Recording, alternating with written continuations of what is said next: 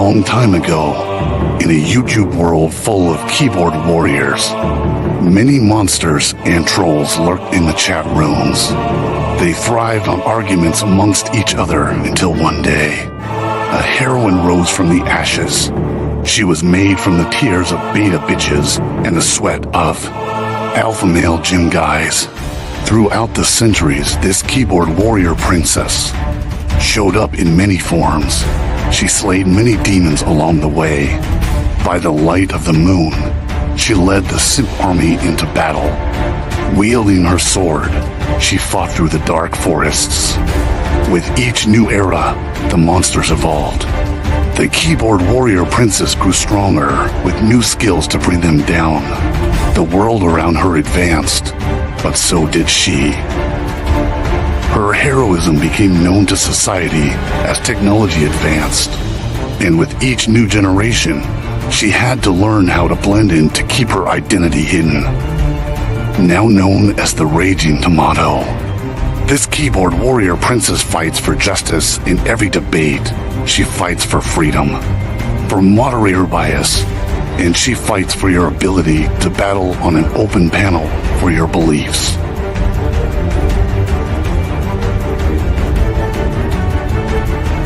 She protects the simp troopers from destruction. She fights to create peace among troll wars.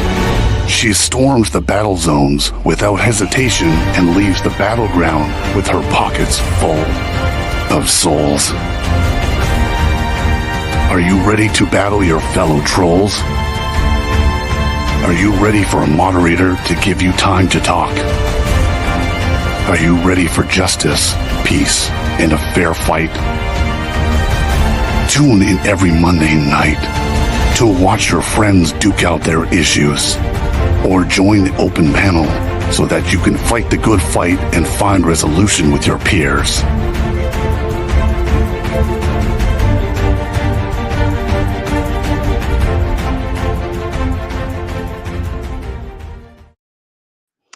And good evening, everyone, and welcome back. I am the Raging Tomato here, bringing to you live yet another Moderator Monday. This is what I would consider a lazy Moderator Monday because I didn't put a full panel together, of course.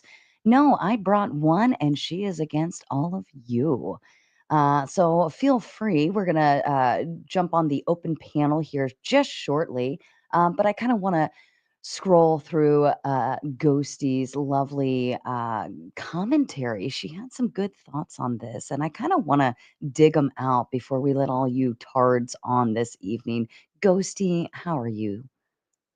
I'm good. How are you? I'm doing wonderful. How's your day been? It's been very chill actually. It's been good. Chill is good. We like chill. Yeah. Yeah, Sorry, I I'm still setting up my OBS a little you bit, so I take might be a care of little you know what? You take care of you right now. okay. I'm going to Just go give me to like the 1 minute. chat. I'm going to go to the chat and say hello to the chat. Let's go, chat. Can you light it up with tomatoes for me? Listen, I've had a long, crazy day, and I ended up doing some day drinking, which the last time I did day drinking was during my divorce process after that final say on everything. And so that, if that doesn't let you know how bad my day was, I was able to go and do some day drinking. Compliments of my children to being tended to otherwise and taken care of in their own little needs. But I just need some tomato love. So if the chat could light up with just tomatoes across the board, let's do that. We'll give Ghosty a couple minutes. Skeletor compliments on your new membership, and Learn and Inia in I don't know. Welcome to your new membership as well, my friend. P. Fledge dropping by. Something about December 16th, the 80th anniversary of the Battle of the Bulge. I don't know what the Battle of the Bulge is. I'm guessing that's the Battle of the Men's Bulge. I don't know. Either way, congratulations on whatever the December the 16th, whatever happened today, the 80th anniversary. I don't know. Lawyer chick tuning in. She's pretty excited for this one, considering that she's dealt with quite a few of these consultations. That's pretty exciting. Good now. Perfect. Uncle Gun's coming in the pin with the win. Does she got to let you know? Should she stay? Should she go? So join tonight and let them know. Ask the Ghosty and the Tomato. We love you, Uncle Guns. And another big shout out to old Sarge Finkel. We love him. He's one of our biggest tomato supporters. Thank you so much. I was actually talking about you today, just for the record. I was bragging about how kind you are and generous and sweet, and how I can't wait for our coffee date. And to everybody else, you weren't in here fast enough. Nope, you weren't in here fast enough. But here comes the tomatoes. Naomi, of course, we love you. And Paige and Christian and Nephilim and James and Christian again and Naomi again. And thank you, Melanie. I appreciate that. Tell her to put her clothes on. WTF. No, I think she looks freaking fabtabulous. I have the girls Listen, out tonight. Okay. listen, I don't get to see her girls out very often because usually she's tucked behind her little mic and down nice and short and shy. And tonight she's up and popping. Appreciate it, okay? Let the ladies shine. They deserve it. They're doing their job. And hello to you, Pass. All right, Ghosty. Lay it on me. Lay it on me thick. What do you think? Oh, shit. Look at that. Just Gerald Ooh. coming in with the big 100. The lots of zeros, okay? We like lots of zeros. Lots of zeros make the bratty tomato very happy. For your troubles and some pomegranate juice, I'm going to need a lot of I'm drinking coffee just to try to sober myself back up, but it's been a hell of a day. Thank you, Just. You just made it better. All right, Ghosty, lay it on me thick. Hopefully we won't have any more interruptions for at least the next 2 minutes. I want to know, no fault divorce. Should women be forced to stay? I'm assuming that's the direction you were going, right? Should they be forced to stay on the female matter or even the male matter? Which direction are we going and where are we playing tonight? Yeah, so I definitely come at this from both sides. I think I don't think it's beneficial for men to be forced to stay in a marriage or women to be forced to stay in a marriage. And there's lots of different reasons for this. First of all, a big misconception is that divorce will ruin kids forever. Mhm. And there's lots of children, psychologists, and therapists who disagree with this. It's not the divorce that will ruin kids, it's how divorces are Did she finish? Oh, no, you're handled. good. You froze for like a hot second on my end. It Oh, probably shit. was just me. But you're good. You're good. It was just Okay, like a okay. really hot second. And I love the tree in the background, by the way. Merry Christmas. Thank you. Merry Christmas. But yeah, it's not divorces that mess up kids, it's how divorces are handled. So there's actually some good evidence that shows that because kids are like sponges and they are aware of their parents' happiness and their parents' relationship levels, I guess. Mhm. Even if you pretend to be happy, if you are in a disengaged or disinterested marriage, it can lead to the same or like worse side effects of as having like a bad divorce. So Mhm. and then also like just with the whole family court system, family court is not seen as a court of law, it's seen as a court of equity, so you're not guaranteed the same rights. So for example, you're not appointed a attorney if you can't afford one like you would be in a criminal matter. So like if we are forcing people to have to prove fault to get a divorce, you're forcing people into a lot of debt. Most divorces are settled outside of court. You would be taking away that option. There's a whole bunch of stuff to go into, but that's kind of the basic, I guess.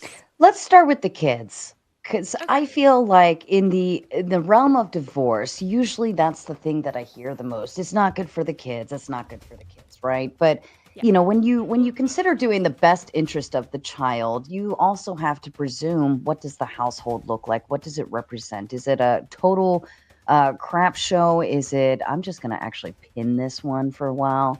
Let that sit there. Those are bragging rights. But like. So you mentioned that it's like not the best interest to sit around in what you would consider an unhappy home. Let's digest that a little bit. What would you consider to be an unhappy home? What makes it that way, and what makes it the worst case scenario for a child's upbringing? So I think parents are obviously an example to children, right? How to live, how to survive, and they're an example of what relationships should look like or are going to look like. So if you're in a relationship where, sure, you're not like fighting in front of the kids, you're just pretending. Kids do pick up on that stuff, and if they are seeing two parents who don't actually love each other and are not showing interest in each other, are not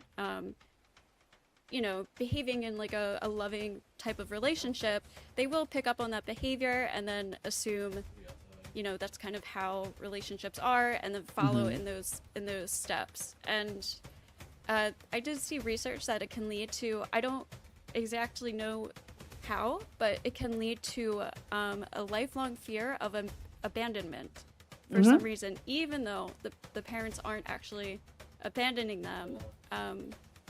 For some reason, kids pick up on that and are afraid of being left.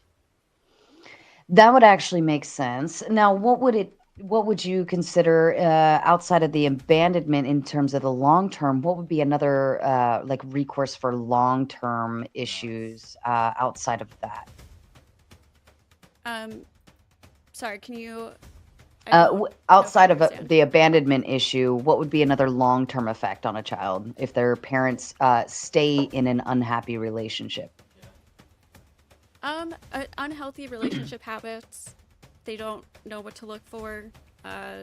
They don't. They're not watching a truly successful, happy marriage. So they're gonna follow those behaviors, and they might not expect.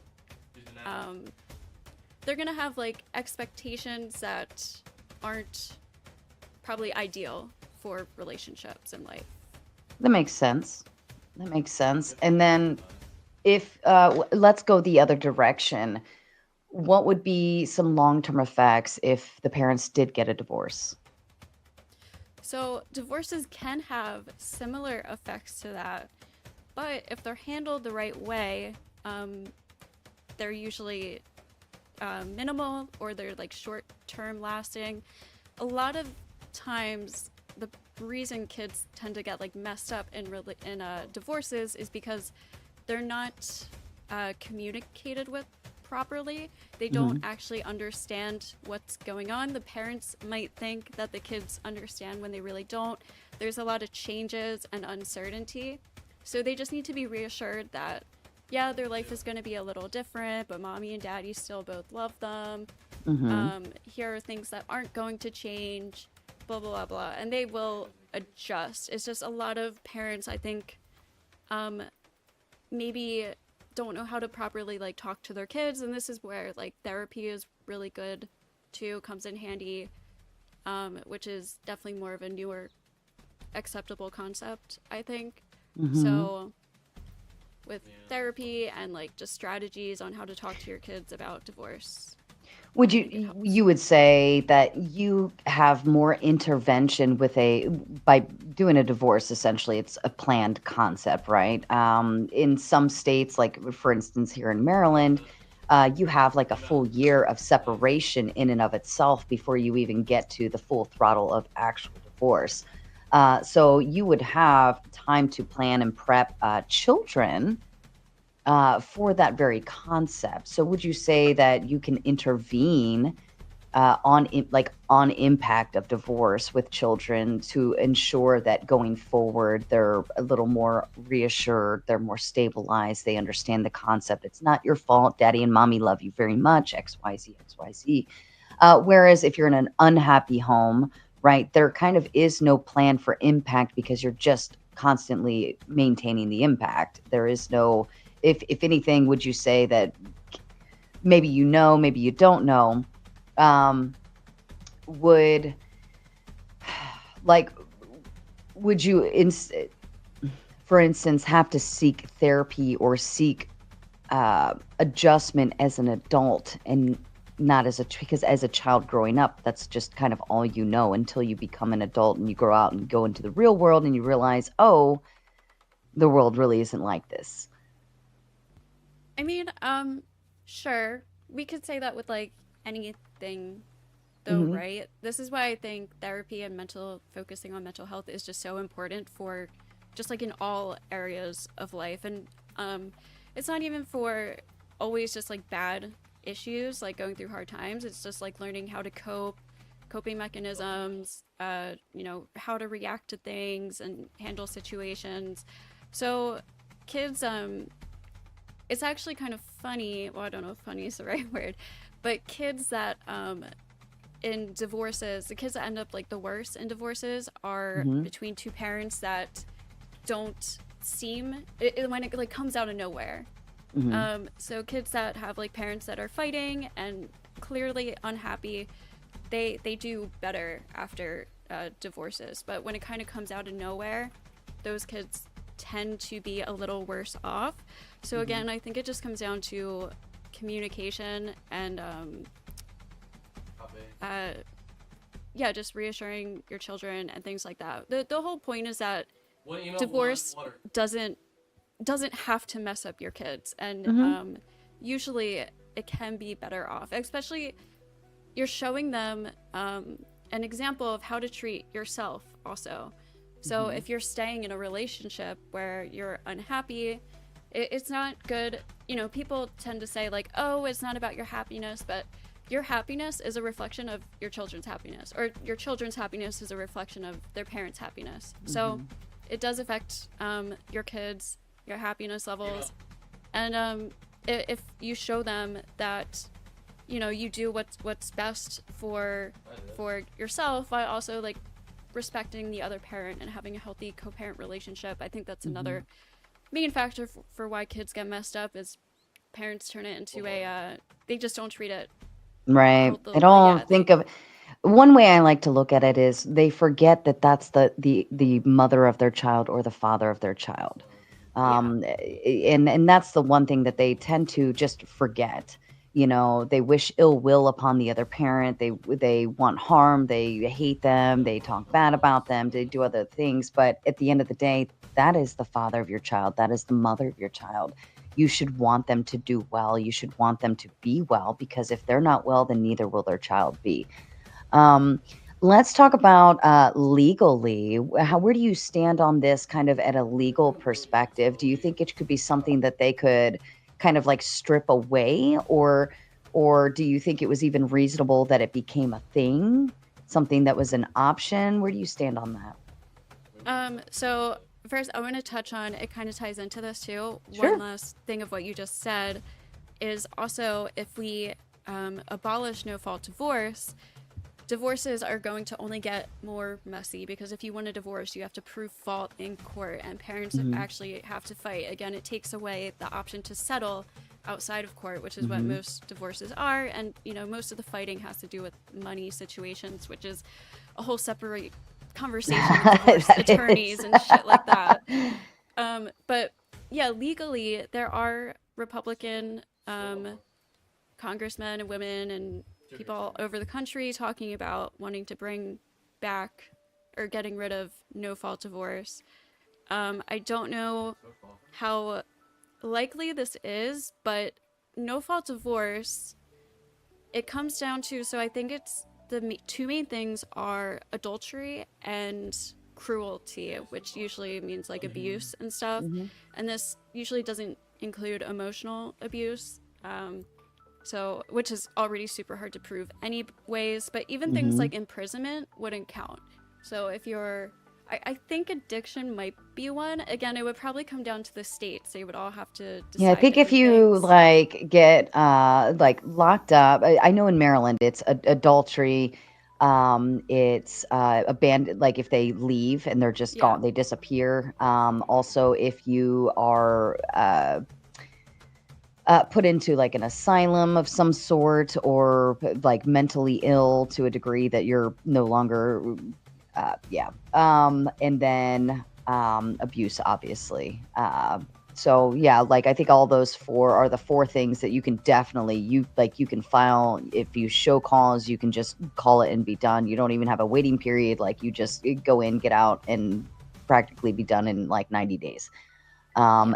The Outside of difficult part that, is proving it, though, right? right. Well, I mean, if they're locked up or they're put into like Well, a yeah. mental institution, that's one thing. Abuse, you have to have actual like solid hard proof, which could Even cheating. require amount of times. And then yeah, adultery, and even adultery, like in Maryland, it can't be I walked in on him. It can't be my best friend walked in on him. It has to be a private third party thing. Like you have to hire a PI to actually do this, and it has to be done in such a way where it's very restrictive on how it counts. But outside of that, they say, okay, if you don't have any of those things, well, you can separate for one full year. After you've separated, then we go into no contest, no fault. Or if you contest it, like you have to be willing to like do show cause and express your concerns as to why. That's if the other party obviously chooses like, hey, no, I don't want a divorce. But essentially by a year, you've already agreed, okay, they're not coming back. You hope. But Yeah. I just think it's just weird to me, and this is just like a personal thing, but why would anybody want to stay in a relationship or marriage where the other person doesn't want to be in it anymore? And right. I often hear that like arguments against this is that women just like change their mind on the daily, and one day they just wake up and they don't want to be married anymore. And anybody who's lived in the real life like knows that that's just like not how it works.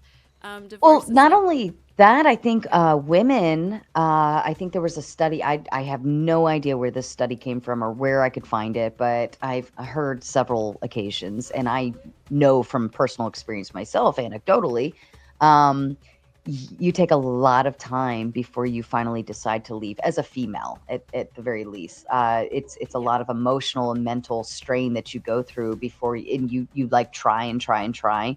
But then once you decide you're done, you've like already mentally checked out and you yeah, emotionally detach, and then you push forward with the divorce. yeah. But it takes a lot of time to get to that point. I know that It, for a it fact. it definitely does, and not to mention women are more likely to or tend to be worse off financially after divorces. Like Hmm. there aren't many benefits to divorcing other than, you know, personal well-being. Hmm. So and your family's well-being too in the long run. So I don't know, I just don't think women are like waking up and willy-nilly being like, I don't feel like being married to him anymore, which is Right. often the attitude I hear expressed. I discovered he washes his butt with my loofah. I'm done. Like, I don't know. Like, it takes. I mean, I'm not saying there aren't people out there that wake up one Right. day and just say, you know what, no more. But I don't think the percentage is high on that route. I think it's more along the lines of like it took years worth of reasons building up and building. And one small thing or one big thing can typically snowball and Yeah. snowball, and it becomes a lot of little things or a lot of big things or a mixture of the two. But I don't think it's necessarily like I just didn't want to be with him anymore. No, like there's stuff that builds up into that. And I don't know. What do you think about when I say women carry more of the mental load in a relationship, as far as like the home, the kids, the necessities, the things that need to get done? So have you ever heard of the mental load? I haven't. I think I know what you mean. Hmm. Um, I'm not sure if I agree with it. Maybe do you want to explain? I'll explain. Okay. So the mental load is let's pretend mommy is sick for the day, and Okay. and daddy is charged with getting the kids off to school. Now mommy has a set routine, everything's like planned, like she makes the lunches, she packs them, she makes sure the book bags are like there's this scarf and those gloves, and this kid gets this hat and that kid gets that hat, and like all of these little things. Or mommy's making dinner and daddy comes home from work, and dishes need to be done, trash needs to be taken out, one kid's like got food all over their face or something, or the dog needs to be fed, and all of these things that dad just walks in and says, "Hey, honey, how can I help?" And it's like you have to transfer that load of information over to spouse when all they had to do is just look around the room and figure it out. But they need instant direction on everything. And this is a factor that a lot of women talk about, is that mental load.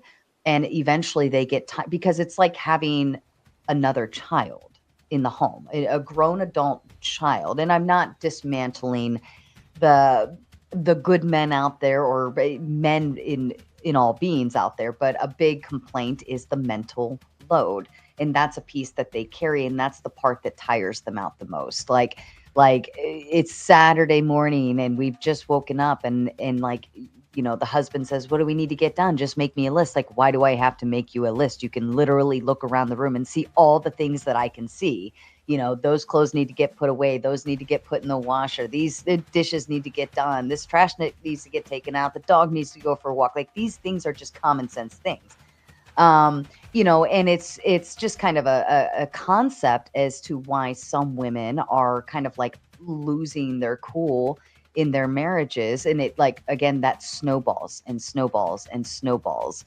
And to me, like, especially from my anecdotal experience, it snowballs. Then when you add other stuff into there, like he did something wrong, like something hurtful, or something that was against our vows or things like that, now it becomes a problem, because now I have nothing to hold on to, because I am doing all of these things. Like, I might as well be a single mom, because I'm taking care of you the way that one would. And Nephilim coming in with the big two. Can mommy do daddy's jobs as well as daddy? Well, I'm not saying that they don't. I'm not saying that I'm negating a man's job or a provider or any of the such. But more percent of marriages, women are working as well. So if that's a two-man team to provide for the household, because daddy's not making enough to provide for solely, like, as one sole provider, and mommy has to work too, but then mommy and daddy both come home and they're both tired from a long day, then typically, if it's not a partnership in terms of the home and contributions around the house, including financially, then now you're getting into crappy territory, where the mother is still expected to uphold the woman's roles in the household, but the man is then relieved of it, even though she is doing 50% of the financial contribution. So I understand the question. I get it. If she's solely a housewife and that is her sole purpose, now we're in a different world. And I think that she should have, a little bit more, that's her accountability, right? But when you're both working, I think it's fair game to say, now we both have to contribute to the home too. So, all right, totally makes Ghosty sense. to you. And I do hear that often. I wasn't sure what you meant at first when you said that, but after explaining that, I totally agree. Mhm. And that's why I think, too, I don't think divorce is necessarily the issue. I think it's relationships in general, how Mhm. society conditions us to look at relationships, what we look for in relationships, and our expectations too, Mhm. I think, are just very unrealistic. Like Mhm. from being raised as a Hallmark, child, what to look Disney. in. Right, we expect like someone perfect, our soulmate, and then you realize that nobody is perfect, and life isn't easy, life isn't fair. And I think it sets up a lot of people for disaster. I also think a lot of people see relationships very superficially, and they like love somebody, but they're also looking for what that person gives them, and not Mhm. so much like what they can also give back. So I think really the core issue, again, like, isn't divorces, it's relationships and why we're getting into them and our expectations from them. So like you said, men and women have this idea of women take care of the household, blah blah blah blah. But now with women working, men are gonna have to share some of those roles too. So just like learning how to adjust to these social situations, and what to look for in relationships. And also, like, one thing I like to think of as like a healthy relationship is how you settle disagreements, like how you fight, not necessarily fight, but how you disagree and how you handle Mhm. those issues. I think is like a really big tell for a successful or healthy relationship versus maybe like a less successful, less healthy relationship. Mm-hmm. A lot of people just don't know how to deal with those things, and they avoid them, or I don't know, they just don't handle them the best way, and it's a really good tell of a good relationship or not. That would make sense. So, with that being said, what would you think about more preliminary work on the front end before getting married? Would that be a possible solution? I mean, inevitably, we don't want people to get divorced, right? But should we just be allowing any and everybody to just run away to Vegas and get married, run an elope, Oh, we just met 3 months ago and we're getting married. Like, what would you think about a little bit more preliminary work before tying the knot and really understanding what those vows and that social contract, that legal contract means? I think that would be way better. Instead of making it so difficult to divorce or end a relationship, we should be making it a little bit harder to start a relationship, or especially a marriage. I don't know how to like enforce that legally. It's a little difficult because it's kind of meddling in people's like personal lives and stuff, which I don't typically always agree with. But I don't know. I think it's something to consider, to add some hurdles, or not like barriers, but some extra steps before getting married. Because again, like lots of people don't realize how big of a commitment it actually is. They don't know exactly what they're signing into, especially like financially and stuff. A lot of people just see the dress and the ring, and they just want it, and they just sign it, and they don't realize what they're actually signing up for. So, Well, or do you think that that's because it's so easy to get out of it if it doesn't work out? I think people assume it's easy. I don't know. I mean, you can make it easy. People can make divorces easy. And I think people who truly, I don't know, it's hard to say, but people who usually really do care about each other, and then are both deciding to end the relationship, they can have a pretty like easy divorce. But again, like a lot of these divorce lawyers like really push people into fighting for more, getting more money, and the kids at a whole different thing. So I really do think it's just, we need to really change the way we look at relationships and marriages, and I think that would solve the issue, rather than like saying no fault, like getting rid of no fault divorce. You're forced to stay together. I don't think that will help Well, anything. what if on the preliminary, uh, what if before you sign and get married, right? What if the state enforced a what's that called? The one you do before you get a prenup. What if they enforced a prenup so that it's like, hey, before you get married, I want you to see how it's going to end. Plan the ending as if you're going to get there, because it kind of puts a harsh reality and you agree to that. And in the end, let's say you want to get divorced, you already know what you're agreeing to. There's no more lawyers involved in that. There's no fight. You've already, even if you don't have kids, you've already agreed on the concept of, if we have kids, this will be our schedule. This will be what we do. This would be the child support based on whatever whoever's making, so on and so forth. So if that's the case, then wouldn't that be a kind of a smarter enforcement? Because now you see the end and you're not fighting in the end. You're writing this stuff down when you're all happy and frilly-nilly and excited, and there's no way out of it. It's hard locked in. What do you think of that? So, like agreeing to a separation contract before you get married, is that kind of what you mean? So Yeah.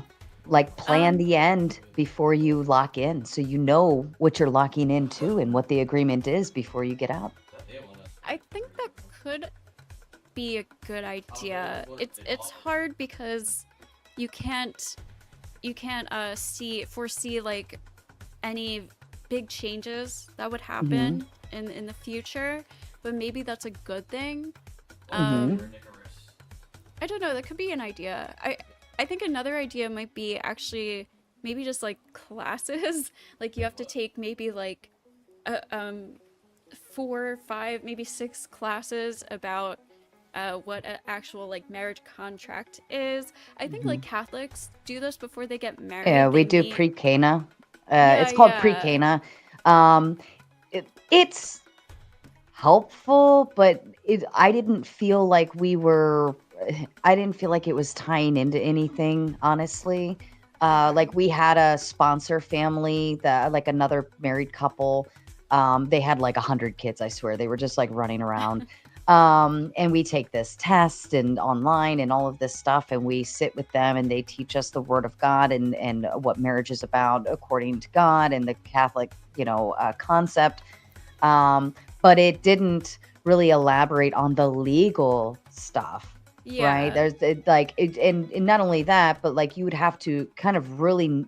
That's what I'm saying. Do a prenup, enforce a prenup, because that's the biggest issue, right? What I would consider it in terms of a no fault divorce. That's the biggest complaint I hear is, well, she takes in for all of this, or who's getting the kids, or the truck's gone, the dog's gone, the house is gone, yeah. so on and so forth.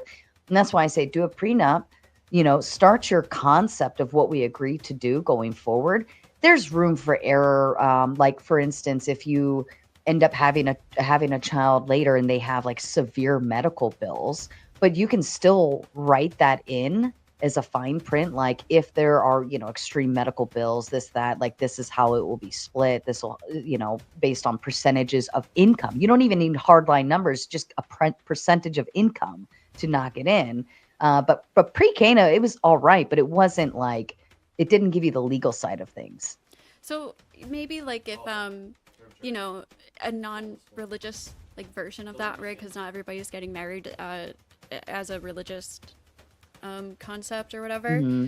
But so something like that where you are taught about the legal side, the contract, given an option to or even like encouraged to do some kind of like prenup before Hmm. the marriage, and also speaking to other married couples who have been together for a while, and just like forcing people to go through that to really see if that's what if they want that. And Or yeah, maybe kind of showing the financial burden of a divorce, what happens, the statistics, things through. I could see that.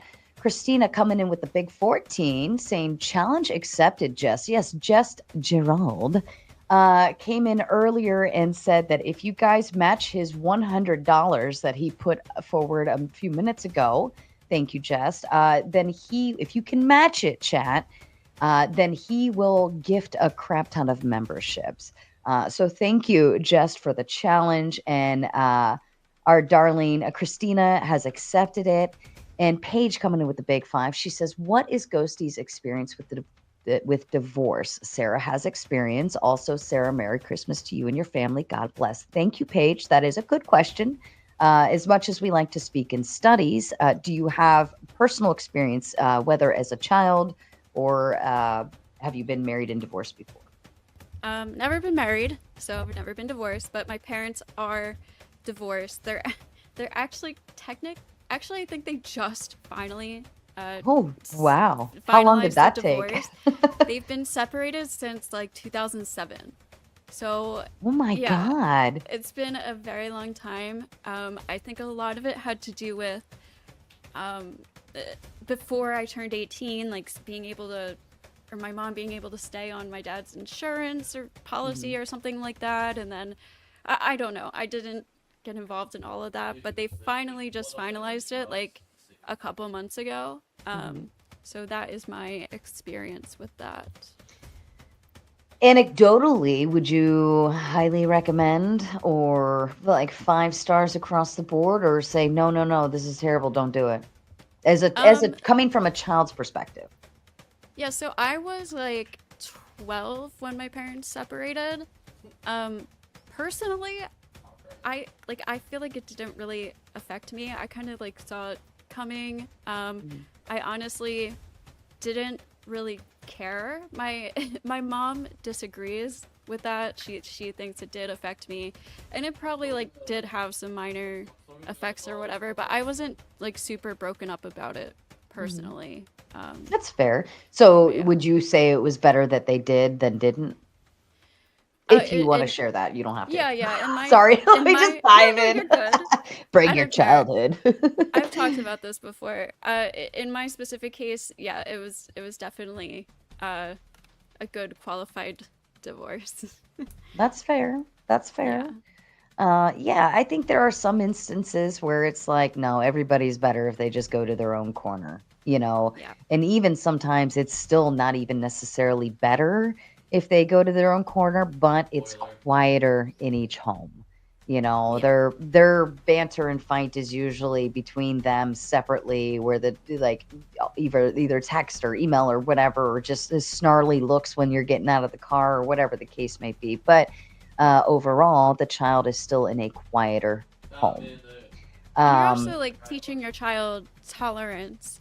So like mhm, if you grow up and you see one of your parents maybe being like disrespected or mistreated by the other parent, not even like physically, you know, they might grow up and be like, "Oh, well that's an acceptable behavior. That's a normal part of marriage," and they might become tolerant to that kind of behavior in their mhm. relationships.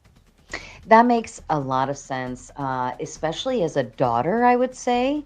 As a daughter, like they're viewing their father treating their mother a very specific way. And then now she, in turn, is going to turn and expect that men treat her that way. And now she's going to end up in the same terrible cycle. Whereas a son would watch his father treating a mother that way, and more likely, not guaranteed, but more likely, it can turn and treat women that way, and now he's going to end up in prison for, Yeah. like, because it's just going to escalate from there. Again, I'm not saying that's for certain, but I'm saying that that chance is now increased because he's seeing it on the daily, and that's what makes me, sad that when situations end up that direction. It also works um like vice mhm, versa too. Like if you see like a mother walking all over a father and mhm, you know kind of just like using him or treating him badly, like a son might expect you know that from women mhm. now, and the daughters might think she can treat men like that. So it does work both ways for sure.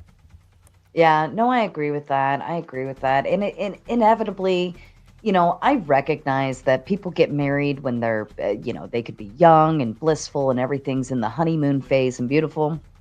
But as you grow up together, uh, people change.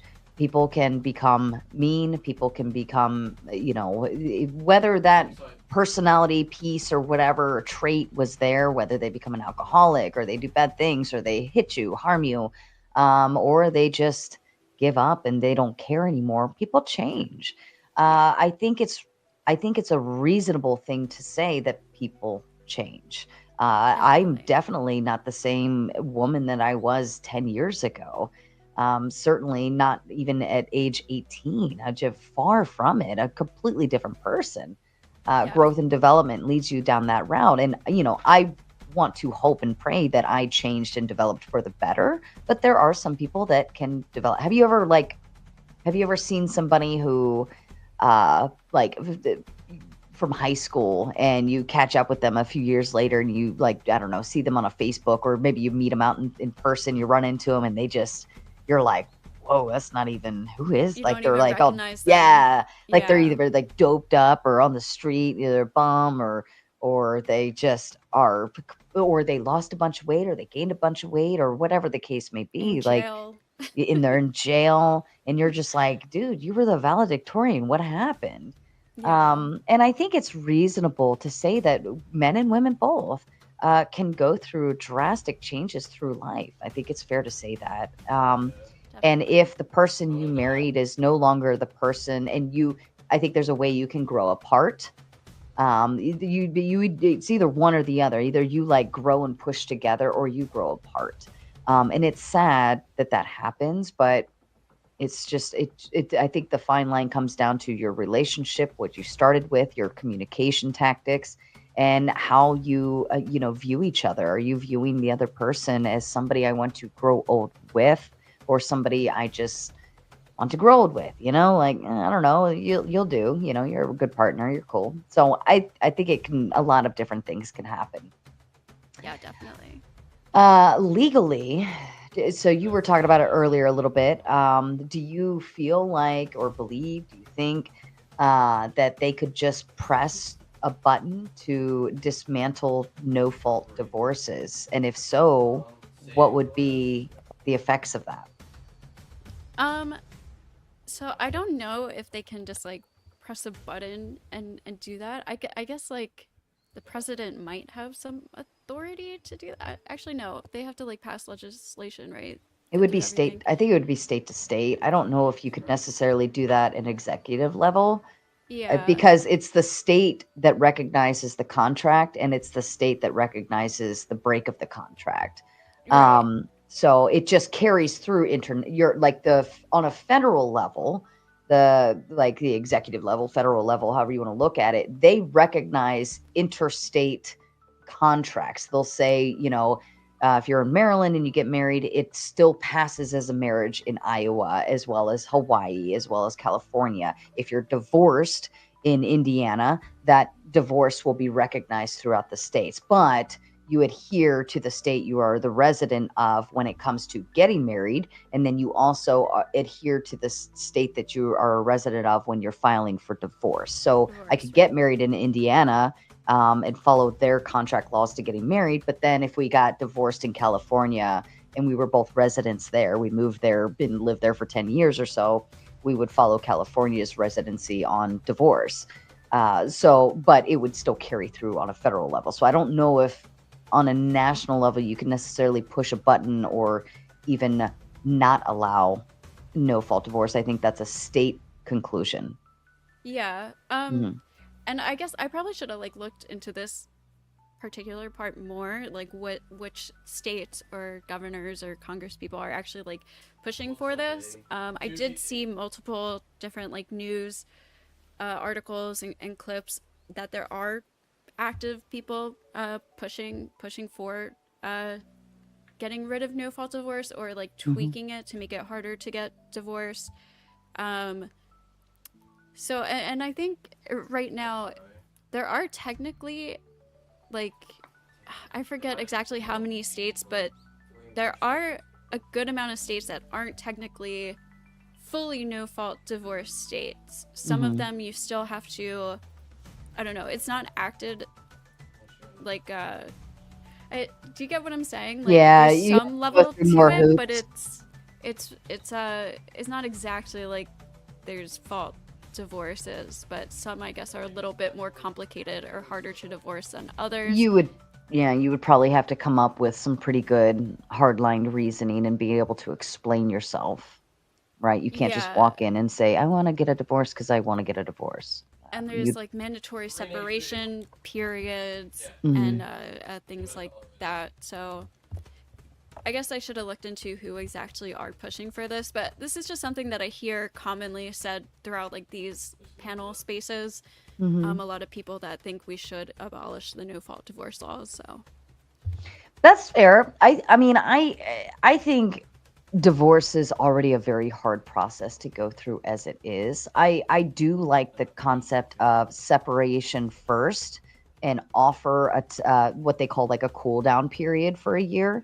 Maybe not a year. That was a really long year, I will say that. And we already had everything hardlined and ready to go, like by the time he left the house. Like we practically had everything written and contracted with so it was just a matter of like I have to like basically sit here and wait for a whole year for what? Like we're grown adults, we both agree to everything. It's no exactly. contest. Like why do we have to wait? Like and that causes issues like because of my insurance. Like now I can't get my, like I would stay it's just like you're doing all of this mingling but unmingling but mingling. Is he a resident here? Does he have his own address? Like it's a lot of stuff that you're kind of like going through that you can't I can't even change my last name yet, Yeah.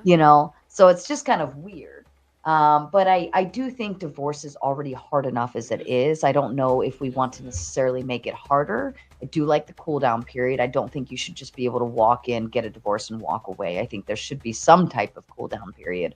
Or maybe going through, like you said, going through classes in the beginning, but I think also offering courses at the very end, saying like these are we told you in the beginning these are the ramifications, and we want to kind of further elaborate what's going to happen. It may make people kind of rethink what they're doing, why they're doing them, and so on and so forth. So interesting.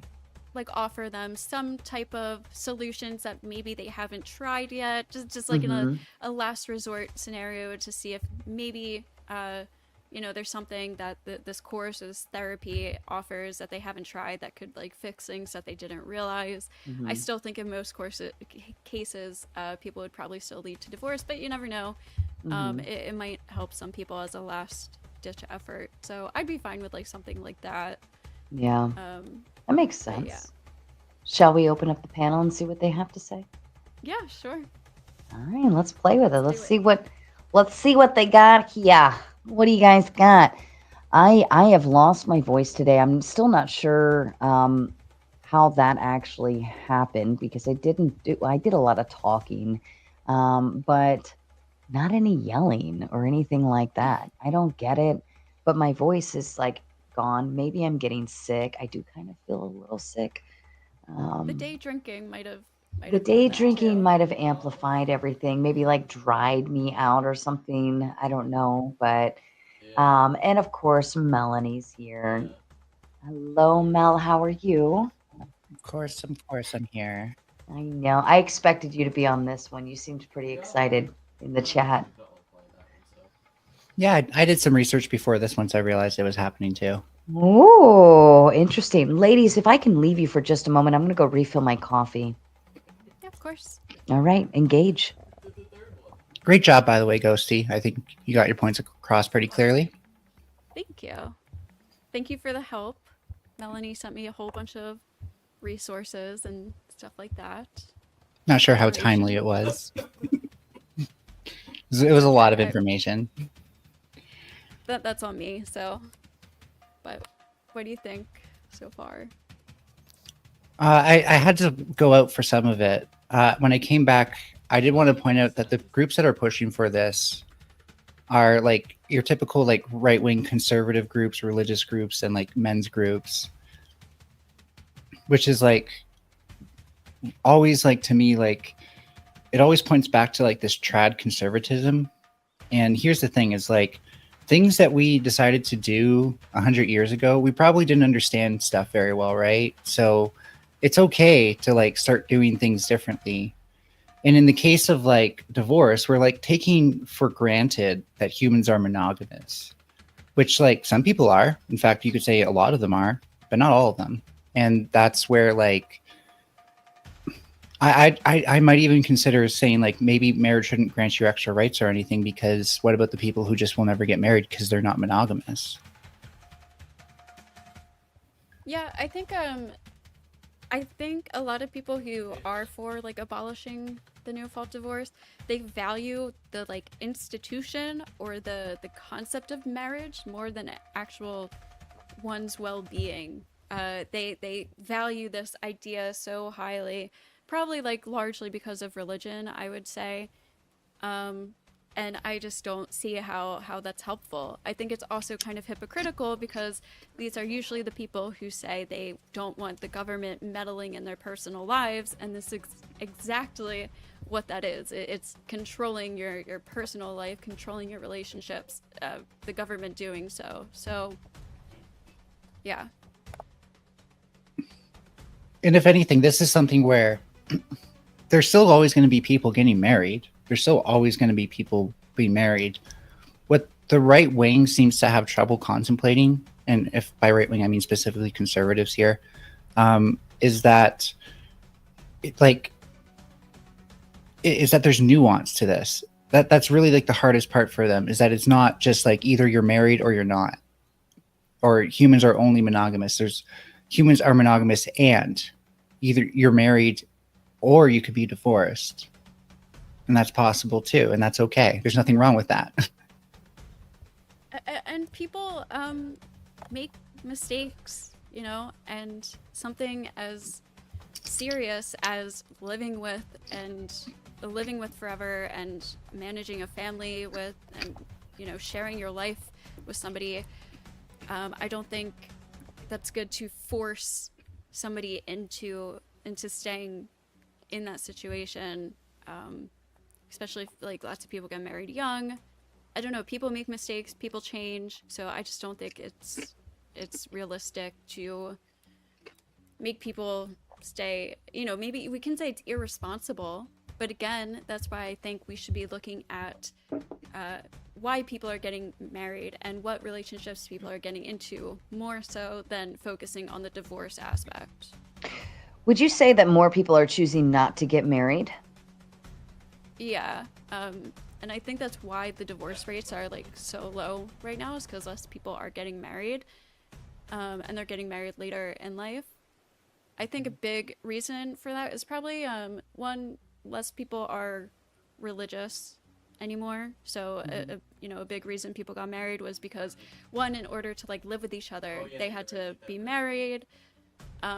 So people would just like get married in order to live with their boyfriend or their girlfriend. It was also just so socially encouraged or like pressured onto people, like that's the norm, that's what you do. And also people are realizing just the downfalls of what if it doesn't work out. So I think those are two reasons why. Mm-hmm. Another thing worth considering. Oh, thank you. You're going to pass it to me anyways. Yeah. Another thing worth considering is that women do seem to show more attraction to men. And we're talking blanket statements here. Women are not a hive mind, to be clear, but they do tend to show attraction to men based on what they can provide. And with changes, thanks to feminism, where there are more women in the workplace, it is becoming harder for more successful women, for example, to find someone who has like a higher, who makes more than them, for example, and that might change who they're attracted to. They might become more selective, for example. And that can make it harder to marry, because if you're very selective, then, you know, it's a little bit, in my opinion, if you're more selective, then you're going to be going through like more dates, more people that you're not actually getting to know to the point where you might marry them. Mm-hmm. So I think this can be easily explained, and we don't have to like go back to the way things were when we didn't know it was wrong. We can put together responses to these things, much like what Ghostie's been talking about, having proper programs in place, so that way, you know, the whole family has things like counseling and resources available throughout the process. Having a better understanding of how, like, for example, when you use like a technical jargon here, there's certain typologies of different people and how they communicate in a divorce. And all that's saying is like there's different types of people who communicate at varying degrees. Some people will communicate through texting, phone calling, trying to show up like all at once all the time. And some people are more just like, I'll just text you when we absolutely need to. Some people will just email. And there's all these different kinds of groups. And I think one of the things, what that paper was talking about that was interesting is that a lot of times there's like emotional stuff going on with the people who are like really trying to communicate a lot. And you often see like in a relationship like that, that's broken down, often, not always, that one person wants to communicate a lot and the other person doesn't want to communicate at all. Well, what we know about relationships that you need to communicate, right? Mm-hmm. So there's an interesting way that the literature handles like things just falling apart versus an actual breakdown of the relationship. When you actually consider that a lot of divorces happen because things fall apart, which is, again, still pretty serious, because that's when you realize, like, I'm never going to be happy with this person. It's not fulfilling to be with this person anymore. Then we still need to listen to those people, because I guarantee you, like, nobody's a good parent when they feel stuck in a relationship and just like hopeless about their future. Right.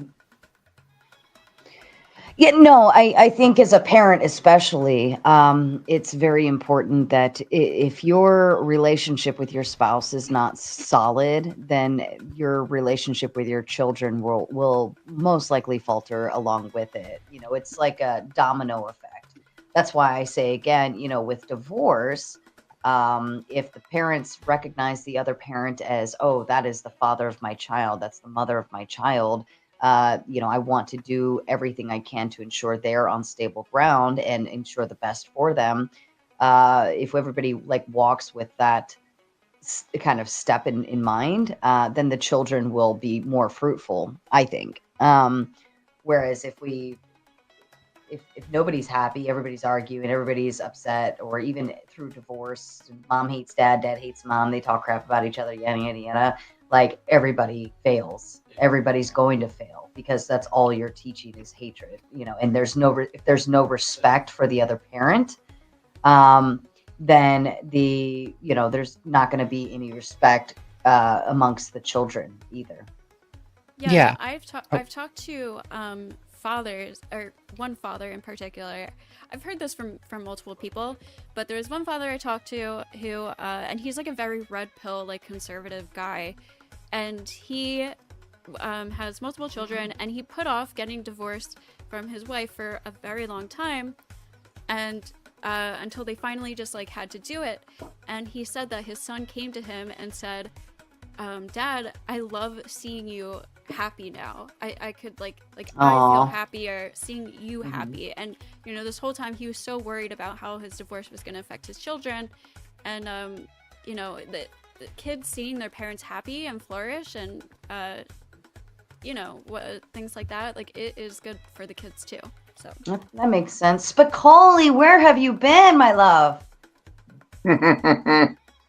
You disappeared on us. Where have you been? Just I took a little break from the world. Internet. Good. Did you get out there and touch some grass or smoke some grass, whichever? I'm always touching and smoking grass. You know that. I mean, the grass on the golf courses out here in Palm Springs area, of course I touch those. But disc golf is better. Frisbee golf is better. What did you say?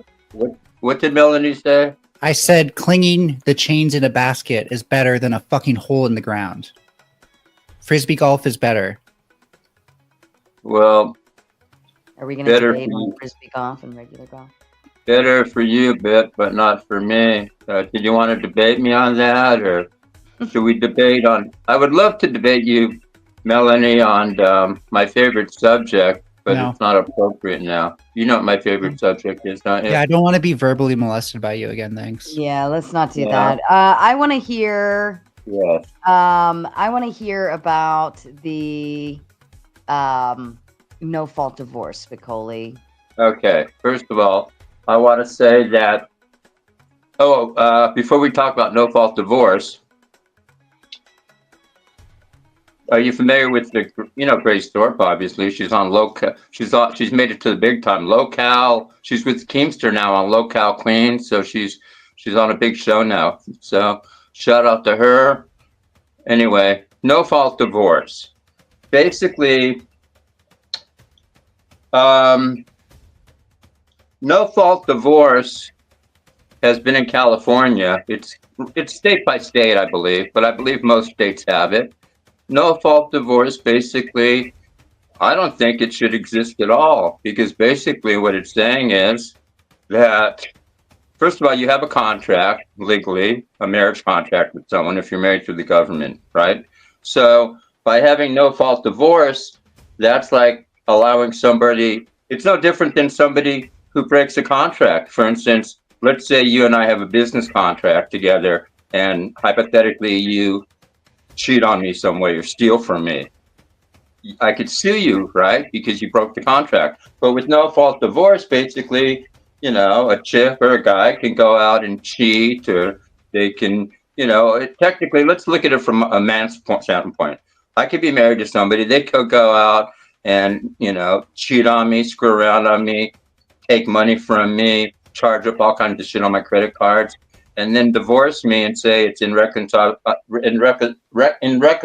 differences, Or that she can even say, if she cheated on me, it doesn't matter. It's no fault divorce. So even if a woman or a man cheats, steals, or is cheating in a marriage, basically they can get out of the marriage, and no fault divorce means they're still entitled to half the shit of mine or whatever. And basically there's no penalty for that. So what it does is it encourages bad behavior. It rewards bad behavior in a sense. My attitude is, if a woman cheats on me, she shouldn't be allowed shit from me because she cheated on me. You know what I'm saying? I think there should be some limitations to it. I believe we should bring back fault divorce, where if somebody cheats on. Let me just voice confirm with Paige real quick. Paige, is that you, my darling?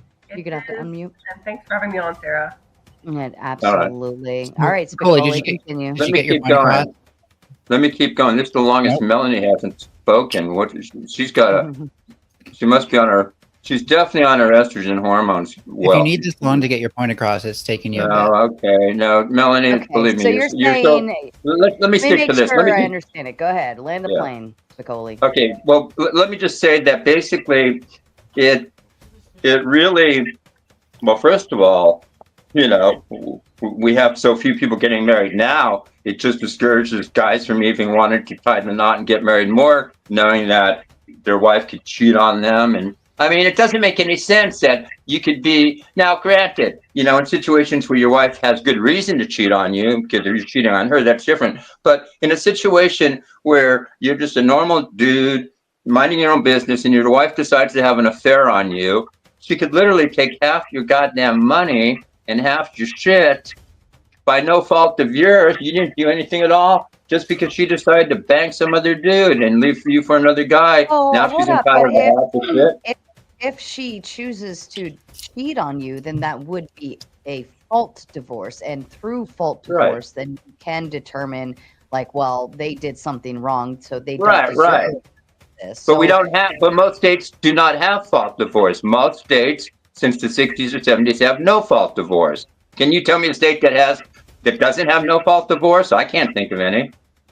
We just talked about Maryland. Maryland has adultery. If you're incarcerated, you're how many people? Yeah, but how many people live in? What's the population of Maryland? 5 million max? 10 million? I don't know, but what I'm saying is it's not there. It's there for whatever states adhere to it. Spicoli, do you really think a woman wants to stay with you long term? Do I really think a woman wants to? First of all, that's a loaded question. Second of all, that's your delusional opinion. Third of all, let me make a statement. Before you open your mouth, I'm going to make a statement about Melanie. It's got nothing to do with gender or sex. For somebody in your late 20s, who's never really had a legitimate, be quiet, who's never had a legitimate job, who's never really worked a job for a long period of time, who's never gone to college that I know of, even an accredited one. You certainly are one big know-it-all, and the fact that you're such a goddamn narcissistic know-it-all is because you sit on your ass all day reading a bunch of bullshit, gender crap, this and that. That's why you're for transing the youth. And you know what I'm so happy about? That Trump is going to put a stop to Trump. If you want to cut your dick off when you're 18 or plus, do it. Under 18, he wasn't going to do it, but he can't help himself. He said he wasn't going to do it, but he can't help himself. He can't. No, because I know you're for. Because I know Melanie's for transing kids, and I'm against it. When do you I'd like to know what Paige thinks of the topic so far, and we can. Yeah, real quick. Just as of May 2023, 17 states and the District of Columbia are considered true no-fault divorce states. So that's only 17 states are true no-fault divorce states. So the rest of the states, which would actually be the majority of them, still have some type of a fault divorce system. Like California, where I live. Yes. But Melanie doesn't have to worry about that because Spicoli, let Paige talk. She waited very patiently. Paige, you're right. I'm sorry. I'll shut up. I'll take a pipe here. Thanks so much. And Sarah, I mean, my co-chatter lawyer chick does have a bit more experience on the subject than I do. I will definitely concede that. However, I think we're getting really caught up in nuance, and that's very entertaining, right? It makes for great debate. Certainly, there are interpersonal connections that people have to no-fault divorce. Maybe they've personally experienced it or otherwise. But I think when we're talking about legally, which is kind of my area of expertise, and perhaps not as interesting, but still relevant to the topic, is that when we're looking at the legislation which is applicable to no-fault divorce, we're examining what's called legislative intent, right? So what is the intent behind family law statutes which allow us to access no-fault divorce, right? Now, if I was examining it from a non-family law perspective, I would think that it would be to allow people to access divorce without undue hardship, right? Or personal loss that is associated with an otherwise unreasonable situation, be that by abuse that's not actually defined, be that by a difference of opinion that results in the breakdown of the relationship, much like a legal contract, or be it just that the individuals have needs which result in a diversification from that relationship that is no longer tangible.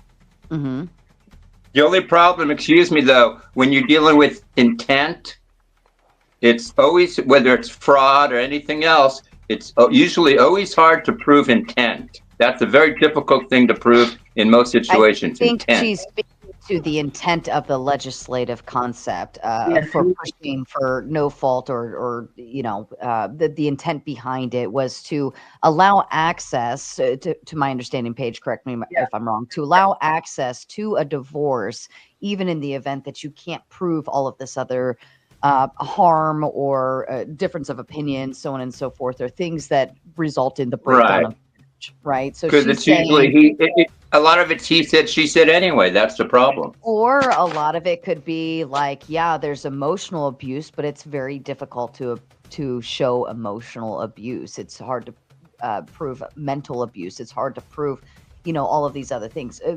Physical abuse is one thing, but emotional abuse, things that can be very damaging to a person in the long run, is very difficult to prove, because you have to, outside of that, outside of physical proof, you'd have to have like pure audio and be able to translate it and say, this is emotionally destroying me, and he knows it. Well, how do you know? Right. And then that could even be open to interpretation too. To some extent. That kind of brings me to the second part of my argument, which is obviously on any kind of legislative basis, there's going to be abusers, right? People are going to abuse the system at present. We know this, right? The question is, have the individuals accessing that system, no-fault divorce, become so skewed in one section or the other that we need legislative reform, right? Do we now need to revoke no-fault divorces? Has the abuse gone to such an extent that we can no longer rely on individual responsibility to access that system in a responsible and legitimate way? Well, what is this? Yes, it has. Yes, it's gone too far. Things have become skewed. I'm asking, what does the skewing look like? Well, so I'm not in the United States, so I'm not the best person to ask about this. Personally, in Canada, I don't see a large amount of irresponsible access to this.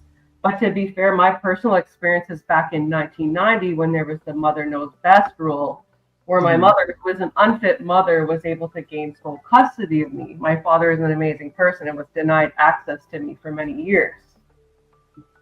So I don't know whether or not today, I don't work in family law. That's why I was hoping that litigator chick would join, because she is actually, knowledgeable about the current landscape of this topic. Well, from what I know of Trudeau in Canada and the woke attitude up there, I don't think you're ever going to get no-fault divorce up there. Not woke. He's a stupid liberal. Ask and ye shall receive. Lawyer Chick is here. Lawyer Chick. Hi. Can you all hear me? We can. Yes, Lawyer Chick. Does Lawyer Chick have a DICK? Just kidding. Oh, no. Stop that, Spicoli. I'm being a good boy. Not last time I checked. All right. What are your thoughts on this, Lawyer Chick? Yes, Lawyer Chick. I mean, I can just speak from my experience. I am an attorney. I'm a civil attorney. I do basic divorces and lots of consultations, mostly for friends, because family lawyers are expensive and they gouge people, like all these things you're saying. In my experience, right, I think family lawyers can be wonderful. I have a few I refer to. They charge by the hour. They help people who are, it's so stressful, especially when you don't have any money. There's a lot of litigation abuse in divorce, right, where and child custody as well, where lawyers will just convince somebody, if you just pay me, we'll stick it to him, you know. But As soon as you hire a lawyer, it's a conflict of interest in a Would sense you because you're let being paid by her the hour. finish? well, the Let her last thing I'll say is, in my experience, is more, and it's just easier and easier to get a divorce these days Mhm. because judges and courts don't want to. Can I cuss on your show, Sarah? You say whatever the fuck you Okay, want. so yeah, they don't want to fuck with it. They don't want to Mhm. clog the courts with all these divorces. And many states, like I do, you know, I am in Maryland, and it's in the past couple of years they've liberalized divorce a lot, so that if like two people agree now, you can be in court in a month and divorced. But you have to agree, and you have to have something called a mutual consent agreement. You have to agree on the Right. property, the children, but you could like do it yourself. Like there's forms online you can Yeah. fill It's like in, literally Or you plug can and or you play. both agree Yeah. to use an arbitrator. Both Yes. can Now agree to an Virginia, arbitrator. it's like more, you know, like there is fault divorce in Virginia. Where, you know, but I have a friend here who was ready to go to trial for 3 days on a cheating case. She had plain stubs and pictures, and during opening statements the judge just told her, I don't care about cheating. He said, everybody cheats and everybody uses drugs. Give me something else. Wow. And she was ready for a 3-day trial. So that's my contribution to this. It really depends, right? But what I think people get more, you know, it's more equitable. More equitable, or more courts are more careful about child custody and child support. Yeah. Exactly. I find that all of the emotional stuff, the judges don't want to hear it. They don't care about it. Like, get All over it. day. Like All if you're day. sitting there, well, they did this one time, and then they text me that the judge is just like, no, give me give me the hard facts. I need to know. I don't care about how your feelings feel. Can I just say that I'm not surprised that the lawyer chick advocates for divorce. I don't think I advocated for it. I'm just telling you my experience with it. You're asking a whole other You want to advocate for divorce? Am I an I mean, the way advocate? you were describing how easy it is now, and how Yeah, it's easy. I mean, that's just the reality. Am I an advocate for it? I think if people can work it out, stay married. If you want to get a divorce, get a divorce. Divorce to me is a contract. It's a contract. I don't talk about my personal life. I don't talk about my personal life on YouTube. She just gave you an answer, Spicoli. Shut up. What's the benefit of making divorce super hard? I agree. I mean, so you're telling me you guys all agree with no-fault divorce? No one here is arguing against no-fault divorce? Well, Manar, what do you think? What's the difference? If somebody's like at fault, do they get more equity or more assets? Is that what you see as? No, I'm talking about no-fault divorce. Like the girl and the guy have children and decided that for some reason there are irreconcilable differences. Literally the majority of all divorces. I don't know why we're arguing for like minorities. We're talking about the majority of all divorces where it's irreconcilable differencing. Yeah. I do not advocate for that at all. I'm completely against that. I think we should actually create a litmus test for divorce. Absolutely, yes, I do. Let me give you another reason. But what if there's no children? But what if there's no children involved? Even if there's no children, yes. But if there's children, it's a bigger threshold. Yeah. The Trib one coming in with the big 5. Sarah looks good, but this isn't why I'm donoing. The point of divorce is separation, meaning a party or both don't want to be in the relationship. So Manor reports, let me ask you this. If you got married and she completely changed almost overnight, you got married, she was all fine, fun and dandy, and then after you got married and it's been 3 months and then she started just being a total bitch to you and hated you and all We're talking about every single one of my bosses. What's that? You're literally describing every single boss I've ever had. Like the first 3 weeks. Boss? Yeah, like the first 3 weeks they're great, and then they become pieces of shit. I have to deal with them. I have to struggle. I have to actually take it in the chin and keep striving and actually produce more results. And maybe one day I will be rewarded, and I actually do get rewarded. Well, I Nice. don't think you should tolerate a terrible boss, actually. I think you should be forced to Okay. work there. Actually, Where's the boss? I do have Be allowed- I do want to Yeah, contend because against I've the been no super fault patient divert. and not talking. Menard, do you Well, think that I'm you should leaving. be Can allowed I make a to statement before I leave? No, no I one have cares. to Leave. make No one one cares. Just statement. leave. Yeah, I Only want to one make a cares, statement leave. too. Okay, Yes, here's but what we're Menard. gonna do. Statement. Stop. Spicoli, you are going to make a very fast plane landing, and then you're going to exit the panel. Okay, I'm leaving. Thanks, everybody. But here's my final argument why no fault divorce is important. Hypothetically, let's say I'm a young person and I'm a virgin, okay? And then I happen to meet somebody like Melanie, and she's a virgin also. And then we get married and we're both virgins. And then on our wedding night, on the honeymoon night, when I take her panties down, I see she's got a penis, and I didn't know she was trans woman. I'm going to want a no-fault divorce, aren't I? Have you talked to her parents before you married her? Thanks, guys. I mean, what kind of guy marries a person without talking to their parents? That was really He stupid. was literally arguing against no fault divorce like 10 minutes ago. So Yeah. just I don't think ignore he it. realized he was. Okay. So, But, Menard, I have a question for you. Do you think you should be able to pick All right, I want to see if you guys want to. Stop. Let me read the super chats, then I'm going to hand the floor over to Mel, and then we're going to work our way around, okay? The Trib one coming in with the big 5. So why would we need the process to be arduous? The belongings, kids included, are the only things that would need to be figured out. Why would it need to be arduous? The belongings, kids included, are the only things. Well, it becomes okay. If you've never gone through a divorce, while you're going through it, it's very emotional.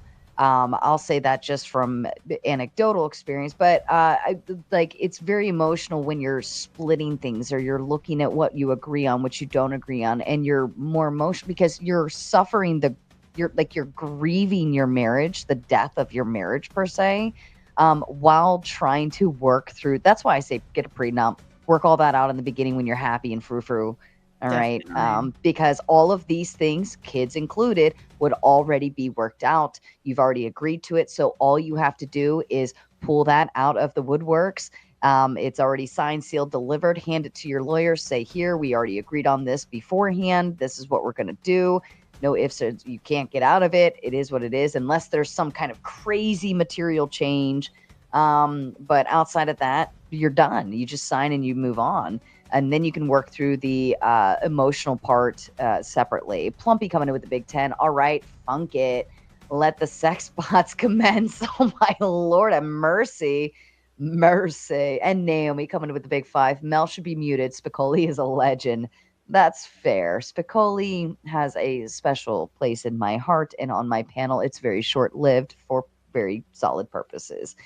Okay, so Melanie, did you go yet, or did Am I muted now? No, you're not muted. Oh, I thought you did the $5 dono thing. Oh, did they? Actually, funnily enough, Spicoli gave me a springboard there to launch off of, where most people actually start marriages pretty young, and there's probably a good chance that a lot of divorces also happen because people realize as they get older that their expectations from a relationship aren't what they thought it was when they were before they were 25. So that's where something worth pointing out is that, like, sometimes people's, like, they change over time too, and we have to remember that. Menard, you said that, like, you have to put up with your boss and stuff like that. I think that's a lot different though, because you can quit from that job, right? Like, you're not a slave. And can I quit? let me ask you this, Mel. I'm gonna let him finish answering, but you're getting the 5 minute. You are getting the 5 timeout. So I'm just gonna put you backstage for 5. No big deal. You'll be back. All right. See, I'll just answer Mel when she comes back. But here, I want to talk to the lawyer chick. Why is no fault divorce a thing in America? Why? How did the secular procedures? Can you tell us a little bit about the history of the actual no fault divorce? Because I want to understand why does anyone advocate for this besides like the feminist movement?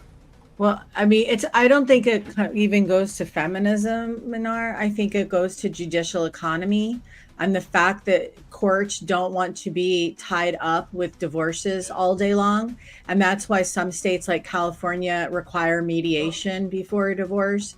And other states probably do too. I know California does. So they'll require you to try and work it out. But Yeah, the only reason. Wait, let me finish. You asked a question, so the only. Yeah, but you're giving a lazy answer. No, I'm not giving a lazy answer. You really is giving a lazy answer. I'm giving you the courts are not bothered.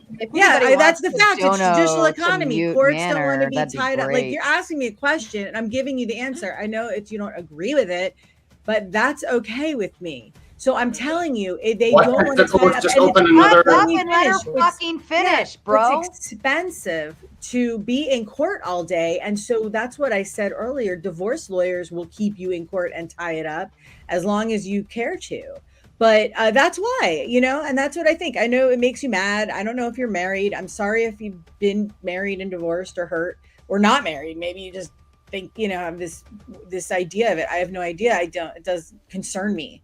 But you asked why I think American courts make it so easy to get divorced. I think there's a whole system in family court that's about divorce by trial, divorce in court, divorce by litigation, and then by mediation. So that's a fact. I don't know why you're upset about it, but that's so the reason why no-fault divorce became popular in America is because it's easier for the courts to deal with marriage. Judicial economy. It's not about being easier. It's that it's more efficient. Can I ask you a question? Why can't the court create a division why do they do plea specifically bargains for divorce? Why do you think and put some funds there?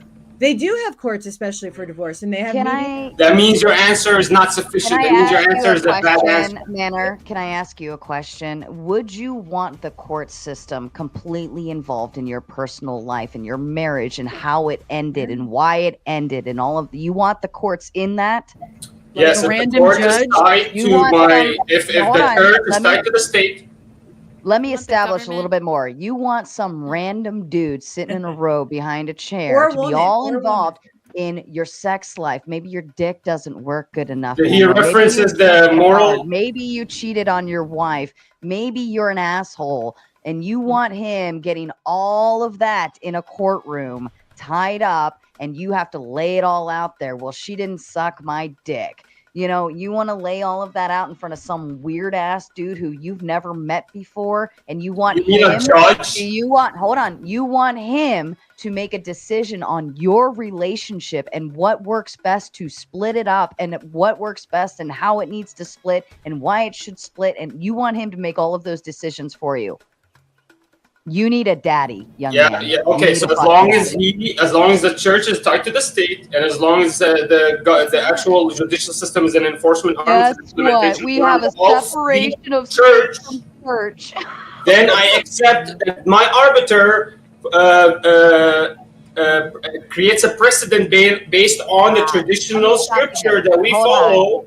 And comes up with an arbitration, instead of this precedent of a new law every day. What you're saying is actually you want daddy priest, father, daddy, whatever at church to sit down with you. No, you're saying church and state should be together and bound by some weird reason. Then that means if you're acknowledging the church's marital rights and all of those things, then before you get a fucking divorce, you need to see your priest, young man. Name me one guy that believes in religion that actually believes in separation of church and state. Name me one guy. Every single religious person would love that his church has rule over federal law and takes precedent over every other judicial law, or any other state law. Absolutely. That is not true. First of all, the founding fucking fathers, they were all very religious men, and they're the ones who came up with this idea. Yeah, that's true. Right. And I was going to actually give a little pushback because I do have to hop off in a few, but Menard, it's the same principle as the plea bargain. Plea bargains are horrific. It's a total denial of due process. You don't get a jury of your peers. You literally waive. If you've ever heard somebody take a plea bargain, they waive so many rights. When they take the plea, they have to waive right to a speedy trial, right to a jury of your peers, right to confront witnesses, and they do. So it's the same principle. You might not like it, but it's they just don't want courts to be all tied up, and they give people the opportunity. That's all. I'm gonna stay on for a few more minutes. This is cool. To respond to you, I actually believe that's an injustice. It's an injustice to try to hurry up and kind of create a judgment that could change and alter people's life, especially when there's children involved. At least create a threshold. At least create a limitation at least create a test that they have to do when there's children involved. That's the problem with me. Okay, okay, you are so inexperienced, it's retarded. All right, let's pretend you and I are getting a divorce because I can't fucking stand to listen to you talk anymore. Okay? And let's pretend we have 3 young children. And you and I, we go through litigation, but we start with mediation. We agree. We're like, you know what? It is our best interest. We've determined, like, the kids are with you Monday, Tuesday, Wednesday. They're with me Thursday, Friday, Saturday. We do the swap on Sunday. And that works best because I work Monday, Tuesday, Wednesday. You work Thursday, Friday, Saturday, and Sundays we're both off and we can have a happy little transition. And we've determined that this is the best thing for us, right? And it's the best thing for our children because you and I decided that. And let's pretend you want to take it into some judge, some random dude, and he looks at the schedule and he just says, you know what? I don't like this schedule. I don't think it's the best interest of the child to go back and forth in the middle of the week like this. And I don't think Sundays are the right days to do this back and forth as well, yada, yada, yada, blah, blah, blah. And I think that we should go 1 week on and 1 week off. Well, that doesn't work for either of us, does it? But you're allowing some random dude. Now, if we take our agreement to a judge and we say, Your Honor, we've agreed on this, you know, my spouse and I, we've determined this is the best interest for our children, as long as it's not completely off the wall crazy, like nobody's getting harmed, the kids, we've determined is the best interest from there. There's no like crazy medical issues or crazy concerns. Oh, you have to fly the kids. Give me a real argument instead of not fucking listening, you little bitch. You're flying them back and forth across the country every Wednesday. Like, that wouldn't make any sense, right? But as long as there's nothing completely off the wall, he's going to be like, you both agree on this, correct? Yes. Yes. Did you learn this from Rob Moore? No, because you and your wife have determined that this is the best interest for your child. And the judge says if you, as the parents, because that's where the rights belong to determine what's going to happen to your children. If you as the parents say, this is what we've come up with and we both agree to it, the judge is going to say, okay, as long as there's nothing crazy, I'll allow it. Signed, sealed, delivered. I'm yours. Not anymore, bitch. I have a question for Minar. Who's your daddy? Seriously, you need a daddy. Do you want me to respond to you, Sarah? Yeah, go ahead. You get to a point? Can you I think you need some more life experience, but go ahead. You want some dude, some random dude to determine. No, you want some random dude to judge your entire marriage, divorce, life, kids, what's best for them, all of those things. You want to go and put that a lot of judges are women. Over 50% of women of judges are women, especially in family court. There's a lot of female judges. I know she keeps strawmanning. I know you guys keep hearing this dude, random dude. She keeps strawmanning. That's what you want. You want a judge to come in and decide. So that's never been my position ever. I never mentioned a random dude. I never said that this random. You said a judge. Do you know the judge personally? Does he know your life? That's following traditional moral scriptures that is tied to a governmental body that's tied to a church. Yes, absolutely.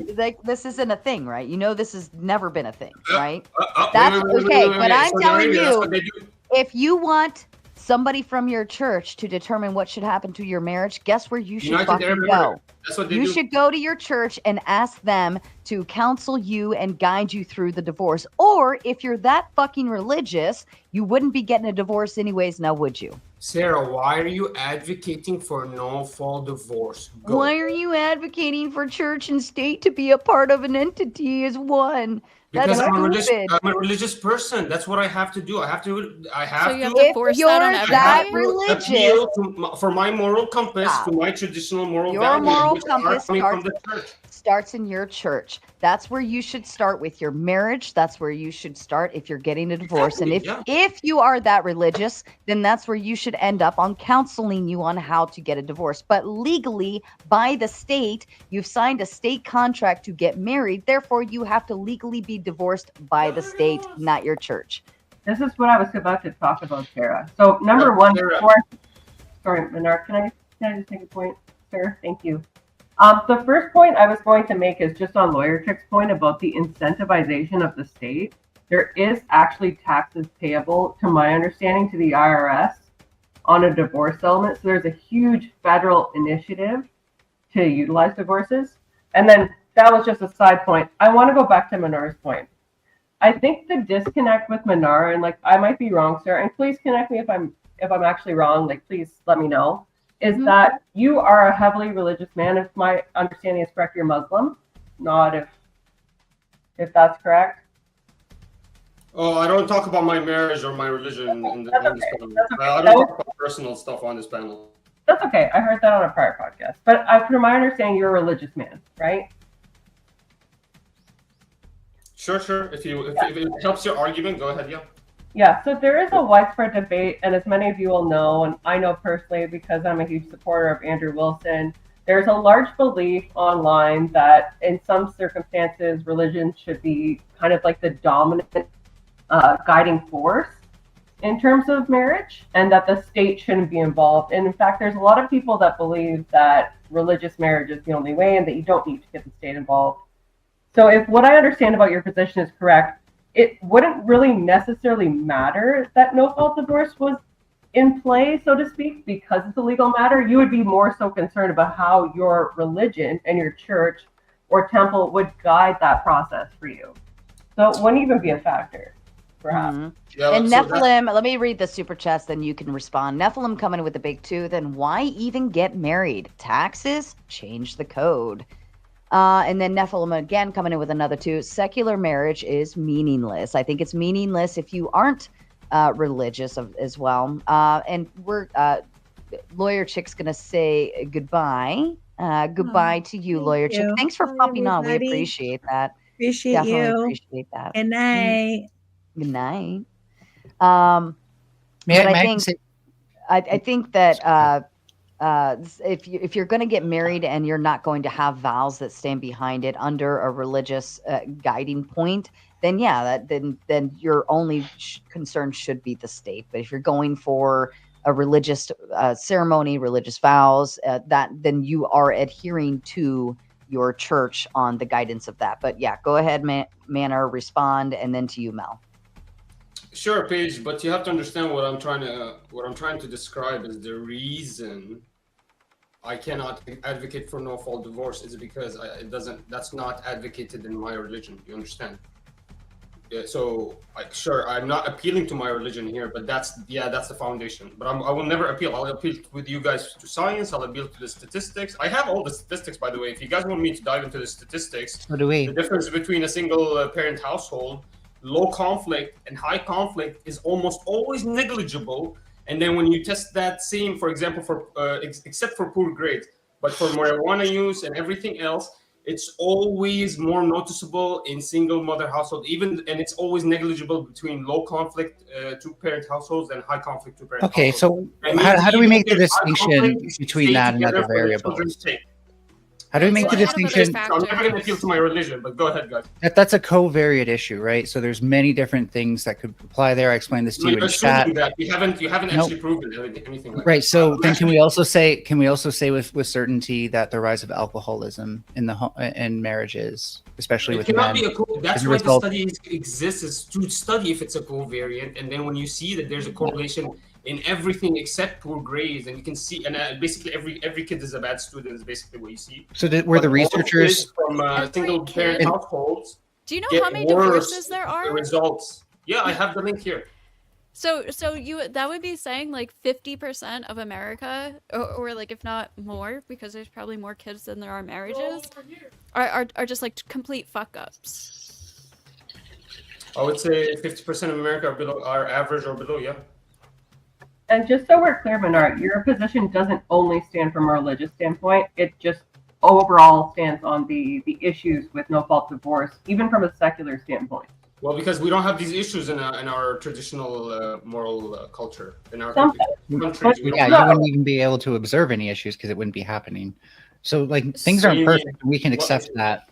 What we're trying, things you don't know what you're talking about. The nuance we're trying to inject here, that I at least am, I can't speak for everyone, is that humans are not necessarily monogamous, and when we are, we do so to be happy. We do so because we see ourselves best selves in a relationship. So I think it's just irrational altogether to expect somebody who's not happy with their relationship to stay in it, even if there's kids.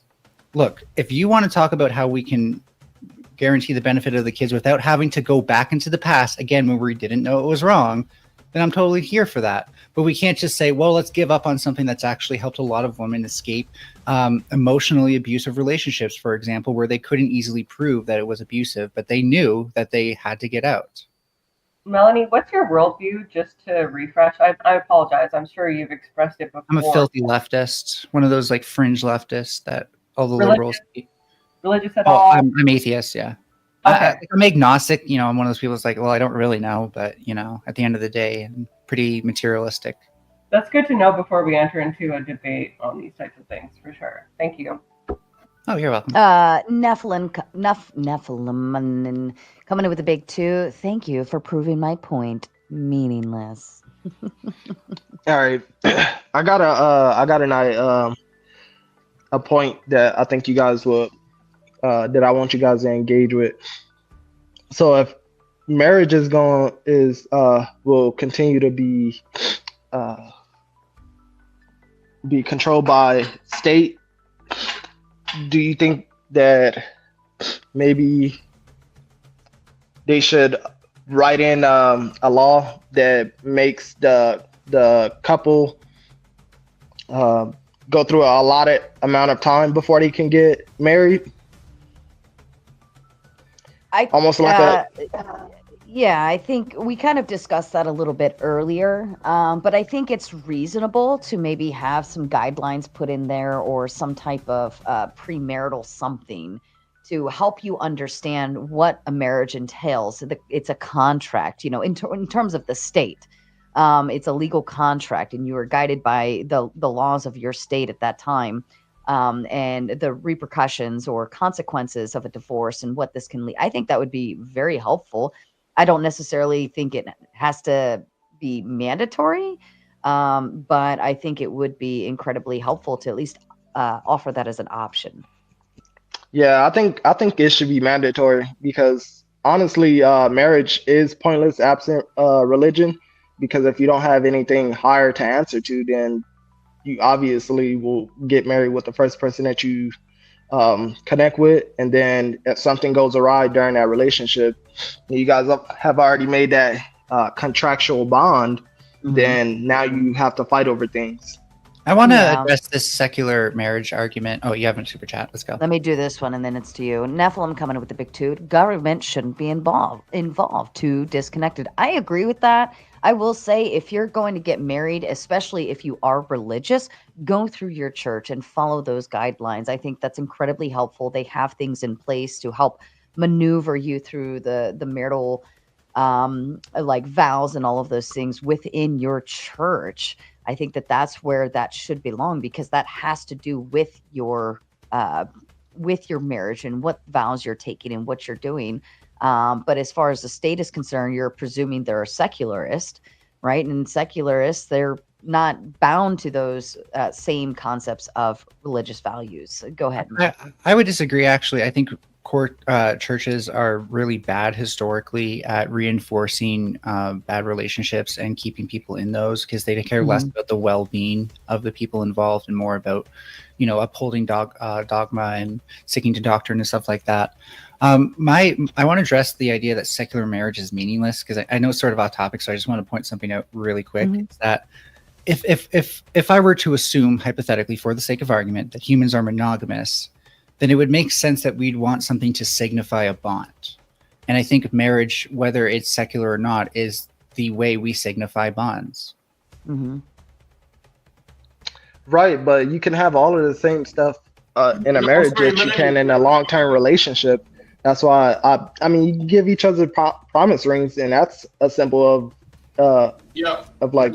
What are you referencing? You're literally having to reference traditional moral values to come up with this tradition. You didn't have this tradition. You stole it from us. So why don't you just... I wasn't speaking morally. I was saying that this is natural human behavior. Well, it's not necessarily marriage so much. This is not a secular institution. This is a religious institution. So marriage. Can we let Ghosty get in, please? Marriage ceremonies have existed throughout like all different types of cultures, and I mean, like most culture, like ancient cultures, I guess, were like religious in some kind of way. I can't hear her. I can turn her up some more. I'll turn you up on my end. Is this better? Okay. I'm just saying, like, marriage ceremonies have existed in all different types of cultures throughout all of history, so it doesn't have to be tied to religion. It is also just like a social concept, and especially today, like we see marriage as very different. It's like a staple, and it's a commitment, Okay, and lots of people value that.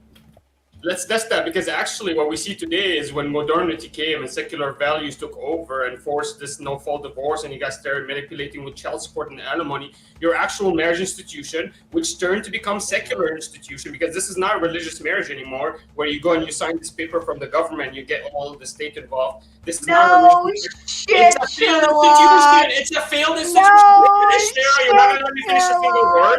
Go Let me finish a ahead. single argument. This is a failed institution. You guys turned it into a failure. So every time you come here and tell me, oh, we're testing something new, or we're trying, or well, every culture had this. Well, every culture is not modern secular culture. Every culture used to appeal to traditional moral values. They used to appeal to tradition. You guys don't have tradition. You don't have any references. You don't have anything to appeal to except modern science. And that's not a tradition. That's a brand new thing that you don't know about. And you're testing. No, we do out know all about kinds science. of Wait, cultures. you live in modern. This marriage is not the same as traditional old marriage, okay? You live in modern Oh. society too, so just the same as us. Yes, So- maybe No, you but I should. don't add, like, for example, I don't like this child support institution. There's this beautiful like this thing little called the piece. freedom That's of so weird. religion. You don't and like the supporting children? freedom to not be religious, I and pay the freedom dowry. to pick This is whichever actually racist fucking against religion you I pay want dowry. or You don't pay choose not dowry. to. And I have to pay dowry The and child state- support. Who are you? Why don't you pay Oh dowry my and child support? God, you sound angry, sir. Because she's Some acting woman like I'm a has deadbeat when I pay broken more than your- her. Wait, No, you you said definitely- you don't like child support. I have more. So- Yeah, because my What's wrong with obligation supporting to this children? institution What's wrong with is supporting dowry. children? It's not child support. Yeah, What's wrong with supporting I think children? I think what he's getting what he's begging at is that because he's held by his religious standards, if he has children with someone, he's gonna take care of them regardless of the state contract or not. That's why he doesn't I don't want. need child support. Yeah, that's why he doesn't want So- child support involved. Like It's that, actually a it goes back into like the whole. Yeah, it's the whole against religious system. people. It's Paying- racist. Wait, I have to pay dowry and Are child you support. It's paying actually double? anti-racist. Okay, There's but no hold on. such thing for religious Let me ask That's you this. racist. Let me ask you something. Like, if you're already paying a certain amount, like that contributes as a certain amount you're paying. Like the state will recognize if you say, "Listen, I'm paying a dowry already XYZ." They calculate that into the number. Who the fuck was your lawyer, sir? Nephilim coming in with a big two. You need marriage to signify bond. Wrong. Ladies, you're welcome to it. Agreed. Yeah, so this is No, again I mean- human behavior. That when we love somebody, we want to do ritualistic behaviors to signify that. Go ahead, Ghosty. Sorry.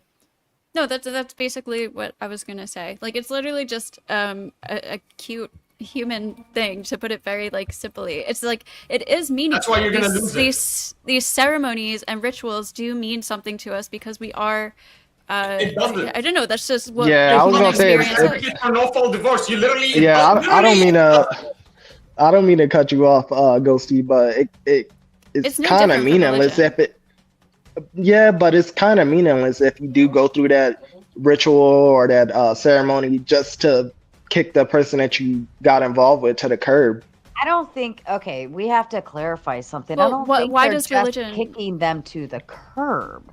I don't Yeah. think they. Again, we kind of talked about this earlier. Like, more than likely, I'm not saying there aren't people, but more than likely, people don't just wake up tomorrow and be like, "I want to get a divorce. I don't like you anymore." Like, it's a long process, and you actually suffer the grief of your marriage ending. It's the death really- of your marriage, and it's a actually- very painful one because you had that bond, and that bond signified something to you. It did mean something to you. You don't just throw it away for nothing, Yeah, the right? commitment was real while the marriage was going on. Also, I will point out, like, it's really easy to take someone for granted if you know they're going to be married to you for the rest of your life.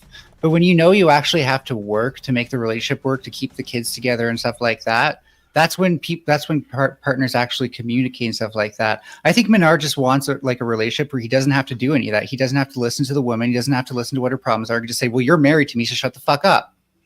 Okay, allow me 15 seconds. Do not interrupt me. Let me respond. You guys keep strawmanning and claiming that you guys like marriage because and you like that this divorce exists, this no-fault divorce exists because it allows you to work harder. Now here's the problem. 13. Does it matter if you work Don't do that. That's kind of when rude. no-fault divorce exists? Does that He even didn't give a matter? specific number if he doesn't mean it. At any moment. Do you understand why? That's literally what I've been advocating this whole time. I'm asking you guys, can we put a litmus test? Can we put a threshold? Can we put any kind Nobody of wall likes to make sure that No, because there is People no aren't getting objective married to divorce. doesn't Like, matter people that you work aren't. so hard if she feels like, if she literally by the way, Sarah was strawmanning. She's assuming that somebody doesn't wake up one day, change his chemical balance. I don't. said Change we the chemical all balance and actually makes recognize. Hold on. incoherent You messages. keep, She assumes that people don't do that let me every single throw day. big words They out. don't. You're strawmanning.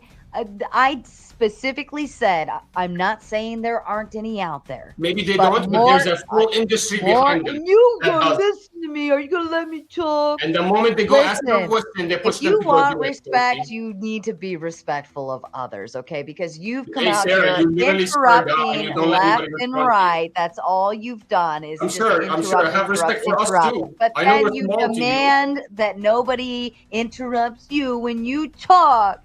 Gotta be big, strong men. Don't interrupt me. Listen, I'm not saying there aren't people out there that have that conclusion. I'm not, you can't 100% say anything. What I'm saying is it's hard to believe that there would be more people that would, right? That's a very hard, like, who the fuck just wakes up and like, I'm just going to throw everything away and go through all of this hard shit just to say, I don't want to be with you anymore. That's the tardedest thing I'd ever heard if I ever heard one. I would literally. It literally happens every single day. And Let loyal me read people the tell you super a story chat. Shut every up. single day.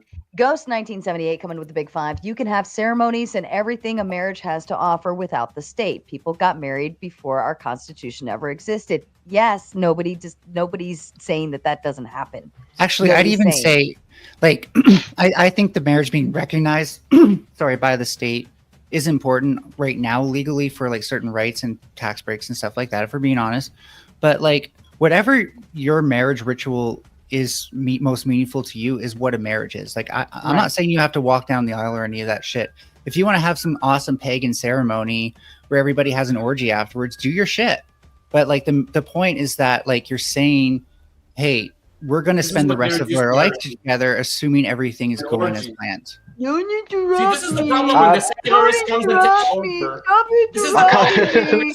But I can interrupt all of you. Okay, this is the problem. The secularist comes over and tries to take over our traditional morality because it's cute. Literally what she said.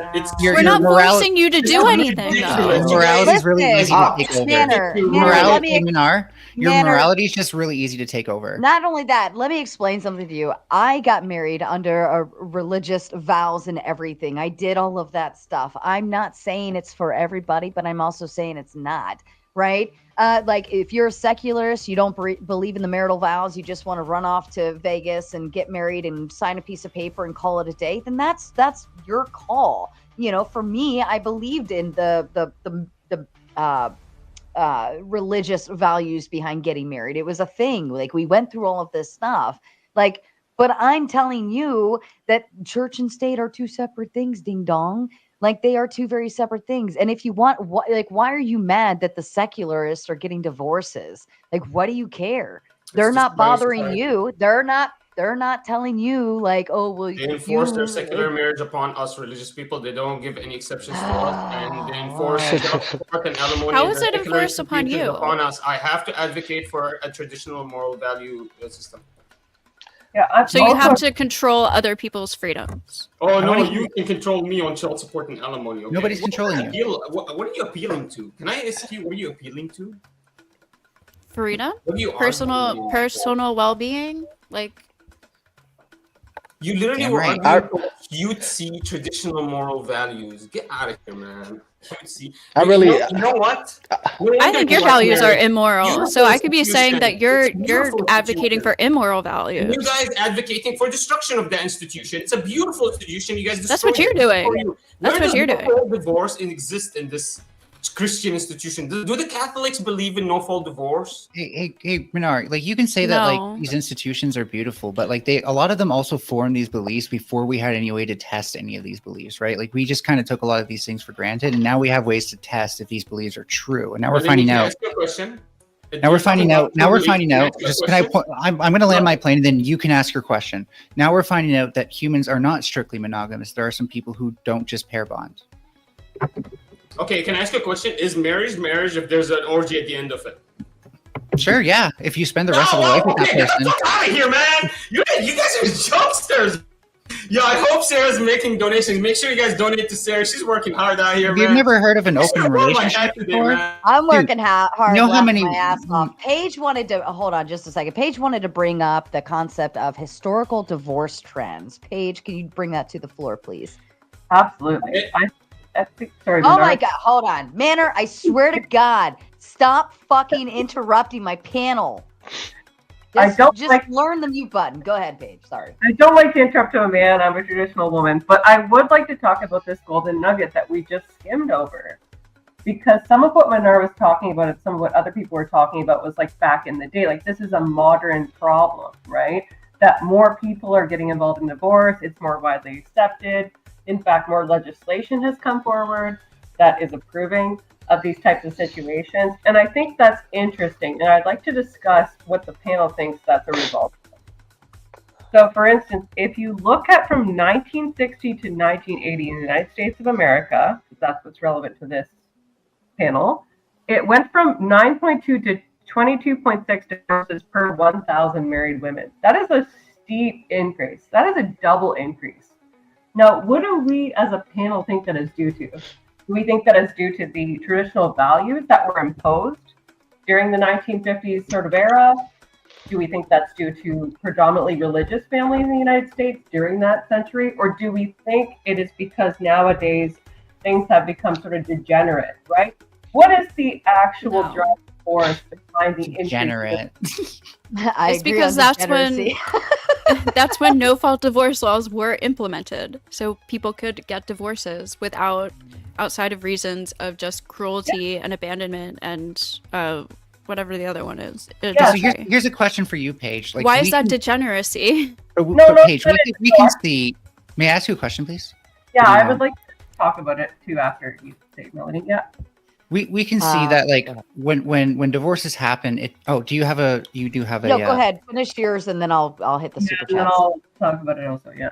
Yeah, we can see that when divorces happen, women take a much greater share of like the harm and the burden from it. Yet they are also the ones who often initiate divorce. Do you think that that's a sign of degeneracy, or do you think it's a sign that sometimes women really want divorce even when they're the ones who will have to pay for it more? Mm-hmm. Yeah. So I think that I'd like to answer that question in two parts. The first part that I would like to answer is Ghosty's position, right? That it's a legislative-based initiative, and that because there is now access to that it is utilized, right? I certainly can't deny that. I mean, I'd be an idiot, right? To say, oh no, it has nothing to do with the legislation that allowed access to it. Of course it does. But you have to also examine what was the push that drove that legislation into power, right? There's got to be some kind of public interest in that. Maybe it's an insecurity in the home. Maybe women don't feel like they have the kind of power that they would like. Maybe it's a product of third or fourth wave feminism. I don't know.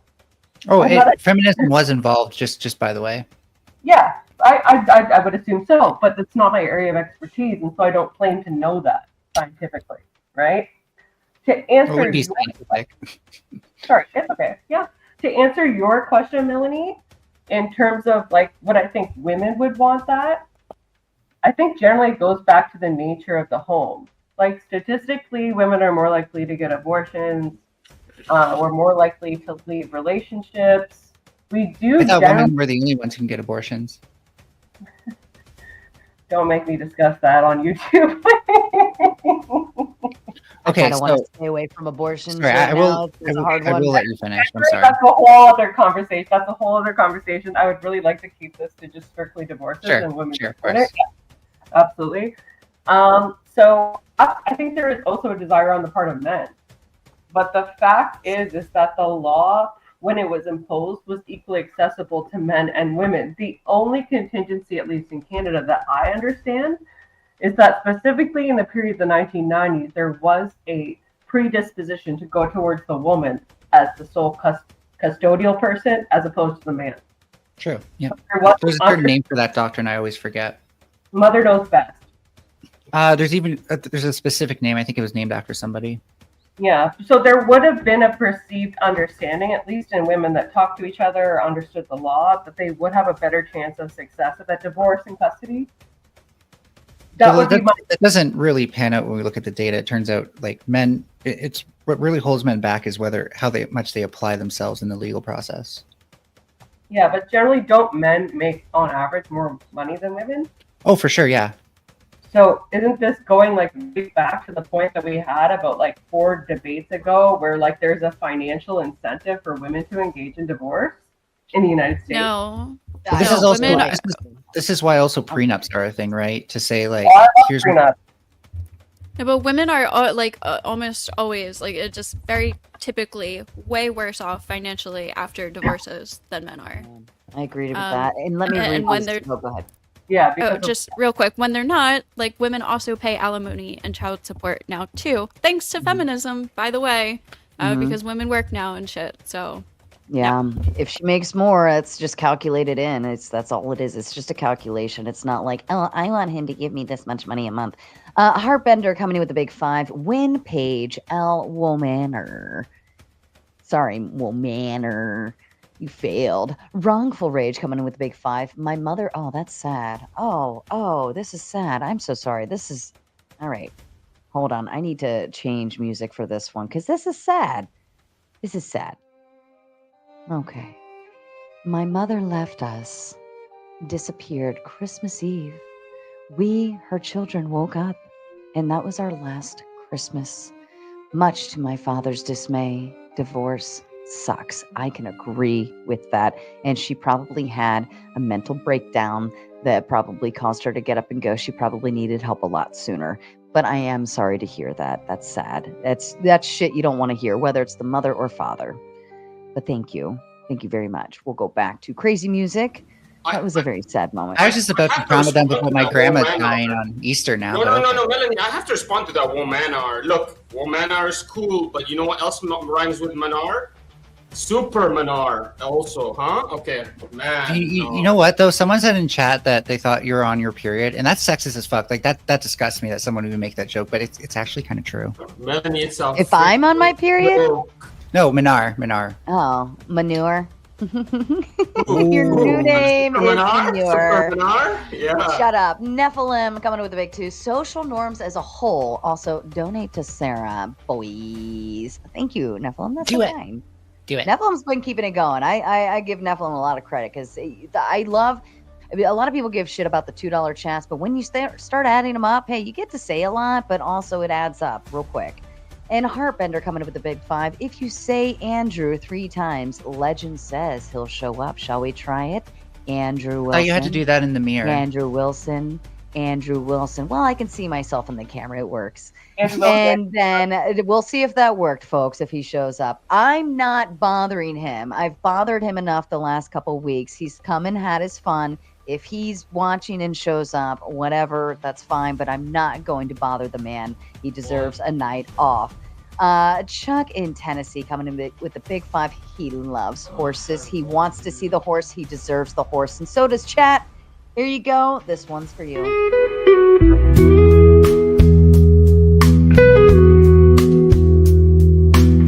This message is sponsored in part by... There you go, Chuck. That one's just for you. And then Christina coming in with the big 14 again. Go, Paige. Paige is tearing it up. I love how you're still kind of like teetering on both sides and maintaining almost a neutrality, but not really. You're still saying it, but you're not saying it.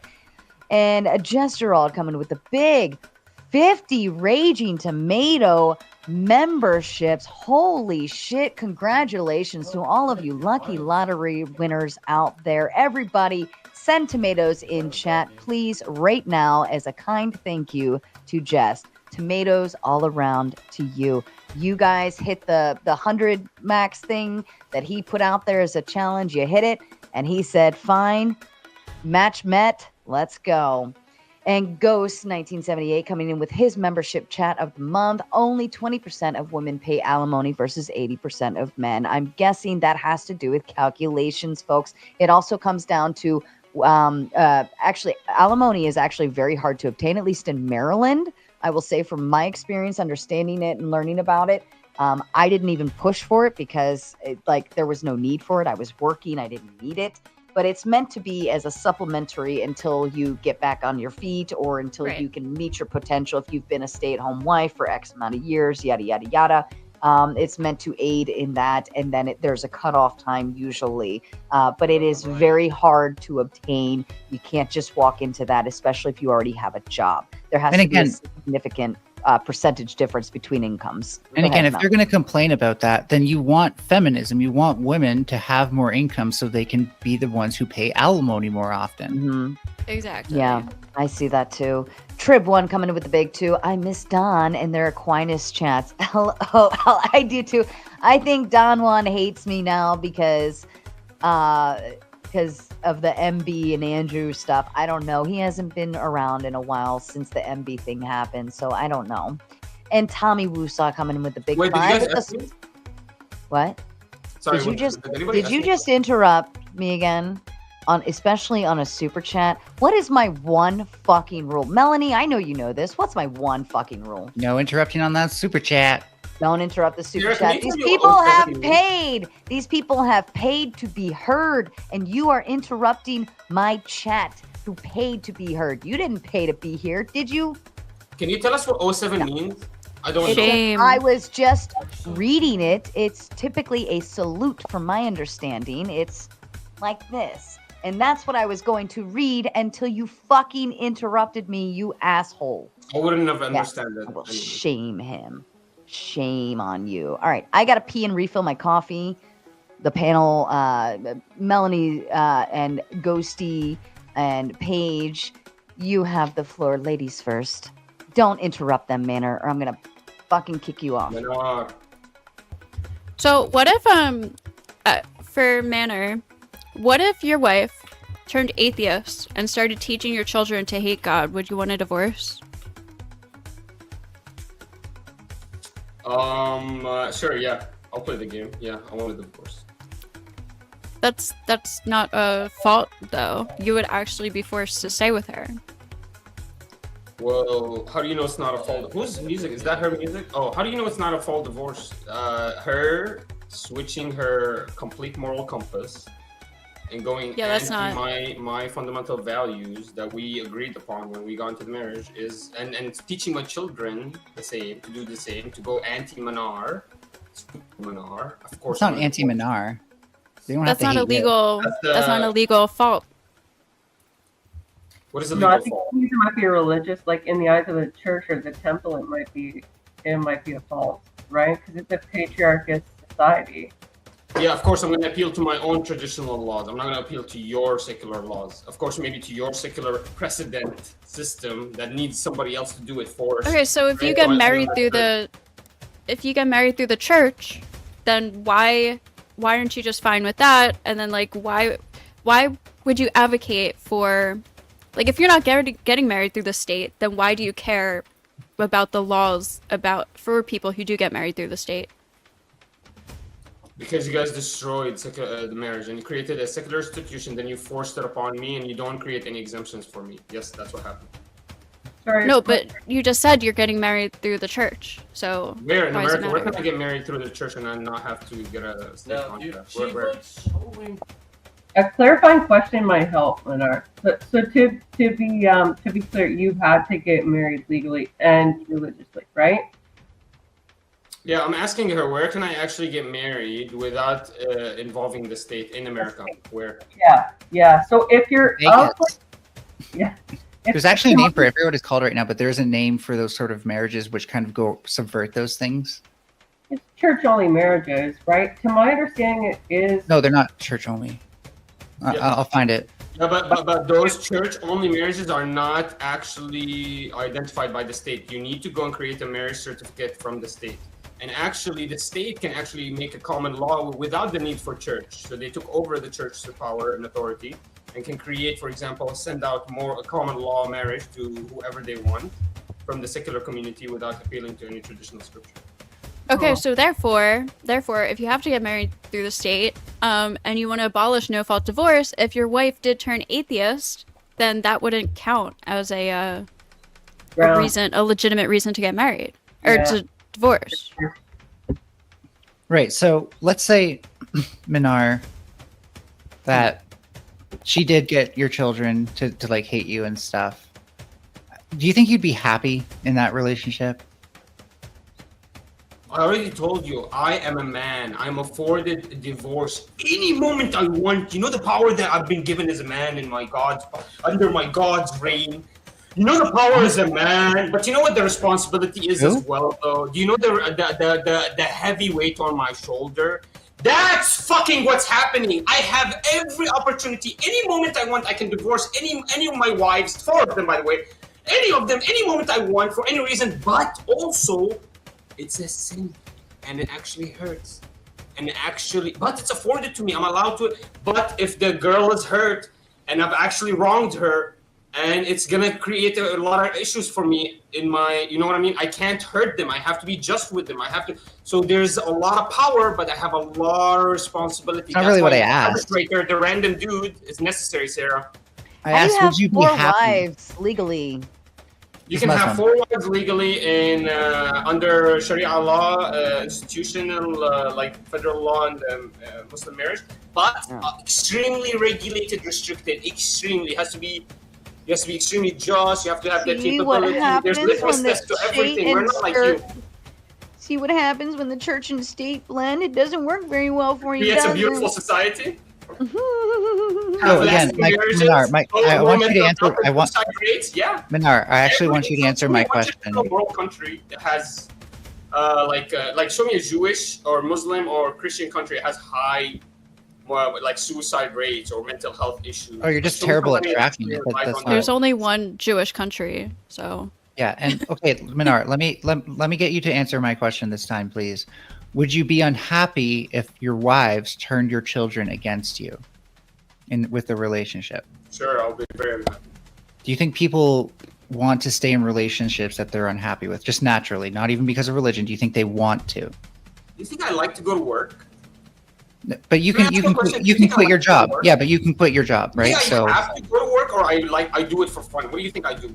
Why do I'm not saying you do it for fun. What do you think I do anything in my life? Do you think I do it because I only do it for because appreciate the pleasure of the moment, or is it because you don't quit because it's a preference that have bestowed upon me by the Creator and by my family and by other people that I have responsibility upon? Go ahead. So if it takes 2 people to agree to a contract, like when you go to work, you're agreeing that you want to keep that job and you're not going to quit. So if it takes 2 people to have a contract, when 2 people stop agreeing to that contract, why not give them a way out of the contract? What do you mean? I'm trying to understand what is the argument here? So marriage, I've heard pretty much everyone here almost unanimously agree marriage is some sort of contract, at least as it stands right now. I think that's pretty fair.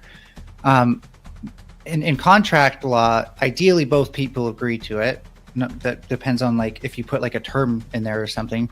Most marriages don't really, they say till death do us part, but because divorce exists, that kind of tells us legally that there aren't terms to marriages, right? So my question is, don't you think marriage should be a bond where both people agree to the contract? Okay, sure. So when one person stops agreeing, don't you think they should have a way to leave the contract? Yes, but there has to be, you agree there has to be a litmus test? If there's, at least if there's children? If the person feels like that they're being treated unjustly, they can bring it to court. I still care about... Your lighting looks amazing, by the way. Even if they don't have children, I still care, but if they have children, where's the litmus test? Do you have a litmus test in your secular moral laws? No, again, like if you feel like you're undergoing an injustice through the process, like you already have to go through family court, I believe, if you're divorcing. Sure. maybe I'm wrong there. Actually, but yeah, you have to as a religious person. Well, okay, but even as a secular person, if you feel like that there's some sort of injustice that's happening, you can take that person to court over it. Okay, Is that so that's the test? Like it's the ability it's that both of you have the ability to seek justice in that. Okay, let me give you an example. Me, I'm the one that comes to my wife. I pick her. I offer the marriage. She gives me how much dowry she wants. I accept or I refuse because I don't have the capability, or I do. And that's it. From there, the contract is administered. So we have 2 agreements. Now, what happens is because I'm the one that started the contract, have the ability to leave any moment. But obviously, the church puts a lot of pressure upon me, and you never ever see it. Actually, in every community, always women leave in divorce more than men in every single community, even the Muslim community. Well, yeah, probably because you have more wives. Marry 2 or 3, so they don't have to leave their wives. If they get bored, they just go marry another one. Whereas women get really frustrated, they get really anxious, they really get mad, and they really don't know how to push it out. And then some people come and whisper in her ears, and they make her do the wrong decision. No, I think it's natural that if someone's not being attentive to your needs. The contract law exists. That is so childish. The woman, because she's the one that accepted the contract, she's the one that I had to pay dowry to. She also has a responsibility to keep up her end of the bargain, at least more than me, because she already got her dowry. Okay, as long as I'm not just marrying her for a week and I'm leaving her, this is a real marriage. So she got her dowry. If she wants to leave me, she has to make a reason. It's called khula. It's not divorce anymore. It's a new category. I have divorce because I can move any moment I want, but you don't understand. I have extreme pressures on me from my society, my parents, my everything. You never see it. Show me where these women who can't go out in public without a man. These women who can't go out in public without a man, you know, they're the ones with no pressures. It's chill for them, but they just need a man to go out in public. The woman is allowed to divorce, but she needs to give a good reason. That's all I'm arguing here. Is you need to create the litmus test that an arbiter looks at. Yeah, and I'm arguing that not being satisfied with the relationship is good enough, because a relationship is something where both people agree to be in it. Understand why I'm arguing this, because in America, 80 to 90% of divorce are initiated by women, and 50%. That doesn't mean anything. It's like 70 something actually. Yeah, and that doesn't mean anything. You can't just use that to back up your statement. No, you're just wrong here. You're just wrong. Do you want to keep being wrong? Do you want to keep being wrong? 80%? Okay. Yeah, you want to keep being wrong? Because I'm gonna demonstrate something to you. Despite that, women still take up more of the burden of the divorce. Yeah, no, he's not going to let me finish. I'm not going to let him finish. 80% of divorces are initiated. No, you're not going to let me finish. I'm not going to let you finish. Nephilim. Can I make my point? Don't talk over Sarah. Nephilim coming in with the big 2 says false faith, I'm not false prophet. Jesus, did you just interrupt my fucking super chat? Nephilim paid good money for me to read on their behalf. That was very rude of you. Nephilim coming in with the big 2. False faith, false prophet. Jesus is God. Amen. Thank you. I don't blame Minar for needing to talk over me, because I'm going to tell him why he's wrong, and I'd be scared too if I were him. But the problem is that even if you want to believe that it's not a good enough reason for people to just leave things, nothing you've said has actually explained why, when someone doesn't want to be in a relationship still, they should have to be in it. Unless you believe in slavery, I think that's unethical. But you can quit your job. So everything you've said about having a job and shit like that actually is an argument in my favor. So the reason I want the litmus test is because men, if they want a divorce, they can have no fault divorce, but the society puts pressures on them, becomes harder for them to remarry. We create dowry, for example, to make it and men never abuse that. Unappealing to remarry if you guys want, and make it a high dowry. But women are 70 to 80% of all divorces. They need to follow khuli' laws. They're not allowed to follow non-fault divorce, because they're 70 to 80%, and 50% of them are non-violent, just irreconcilable differences. The majority of all divorces he still hasn't responded to anything you said. It's ridiculous that we let these women just leave and break families And It's ridiculous that you can just leave. Just because women file for divorce first doesn't mean that a man didn't contribute to the ending of that relationship. Also, you that, think right? divorced women don't have societal pressures? Like, that's ridiculous. Can we talk about this for a second? Because I feel like we're all getting kind of caught up on one singular topic, and I'd like to see what our respective viewpoints are on. So I think what we're getting at is like, what is generally, I'm not talking religiously, I'm talking generally. What are the duties in a relationship? What do you need to do in order to satisfy that relationship to the point where divorce is no longer a justifiable option? I'll start. I think for myself, that would be a romantic satisfaction, right? You're doing what your partner wants romantically. I think that would be a familial satisfaction, i.e. if your partner wants kids and they want, this kind of relationship with their in-laws, that you satisfy that. And the other thing that I would say is a day-to-day satisfaction. So what are the household expectations of each individual? And are they meeting that, right? Is that something they agreed on prior to marriage and they said, we're going to satisfy this, and they no longer are, right? And I'd like to hear what everybody has to say on that, because I think that's kind of where we're tangling right now. Since Minar's here, can we keep these answers under 2 minutes? I think another big part of a relationship is just general support. So this could be like physical support, like what you're saying, splitting up like household and work and child duties, but also emotional support, romantic support. Like literally, in my mind, a relationship, and it's gonna be different for everybody, but a relationship to me is somebody that you're partnering up with to get through life together. Like you're teaming up. That? Where do you? Minar, let her finish. Oh, let her fucking finish. Where do you come up with that? Holy shit. I came up with that by being a 29-year-old woman and living Which as a movie human. were you watching? No, I have been in relationships. I'm not basing my life off of a fucking movie like you do, or a book or whatever. What are you basing this actual structure on? How people actually see relationships. What are you basing Human this relationships. marriage structure What on? kind of relationships do you have? You have 4 women, and then one of them gets a dowry, and you're trying to divorce her or some shit. I'd like. You base yours what off of an experience do you ancient have? textbook or something? Like I've So lived if I life. reference my moral, if I reference my scripture as my arbiter of morality, is that enough for you? Can you reference anything? Can you reference That's fine anything? for you. Can you? That's Which fine. movie are you gonna reference? So we I don't observe how reference people fucking are. movies. Let me finish this argument.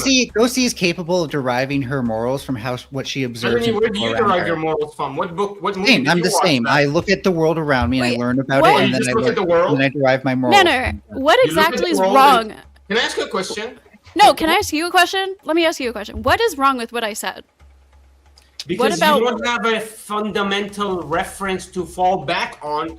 For example, if I ask you, is marriage between man and woman acceptable? You don't have a book to That's go back irrelevant. to. Let me That's finish the irrelevant. answer, please.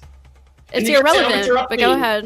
You don't I'm have just a gonna book re-ask where you the go question back when you're and done. read here and open and scholarly work that says, hey, according to what we read here through the scripture, based on this evidence from this study, based on this scholar, and reference and have consensus by these peer-reviewed papers, that no, marriage between man and woman is not acceptable now. Hey, That's not even what we're dumbass. talking about. Hey, Yeah, so That's not even what we're dumbass. talking about. In other She's words, I want you not to. expressing a religious viewpoint. She's admittedly said she's secularist and all of those things. So the thing that she's speaking from is her experience, and that's what she has to go off of. You can't devalue that just because you demand it has to come from a fucking book. Like, and what kind of experience do you have other than speaking tard to everyone? I just Jesus seriously Christ. want to know what exactly about what I said, like the words I said, what is wrong with that? What is wrong with the you didn't get it from a relationship? book that you Because had to can I figure it out. ask you, what movie did you get this love? Let me ask you, is marriage between man and woman acceptable in your society, and why? Where is your Okay, so you're deflecting. You're going to a totally different topic Go see, now. just finish what you were saying. Pretend like he's not even there. Why is this important to you? Finish what you- Now you know why. Because Once now you ask answer my You question, don't once you have answer an my answer to question, I will answer yours. What was your question again, so I can actually answer a good question? I don't strawman you. What is wrong with my description of a relationship other than it's not a religious thing? Just based on what I said, what is wrong with that? I said. It's not a real image. Marriage is not supporting a two people supporting each other throughout life. And just sit there lovey-dovey, and only when That's not what I things are rough, said. maybe they have the option to leave each other. doesn't Maybe they believe in don't. You're just making up things in your head. Marriage is a contract you sign when you're ready, and you're gonna go through life together. You're gonna go die together. What movie did you reference to come up with this picture of marriage? I'm trying to ask. I don't know why you Can I just try to contextualize this? You're the one who references fictional text and fucking literature. I want us to have a moment to really grasp what's going on here. A man who needs a book to tell him that the do no harm principle is wrong or is like basic morality. He needs a book to tell him that. When we all learned that growing up as kids, he's the one who tells us where we should get morals. Transfer through books. You don't know. Oh my God! You can learn that in other ways. You can learn that through observation. Why are you negating what she's saying and just saying she's getting? Well, shut he's the afraid fuck of her up for a answer. minute. You're really getting on my nerves. Why are you negating her answer? We were asked what our opinions. Do you know what opinions That's are? not real marriage. You know what a fucking opinion is? She's not saying she's married. What the fuck do you care? But She's her talking about idea her of content. marriage is you're ghosty. In your ideas opinion. are wrong. Oh my God. Wow, Actually, I might think his are wrong. It comes from a skewed view of marriage that you found from an immoral reference, from a bad reference that we can't actually test. We've never done any scholarly work to test. Okay, so I'm going to continue to. I'm going to try to answer Paige's question as well. Yeah, your scholarly work is working out so well. Just a moment. Do you know how many relationship books are actually out there? That's why relationships in the West is failing. There's journals. There's literally academic journals on it. But you're referring to a book that you believe is fact, right? And she's taking a secularist approach. She specifically has stated she's not valuing the religious concept. So it would make sense from experience, or maybe a book she read on love languages and yada, yada, yada. Are you not grasping this? We asked for her opinion. She's giving it, and you're just shitting all over it, just saying, you're wrong, you're wrong, you're wrong. Because your morals and values don't come from my morals. She needs to call it something else. No fucking shit. You have 4 goddamn wives, you tard. We don't. That's why they call this spreading. Definitely don't sit. She needs to call it. They actually call this spreading in debate, by the way. What he's doing, unironically. Hey, Manar, I want to answer Paige's question too at some point. Thanks. Oh Jesus, Ghosty, would you like to finish your thought bubble? I just want to say one very last thing. I just think if, in my opinion, if a relationship isn't literally about two people forming a bond in order to support each other throughout life, if that's not what you can have religion involved in that or not, if that's not what a relationship is, then your idea of a relationship is literally not the definition of what a relationship is. It's based on something complete. It's based on a concept or an idea and not actual two people living life. That's my opinion. Go ahead. Okay, I'm just going to take 2 minutes to get through this if Manar can shut the fuck up. So I think being in a relationship is it's a two-way street. You give and you take. It's not always equal. Like if you're in a relationship with someone who's disabled, you might have to do more work than they do. But at the end of the day, it's about you care about each other's well-being. It takes 2 to tango. It takes 2 to tango, not 1. It's not just about you. It's about you and your partner, just as much as it is about you and them for them as well. You both share burdens, as Ghosty was saying.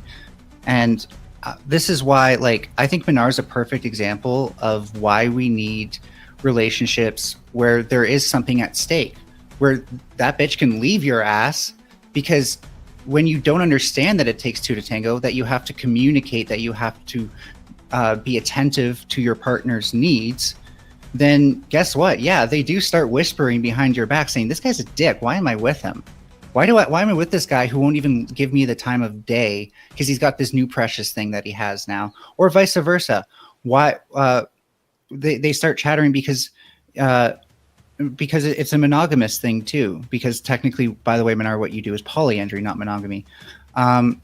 So if you don't understand that it takes two to tango in a relationship, then you're probably not even cut out for marriage. Because whether it's religious or not, it is a two-way street. And that's my time. Amen to that. Tommy Woosaw coming in with the big two. Someone call Manure's elders. Yes, call this man's daddy. He needs a hard spanking in life and how to shut the fuck up sometimes. Just a Gerald, you've been quiet. Why don't you give your thoughts on it? Oh, and thank you so much for that super chat. I think Sarah really needed that, and seeing the smile it put on her face made me smile. Happy to repeat the question, by the way, JG. Oh, don't worry about me right now. You guys keep on hitting each other. I'm eating a salad. Enjoy your salad. Wait, what kind of salad and how good is it? Rate it on a scale of 1 to 10.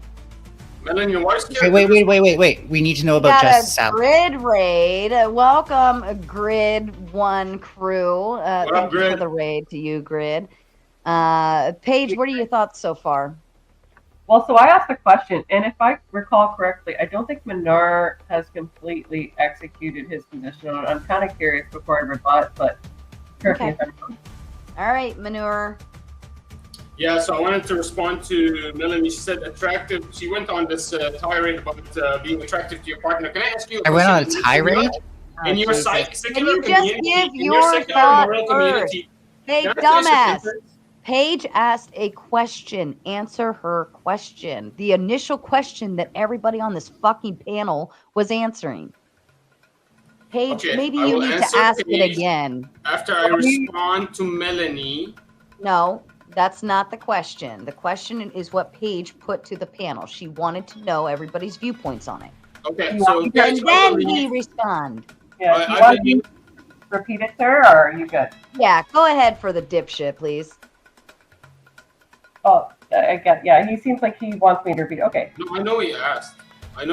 You asked me. Okay. You asked me what do I believe in, basically, is what you're asking. Like, what do you want in a relationship, right? What are the pillars of what you would deem a successful relationship to the point where divorce would be unfathomable in the eyes of either church or state?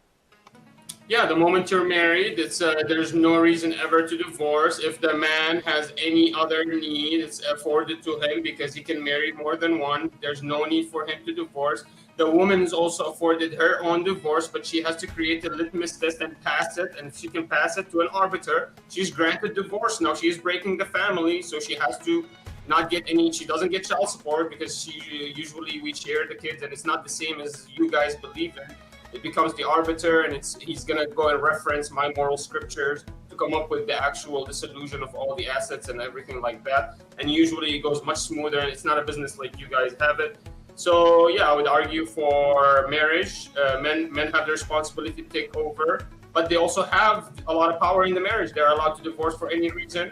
But usually we see that never ever being the case in traditional moral societies. We see that marriage is very successful. People, instead of marrying and divorcing, what they do, because there's a lot of pressure from society. And by the way, that's Andrew Wilson's argument why he wants the church and the state to be actually tied when it comes to marriage, because then the church is allowed and afforded the ability to shame and guilt again.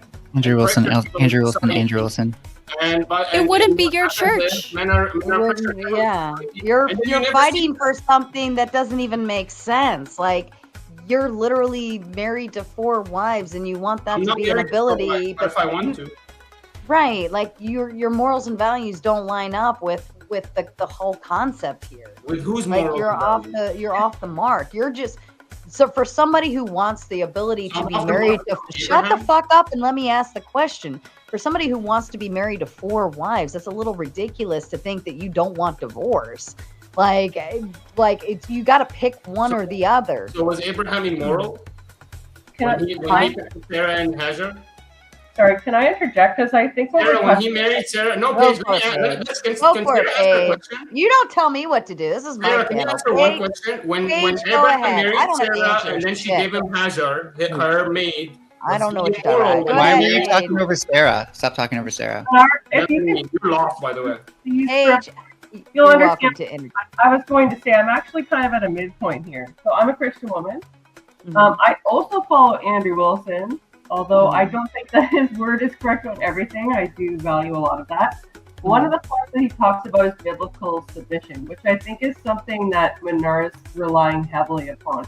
He thinks that perhaps biblical submission will gain him kind of the right to the other aspects he wants compliance on in a relationship. And what I would say to you is, I don't even think Andrew would say that that is a guarantee. Him and Rachel still need to be relied, on the same kind of lines in terms of what they wanted out of children and marriage and their lives together. I don't think he was just like, okay, are you down for submission? And like everything else will follow. I think even in a relationship where you both accept and rely on biblical submission, at least this is my understanding, I can't speak for Andrew, is that you do need to be in line with other aspects of the relationship. Even if you do accept that the man is the head of the Christine Andrew, that the man is the head of the relationship, right? And thus to God, you still do need to be in line on these things. Otherwise, inevitably, problems will arise throughout the relationship, even with a submissive woman, right? Because she's not going to be happy if you don't have the same goals and objectives on kids, right? And where the relationship would go or where you want to live. You're going to have issues, right? Submission is a guide. I don't think it's the be-all, end-all. That's just my personal opinion, not Andrew's.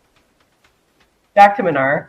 Yeah, I think essentially submission is kind of if you don't already agree on kind of where your marriage is going to go or what your mutual concepts are on how to raise children, the religion you are, all of these other, if you don't have that down pat, the submission's out the window anyways, right? And submission is not just like I tell you what to do, you do it. Like it's not like that. Like it's for the it's more of the idea of the wife, is a supportive role towards the husband, and we're not negating the concept of being supportive in a bad way. It's like, I respect the concept of submission.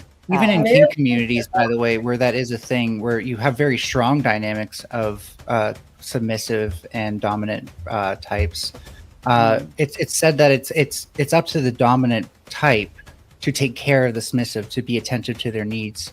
If anything, the submissive is the true dominant because they're able to say to the dominant, I need this. And then dominant is almost has to oblige, like within reason, of course. Right. The way I see it is a form of trust. And I think, we don't see it this way, but men are also submissive in relationships, especially if you're talking about like traditional things like protection and provision. Like that is like a form of submission. But submission to me is just like trusting the person and listening to each other. Like if you love somebody, there are times when you submit, and then there are times when everybody has their part in the relationship, their role in the relationship. I just think it's how people work. Yeah, and how you figure out that relationship. Sometimes you submit and sometimes you lead, right? What the fuck? No, you're just is that really what I said? Wow, are you that retarded? That's not what I said. Really what else were you trying to say? What else were you trying to say? I'm sorry. Let me read this super chat. These people, Kushat, it's sometimes you lead and sometimes you submit. That's it. Whoa. No, lead. Okay, whatever. Lead with a D. Lead. Lead. It's just too hard for him, Ghosty. It's just too hard for him to wrap his brain around.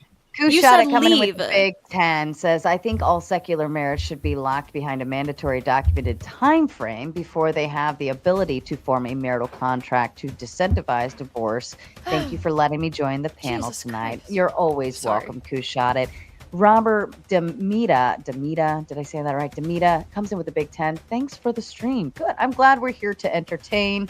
And Menorah has been my front man of punching bags this evening because I've had a shitty day and I'd love to take it out on somebody. And he came in as a willing victim and continues to raise his hand saying, more please, mommy, more please.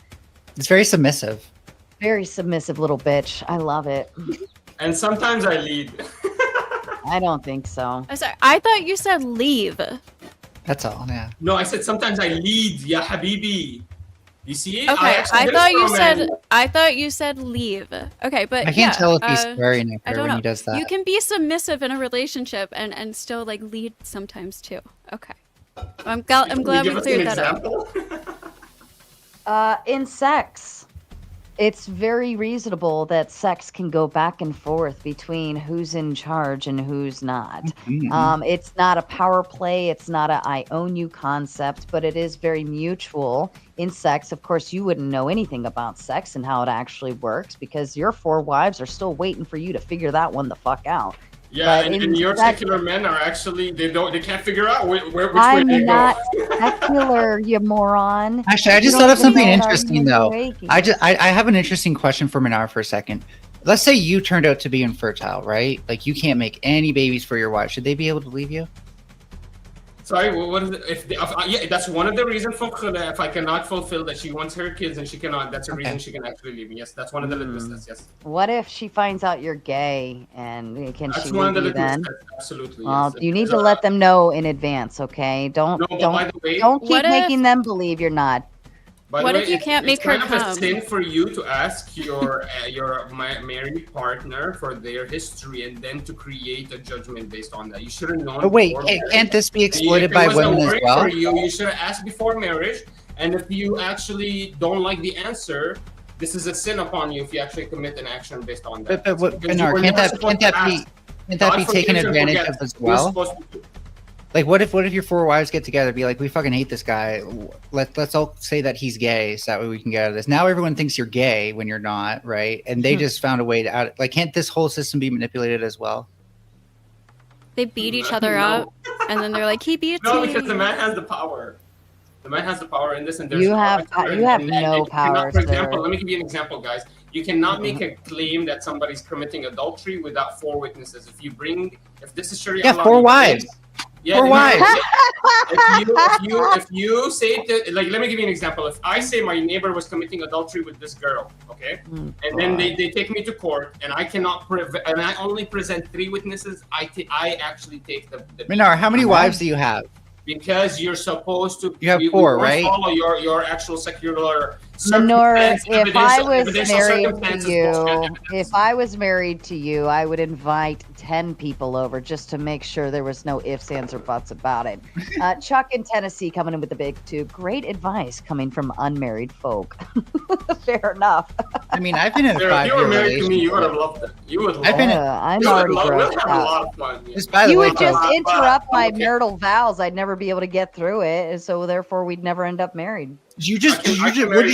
Did you really just say that? Did you really just say that, Sarah, in your marital vows? Oh my god, I can't believe you. Melanie, why are you jealous?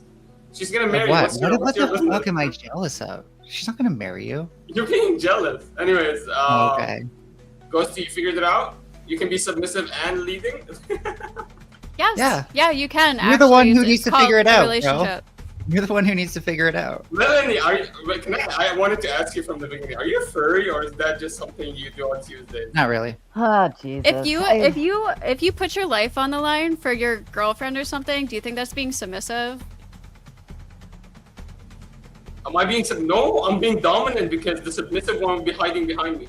What if you open a door? What if you open a door for a lady? Is that being submissive? I'll show you. Hunter Avalon was being submissive when he was hiding behind his girlfriend while her ex was shooting him. That's not the definition. That's why men created the category of chivalry, so that way they wouldn't have to admit submissive.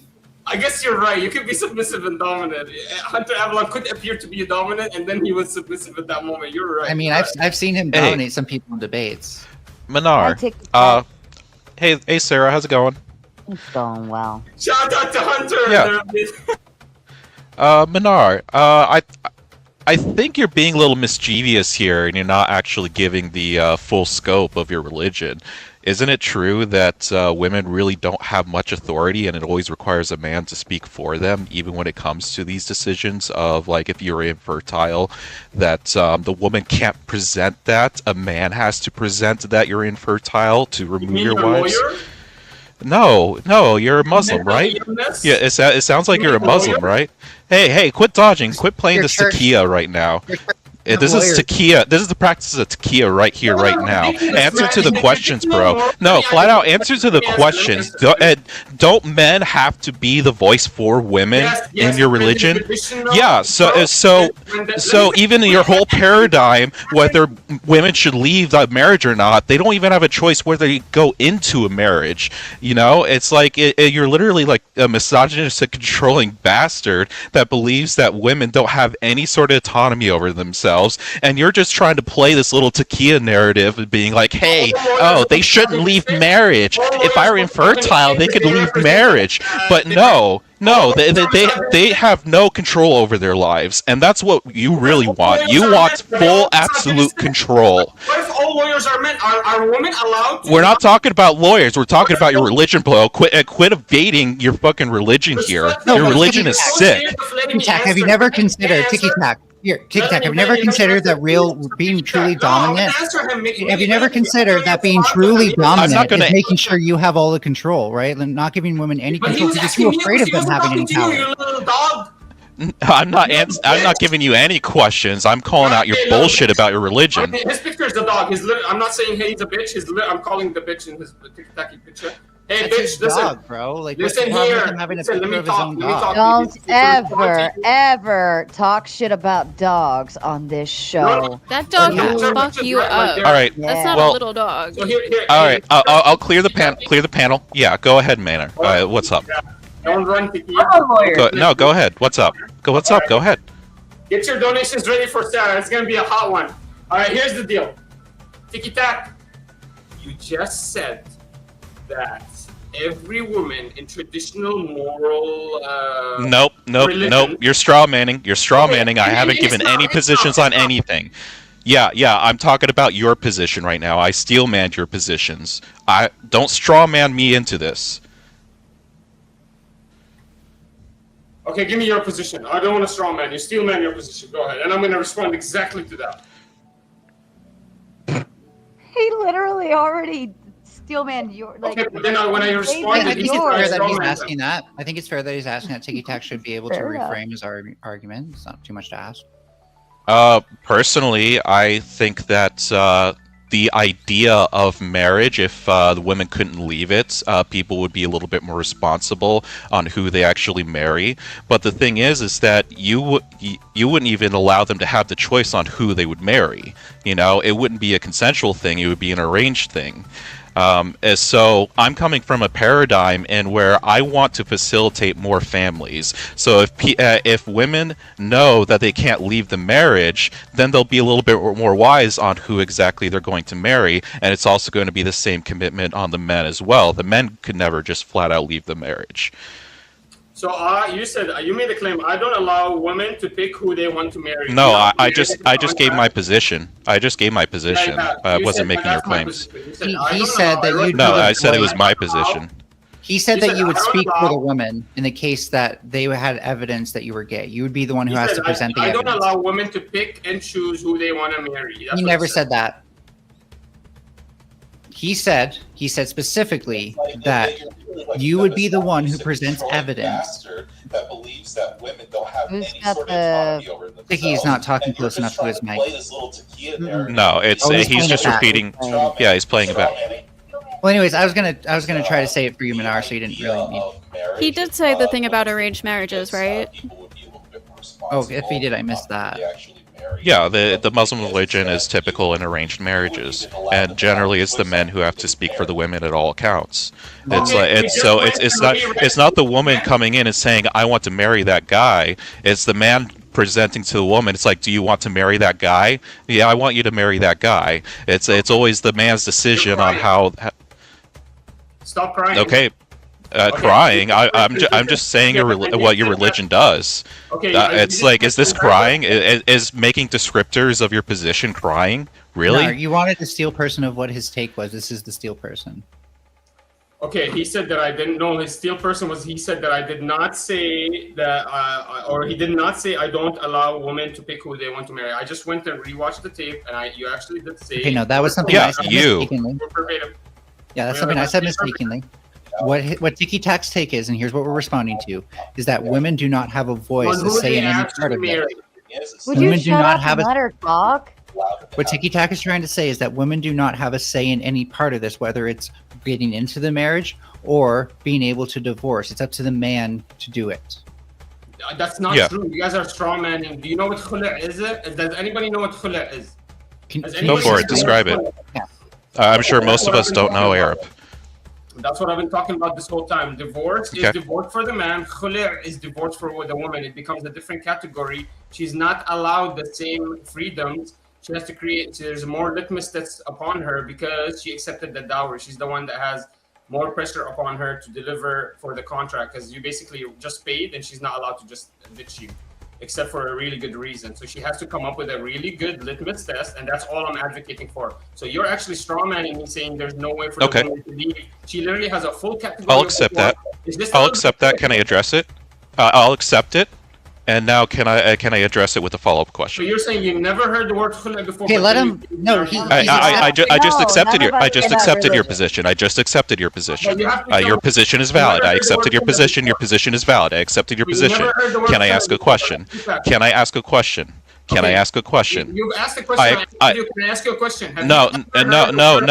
I accepted your position. Now this is a cross-examination, being just one single question. Okay, so if the wife does come in with presentable language of why they should get divorced, is it a man that's ultimately deciding whether that should go ahead or not? You mean a judge? It could be a judge, yeah. But it's not going to be a woman judge under your worldview. It's going to be a man. The point I was trying to mention is... It's never going to be a woman judge. It's a yes or no question. It is a yes.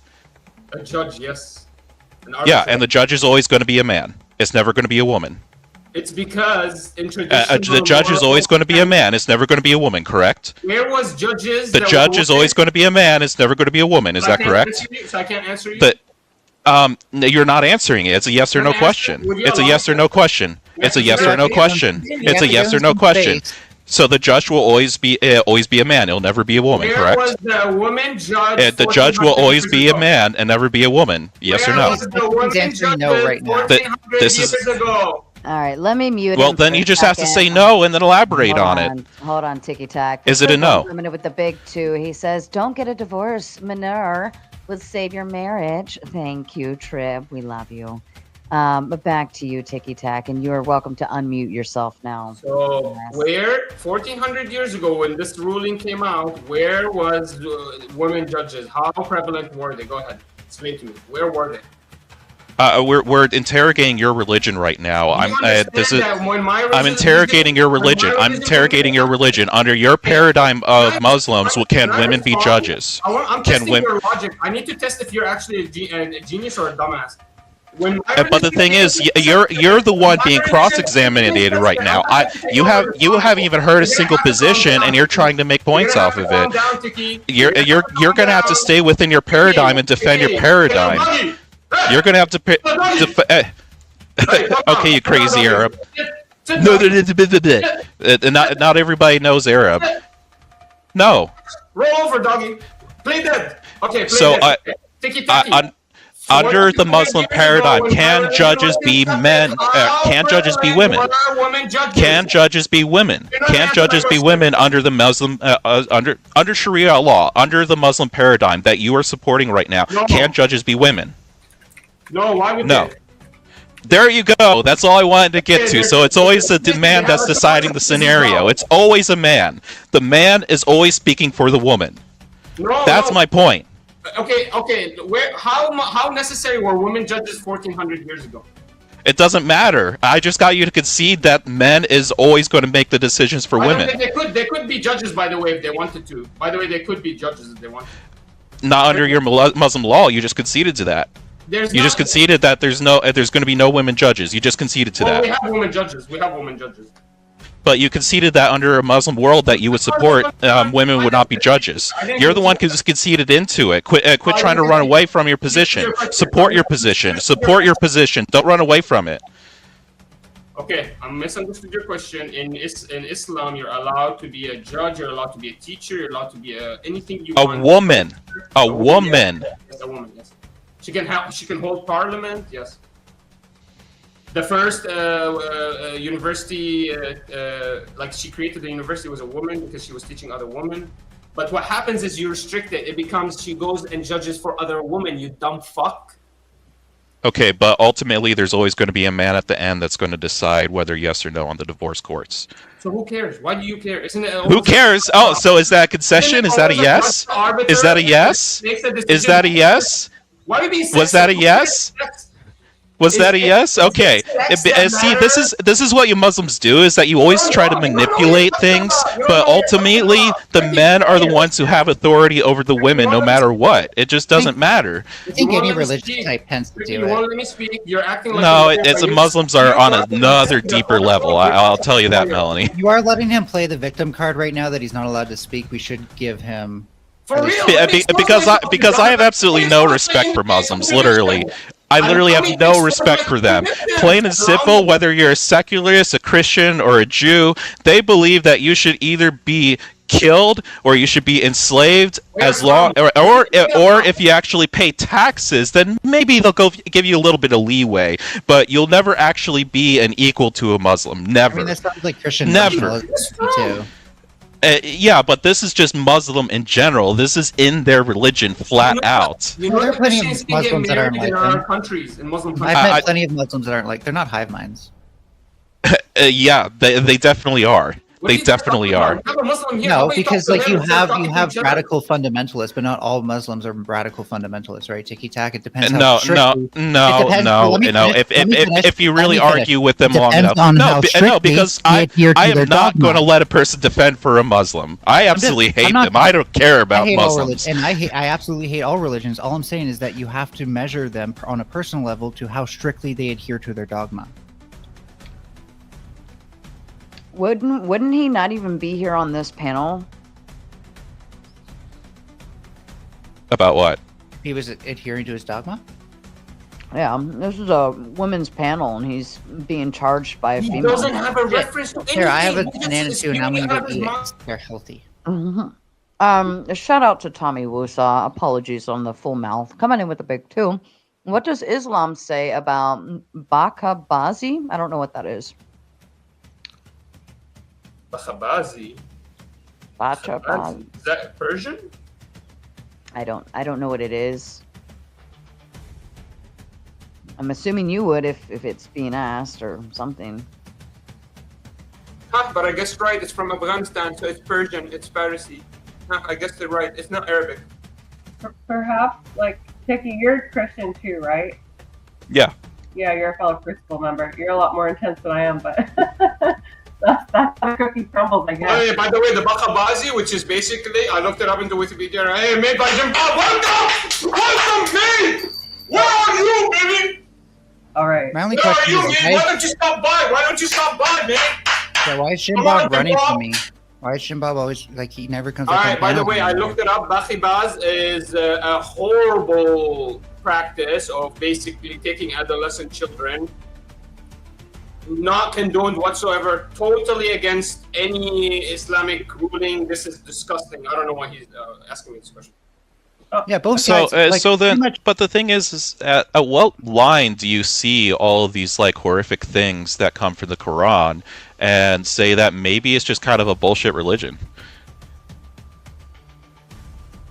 What are you talking about? What I was more curious about is I didn't hear what he was saying, guys. versus Quran submission, because the whole thing that we were talking about is like, what does it take to make a successful relationship or marriage religiously, right? And so I don't know if you were here, Tiki, when I was talking about this with Minar, but we did discuss the concept of biblical submission. And how far does that extend in terms of a satisfying marriage, right? Minar tended to lean very heavily on biblical submission being satisfactory to the relationship as a whole, albeit any previous goals that they had discussed prior to marriage, right? My opinion was that, okay, you do need to have like some of the same goals, like you want kids, you don't want kids, that kind of thing. You know, you might want a house in some place, you don't want a house in some place. Minar was he has 4 wives, by the way. I don't have 4 wives, and can Sarah stop eating that goddamn banana? Oh my god! Oh, okay, so he doesn't have 4 wives. You're not allowed to There's 3 eat of us. food? Yeah, there's 3 of us eating bananas. Fucking now on this hungry. I'm coming down from my intoxication today. like 'cause this. You're Sorry a for fucking being loud, Sarah. degen, Manor. Why are you sexualizing shit, you degenerate? Like, The fuck trying is to wrong He with you? literally has a career. booty break. Shut the hell up. But wait, can we get back to like biblical submission and compatibility? Like, Tiki, do you think it's reasonable that, like, if Manar's original position was correct, that he relies heavily on biblical submission to be, or Quran submission, to allow for a successful relationship? Is that like reasonable, or what do you think on that? So I think there is a reasonable level when it comes to a biblical sense that there should be the submission from the wife and the leadership from the man. It's but I probably wouldn't go to a rate where I would say that the wife is forced into the relationship by like some legal means. Like a arranged marriage or something like that. Yeah. Yeah. Menard, Isn't that something that Andrew Wilson like pushes for though? Like arranged marriages in a way, like parents basically picking their daughter's husbands? Well, I don't think so, but I'll say that it's not necessarily a bad practice, but I still think that the woman should have a choice whether that arrangement should go follow through or not. Yeah. I don't think Andrew's ever said outright that he like believes that that's a good way. I think he has like talked about it to some extent, like, okay, maybe this is like, you know, that might work out for some people, but it's not necessarily going to be the God-given rule. Like there could be situations where the parents may actually know better for their children, and that's why they set up for arranged marriages. But I don't think it should be like a strictly imposed policy that they must do that if that is the direction of their religious culture.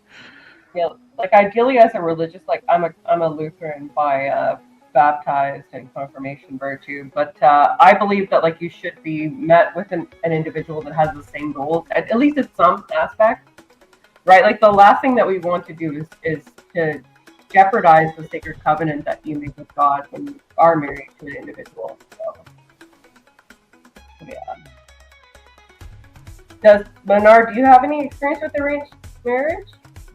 Do I have anything about arranged marriage? Yeah, we absolutely agree with it. So, for example, I'll give you what happened with my sister. It was a Facebook post. One guy said he's a doctor, sent a Facebook post looking for a nurse, cute, make sure that she's closed up, never had a relationship before, and he's gonna give her the world.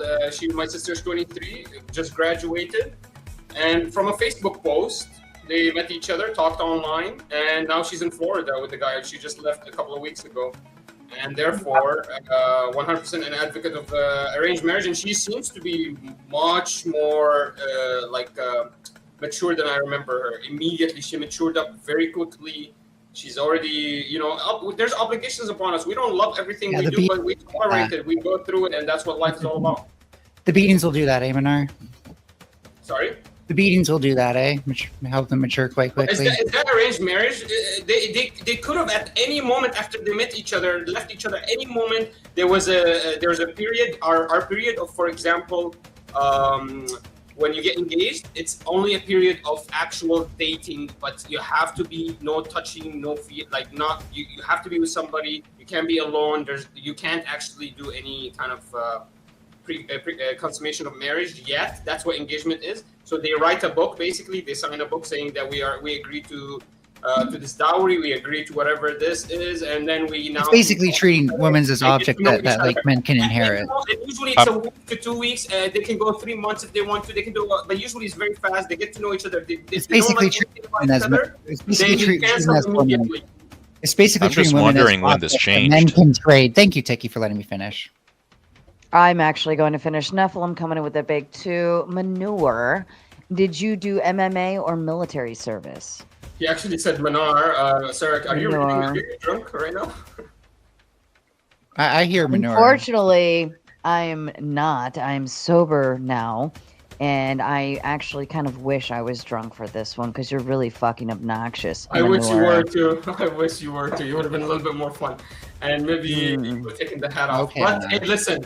Where the hell did he get the banana from? This God, everyone's got banana. Are you gonna answer the question or not? Answer my question. I've been Answer talking my for an hour. question. What do you guys want? Answer the question on the fucking Oh, super military. chat. No retard. military service. Although a lot of people think I'm a shit. I would never have actually I guessed see. I look you're like a guy. military. I'm Somebody from that obnoxious who can't take one fucking instruction hear you, to but it no looks good. longer interrupt somebody. Jesus Christ. Yeah, of course you can't. Ghost 1978 with the $5. Ask Manure what the youngest age is that his religion allows girls to get married. So we don't have a per se arbitrary age. We look at biological indicators because that's the only thing that was afforded to us throughout all of our.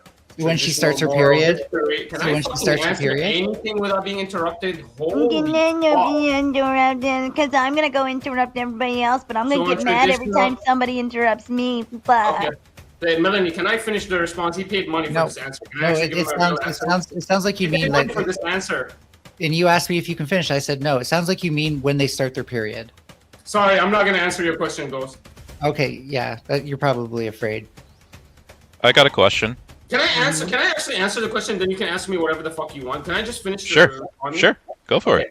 Ask Manar what's the youngest age. In our, in nowhere in history do you ever see any traditional moral scripture about an arbitrary age. But there are indicators that we look for, which are biological indicators that were assigned to us in our scripture. And they are indicators, biological indicators. They are, and that's the only thing that was afforded to us. We didn't have modern technology. We didn't have your modern testing ways of testing, obviously. So this idea that this was horrible practice, you're literally disparaging every Christian here. You're disparaging every Jew, and you're disparaging every person from these major religions. So be careful. I got my period when I was like 10. Yeah, I guess the only question that I have, Manar, can you tell us the story of Aisha? it's a story of a lovely lady. I'll let him tell the story. Hey, Tricky, do you know the story of Zachariah? Oh, I'm just asking you to give it for the audience. Can you tell us the story of the Aisha? I'm curious what the answer is, Manar. Can you answer him, please? Hey, how old was Mary when she got pregnant and conceived with Jesus Christ? Hey, can you answer Ticky Tack, please? Yeah, once he answers my question, I've been answering every single Stop one of being a your little That's not how it goes. That's not how it goes. I should be afforded a question. I believe that- Ticky No, Tack. look, Ticky Tack started. I'm guessing. I'm guessing that you're a pretty modern Muslim right now. You don't follow like certain traditions. So, can you just tell us the story of Aisha and if you think it was right or How old not? was Mary when she conceived of Jesus and had him as a baby? How old was she? Okay. So what about Aisha? Okay, so you're not gonna answer Mary? I'm not gonna answer Aisha. But the thing is that I would We're asking assume that you questions don't first. agree with the practice of what happened with Aisha, right? You're Howard, a you were modern asked Muslim. the question first. Why don't you answer first? What are you talking about? Hey, Coward, you were asked the Oh, question yeah. first. Why not answer Tell the us the story of Aisha. This is TOS. Oh. Oh, yeah. Let's just say Mary was 8. Okay. I'll just concede Mary was 8 or something like that. Now go ahead and can you tell us like Now, Aisha? that's an What? immaculate conception. What's the story of Aisha? Now, that's what I call an immaculate conception, by the way. Well, because generally I don't care. I really don't care what the age of Mary was. I know. I'm curious about Aisha. Can you tell us the story of Aisha? Yeah, Mary was 17, just for reference, guys. Thank you. So Yeah, what's thanks story for the of response. Zechariah? Do you know the story of Zechariah? I'm going to quote you right now the story of Zechariah in the Bible. Sure. Hmm. All right. Dodging the question of Aisha. Oh, he's totally dodging. This is the biggest dodge I've ever seen in my life. Nephilim coming in with the big 2. Wanna act like a man? Step up, be a man, bro. All right. Then I'll just ask this general can I just question. say, I want go ahead. to give Menard the official 2024 award for biggest dodge of the year. He should play dodgeball. I wonder how he'd be at that. Go ahead, Ticky Tack. Yeah, sure. So I'll just like have Menard take his whatever preconceived story is of Aisha. I'm just gonna ask him flat out.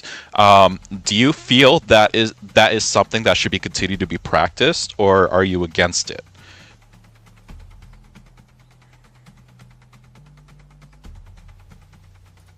No Wait, response. The 3-year-old that Isaac took? Wait. I need to look into this. One second. He's just dodging, man. He doesn't care to answer. See, so this is the reason why I brought up that Muslims are like liars and a lot of them are radicals, because when you actually push them on some of these like very extreme points, they will dodge questions about it, because in reality they think it's okay, because if they were to say it's wrong, then they'd be going against actions that Muhammad did. And if it's actions that Muhammad did, then that means that it's okay. And if they were to deny it, that would be a heresy. So they're never going to deny it. They're just going to dodge. Yeah, and all religious types are like this, though, right? Like anything, like there's very few religions. I actually gave you an answer. There's very few religions. So how old was Aisha? How old was Aisha? How old was Aisha? You don't know what her. But how old was she? How old was she? You tell me. How? So is she? I just want to point she out, was married at religions that you can take like every word that it says in the book seriously as if it's real, which is called fundamentalism, by the way, and take it to a point of extremism where it's not going to be. But this is Muhammad's wife. This is Muhammad's wife. You literally have no idea what you're talking about. I'm not taking any. Yeah, Aisha is Muhammad's wife. No, that's why he's asking you, and that's why it's amazing that you're dodging the question, because you should know what you're talking about here, Minar. Okay, so I'm going to ask the Christian here, and then if he answers this, I'll answer anything he wants. No, why can't you just answer his question without being a coward? Yeah, you little furry. I've been talking. Why do you have to be a coward before you can answer his question? Just be a man. Just answer his fucking question. You already got the answer from Kate. Mary was 17. Okay, you already got the answer. What age of marriage is allowed in the Bible? Go ahead. Oh, I have no clue. Then why the fuck are you debating me, you dumb Now we have to... Wait, because I'm not on stand. We're not arguing about Christianity. I'm fighting because I'm interrogating your religion right now. You're stupid! Oh really? Oh really? Every Christian here, no matter how many. Well, in all fairness, no matter how many questions. Muhammad, Aisha, be on top of him. Muhammad, Aisha, be on top of him. Tic-tac, hold on. No offense, Manure, but you've been pushing your religion literally all night, and now somebody's pushing back on it, and now suddenly you don't want to answer questions. That's pretty fucking obnoxious. Tiki's a Christian, so he is literally arguing against his own religion. I'm a very loose Christian. About yours. He's not pushing his right now. You're the one that's pushing yours, and he's offering some pushback. No, you fucking answer his. I'll never answer a question until you guys start answering my question. You've never been answering questions. You just haven't answered questions. As a 1400 years ago, what can I look for? Where is this thing? How many of your questions do we have to actually answer? Because you keep saying one. Then tell us the story of Aisha. I literally just didn't say anything about it. I made no presuppositions. I literally just asked you, tell us the story of Aisha, so you could clear up all of the confusion that this entire world has right now, but you refuse to, because you know the truth is disgusting. I'll give you the story. The story is... Yeah, go fuck yourself. Go fuck yourself, seriously. Can I respond? I'll give you the story. Hey, no, I'm just done. I think I made my point. I think I made my point. Here's the story. Here's the story of Aisha. Abu Bakr Siddiq. Abu Bakr, the honest one. Paige, let me answer him. He thinks I'm dodging or I'm scared of something. I'm not scared of nothing. He doesn't actually know what the fuck he's arguing. He's literally arguing that we shouldn't be looking at biological indicators. We should look at this arbitrary number. He's mentally ill. Listen. He doesn't have any reference to actually follow from 1400 years ago. He doesn't know what he's talking about. Listen, this doesn't sound like a story. 1400 years ago, when we were living in the middle of a desert where it takes 6 months to a year to go down to Syria, which is only 2 days now by car and 3 hours by plane. It used to take 6 months to a year, and you were living in the desert with no running water, where bandits can come in and take over your house. It was really bad. Get to the story. Oh, so Muhammad's 72 wives wasn't enough? Literally 72 wives was not enough? He had to have a 6-year-old to come in and play with him? Literally? 72 wives wasn't enough? He needed the 6-year-old too? I have a question. Is it okay to marry... Let her ask her question. Is it okay to marry a 6-year-old if she has all the biological indicators? So is it okay for me to promise my daughter to you? Answer the question. When she's older? Can I talk about this from a Christian perspective? Is it okay for me? Can somebody answer anything? Is it Yeah. okay for me to ask You're my not- daughter and you're give not- her to you and say I'm gonna promise my daughter to you because you're my best friend and I trust you and you take care of everything and she's gonna be your. Is it cool with you or what the fuck are you? What do you want from me? My daughter's 6 years old. No. I just wanted to be honest. She was promised at 6, but they consummated at a different age. You don't know what you're talking about. Her question Look, was, just bite the bullet and go for it. This is your religion. You think it's moral, so why the fuck are you having such a hard time telling us the story of Isha? Isaac's story is he literally possibly married. I don't care. You're the one. You're the one on the stand right now. We're talking about Muslim religion. Everyone in the Christian faith was marrying from 8 to 12. What are you talking about? They were having kids. Okay, so then here, I'm now an atheist. I believe that Christianity is bullshit. I renounce Jesus. Now your religion as a Muslim. Now your religion as a Muslim. Tell us the story of Aisha. I must be proud of you. Tell You're a warrior. Tell the story of Aisha. Okay, so 1400 years ago, when we lived in the desert, don't interrupt. When we lived in the desert, it took 6 months to a year to go to anywhere to do any trades and actually. You don't care how bad it was. But Muhammad had 72 wives. This isn't about distance or like a scarcity in women where you had to go and trail to get like the one woman that happened to be a 6-year-old to proclamate. It's like, come on. Muhammad had 72 wives and he needed a 6-year-old as well? Like, come on! That's ridiculous! Prophet Muhammad, I think he married maximum 9 women. He's the only person that was allowed that. Bullshit! Terrorism, and he didn't consummate the marriage with all of them. He actually just married them because a lot of his... Yeah, because he had a 1.8-inch penis. He had a 1.8-inch penis. The only way he would be able to walk into the house is if he married her. So he would marry her to make sure he supports her.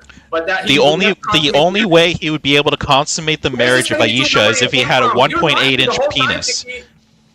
Dickie, you're lying the whole time, and you won't let me respond because you. Oh, I'm lying now. I'm lying now. You're the one who's trying to. You're the one trying to give the story here. I've been trying to get the story out of you to let you talk it, but you won't. So I'm just giving you the truth. I'm giving the truth to the whole world about Muslim. No, screw your religion. I don't care. I don't care. Don't you know it's really hard to cross the You guys are snakes. You guys are snakes. Here. That's cool. Pardon me for just a moment. I'll drop off. I think at this point I'm just being a loudmouth, so I got what I wanted. I know, but you guys can handle it at this point. You've exposed yourself. A good time for you to leave. Good. Manar, I want to thank you for the conversation. This was a very interesting my chat conversation. says you're a disgusting freak. And you're That's fine. Disgusting freak. You really are. I enjoyed our conversation. Have a good day, Manar. Have a good day. Have a good day. Your little dog. Shut up, bitch. The Trib one coming in with the big 2. When religious people disagree, you get this. Absolutely. I couldn't agree more. And it's quite fun. Trib also coming in with the big 5. Aisha, like Mary, was old enough. Old enough, which is nasty. Religion is a tool. Marriage as well. Humans act accordingly. We have no fault because humans are humans. Trib one bringing it back around. And Paige, I believe you wanted to throw something in here. I would love to, because like I'm a religious person. Tiki's a bit more to the cement than I am. I like to hear out people's positions, and I'm not against it. You know, everybody has a right to their own religion. Doesn't mean that I need to, I necessarily agree with it or agree to the specific confines of it, but I would like to express the Christian position because I feel like there was a bit of lacking on this, especially in terms of the emotional maturity or sexual maturity of the individual being married, right? So if we look at the book of Mark, right, 5:41 to 42, there is a woman identified. She is 12 years old, and it is acknowledged biblically that she is a little girl and obviously not ready for marriage. I will concede that there are looser confines as to what Christian-wise is like considered an actual marriageable woman. I don't think it's as young though as the Muslim religion. I'm not saying that like I think that's wrong in their view. I personally disagree with that. Okay, give me a reference from the Bible. How young is it? You don't know. Hold on just a second. I need to do a voice confirmation since you've been so rudely interrupted, Paige. I figure I might as well make my in. Howdy.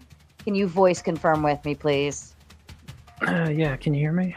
We can hear you. You're not going to do any weird shit, are you? No. Are you a weird person? I was here before. You don't remember me? I'm just making sure you're the same sounds person. Weird. He sounds kind of weird, but I like it.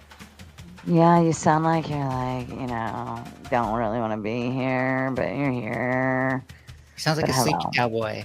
Sleepy cowboy. All right, Paige, continue. Yeah, sorry. So, I take that point. I do understand you're wondering where the Christian deviation is, like, where is the marriageable woman? Where does that come from, right? So if you look at the verse, 1 Corinthians 7:36, it does utilize the word hypercamus in reference to a female. So that's a woman who's engaged to be married. It's roughly translated as past her youth, right? Which would indicate that the individual, in this case a female, is actually able to be impregnated, okay?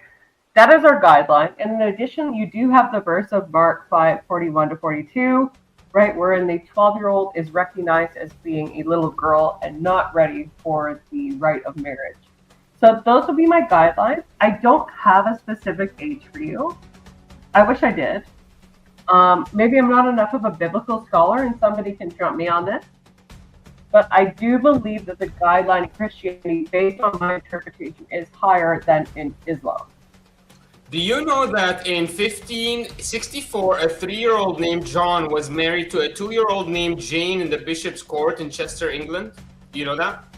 So we're talking about two different things now. We're talking about when they are married to be eligible for conception, like the actual consummation of the marriage, and when they're just like promised for marriage, right? Well, it's also different than like a grown person marrying like a child. It's like two children getting married, which is still fucking weird. But yeah, that's what I want to know, right? Are you talking about two individuals who are promised upon age of eligibility for marriage?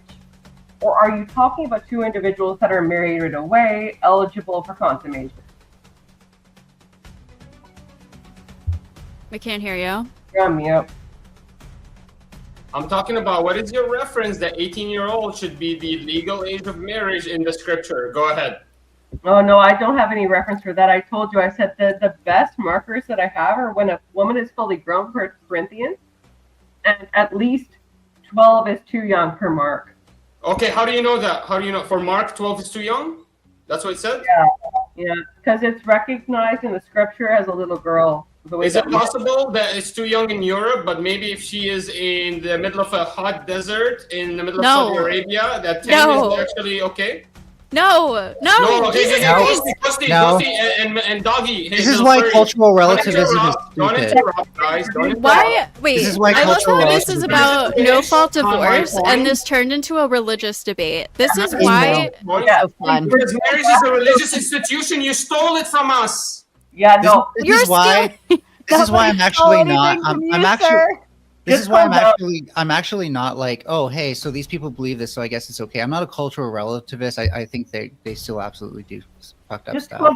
Everybody just quiet for 1 second. Hear me out, okay? Because Ghosty touched on something that I'm actually going to agree with a liberal for once in a lifetime.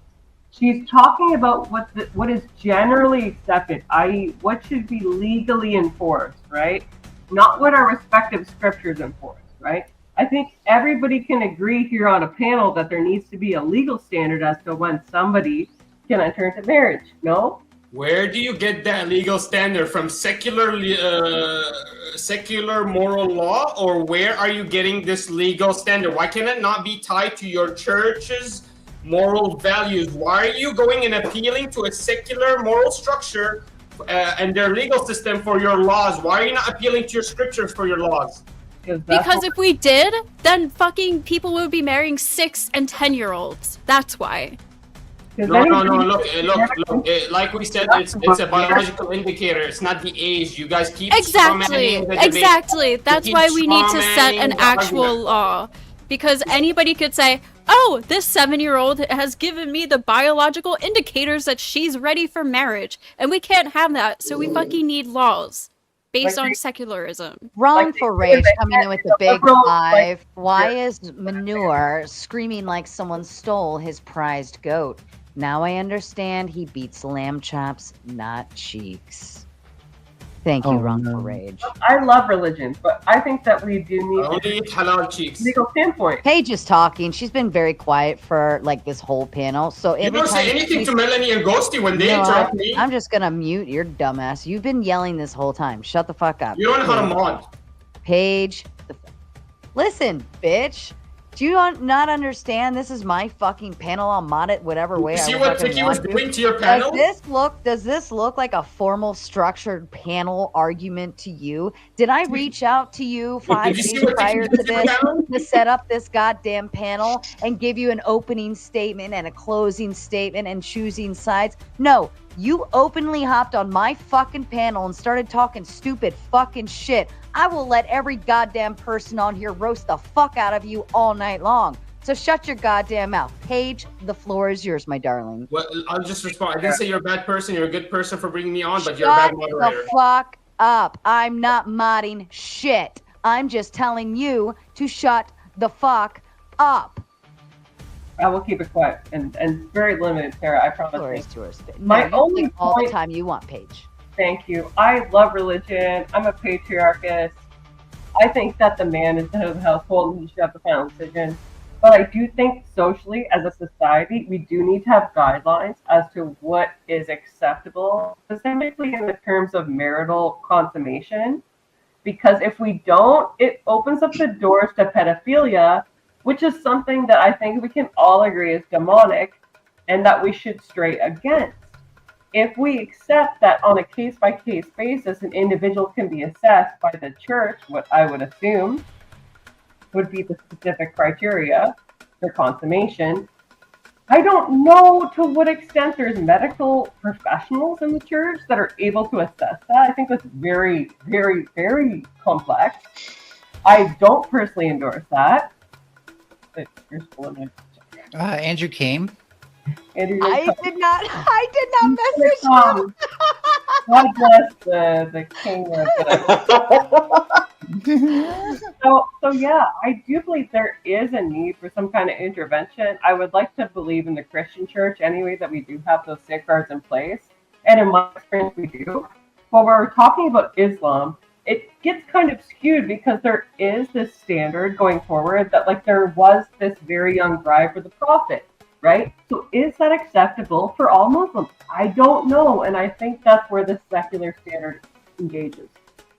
That's it. Why are you guys strawmanning the position? I'm never appealing to Islam. I'm always trying to understand the Christian position. Ticky Tack coming in with the big 20. He says, I did this and I'm giggling like a schoolgirl. You did, Ticky Tack. You came in and you lit a fire and I love it. I fucking More love power that to you. feeling when you do I love that. So yeah. good. Michael Arnold coming with the Big 10. So I hear many people wanting no fault divorce because they protect women. Will these people also advocate the government terminating a marriage if either party desired a divorce? Anybody on the panel may answer. If you want. Would these people advocate the government terminating a marriage if neither party desired a divorce? No, That's why we want the government out of like the marriage, or like less so. So yeah, we don't want them to determine if a marriage is valid or not. Right, we don't want them dictating our relationships. So I heard that there was a Muslim who was upset, so I came immediately. The floor is yours. I'm going to the restroom. Manor, if you interrupt Andrew, I will beat the shit out of you with my microphone. I Andrew, at the least floor need is my yours. credit for bringing him on. I at least need that. But yeah, go ahead. Yeah, what are you so upset about, man? What's the matter? Nothing. They got the Aisha. I'm not upset at all. I just want to know in the Bible. Are you upset? Are you? Hang on, bro. I just want to make sure. Are you upset because Jesus Christ is God? Does that upset you? Jesus Christ, peace be upon him, absolutely. You mean wait? No, peace be upon him because he's God, right? Right. Peace be upon him because he's one of the mightiest prophets of God. Absolutely. You mean he is? You mean he is? I'm upset that Yeah. Jesus Christ. You mean because he is God? That upsets you, right? Can you explain what that means? Like, why would I be upset that Jesus Christ peace be upon him is like your God? Like, what do you mean by that? You mean he's the God? So you claiming that Jesus Christ, peace be upon him, is God does not upset me at all. No, Not doesn't at upset all. you. Not at all. I mean, what do you want me to say? I don't understand this, Andrew. I'm supposed to get angry because you have religious convictions. You have the ability to actually practice your religious, moral framework as long as it doesn't break. Bro, I can't understand you. You need to take the sand out of your mouth, bro. I can't understand what you're saying. You're allowed to practice your Christianity. You can believe whatever the hell you want to believe, as long as you don't break and start, for example, going against the threshold, which is the Sharia law, the federal church law, that tells you cannot, for example, sacrifice your kids for religious rituals because it's Well, against. can I? That's fair. Can I just ask you a question? Under Sharia law, could you marry a 9-year-old?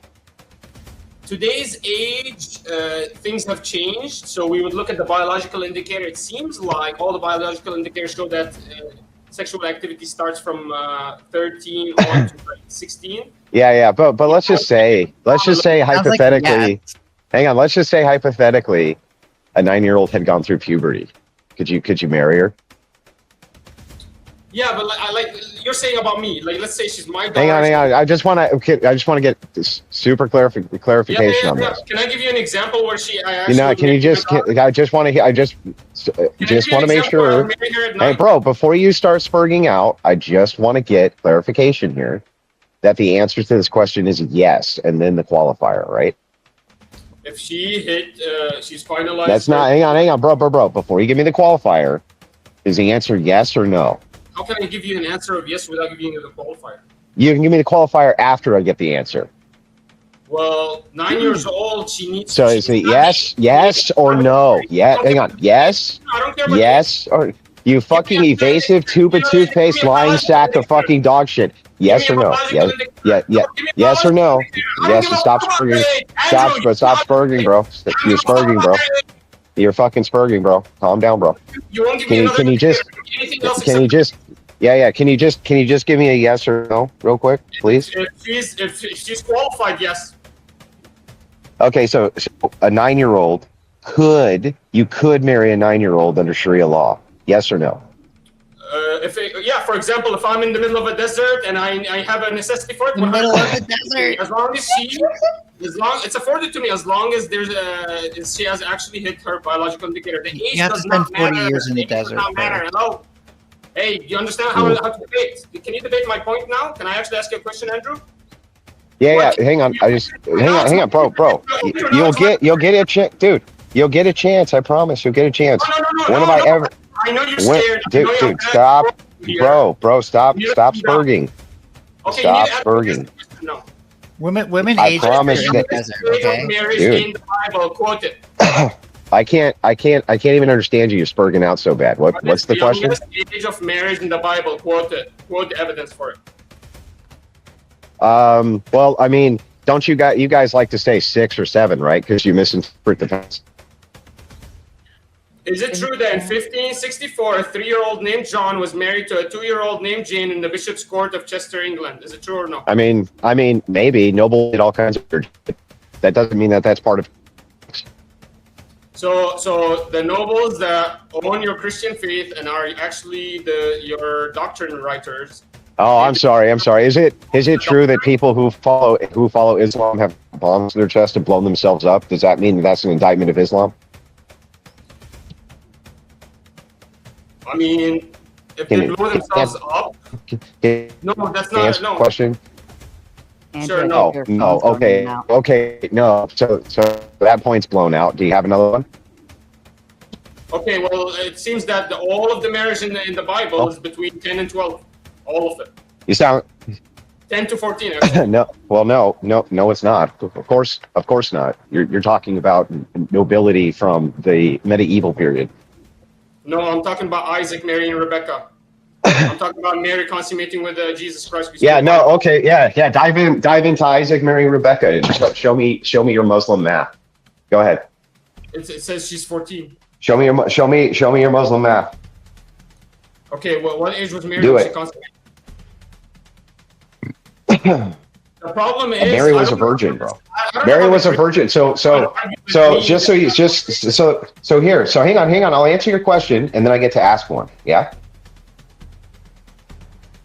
Okay. So let me answer your question. I'll answer your question first. Okay. So Mary, she was basically part of a monastery, and she was betrothed to Joseph, right? She was betrothed to him. Do you understand the difference? It's not marriage. There's no consummation. It's a betrothal. Do you know what the difference is between a betrothal and a marriage? Betrothal, like she was promised, basically. Yeah, you're promised to him, but that doesn't mean that you get to have sex with him. Unlike in your religion, where you get to actually bang 9-year-olds because you can just say that they're post-pubescent, which is fucking disgusting. Because there's no other biological indicator you can look for in the traditional history. Okay, well here, let me give you my argument here. Okay, but this is called the socket. Hang on. No, I don't agree with you. Here, hang on.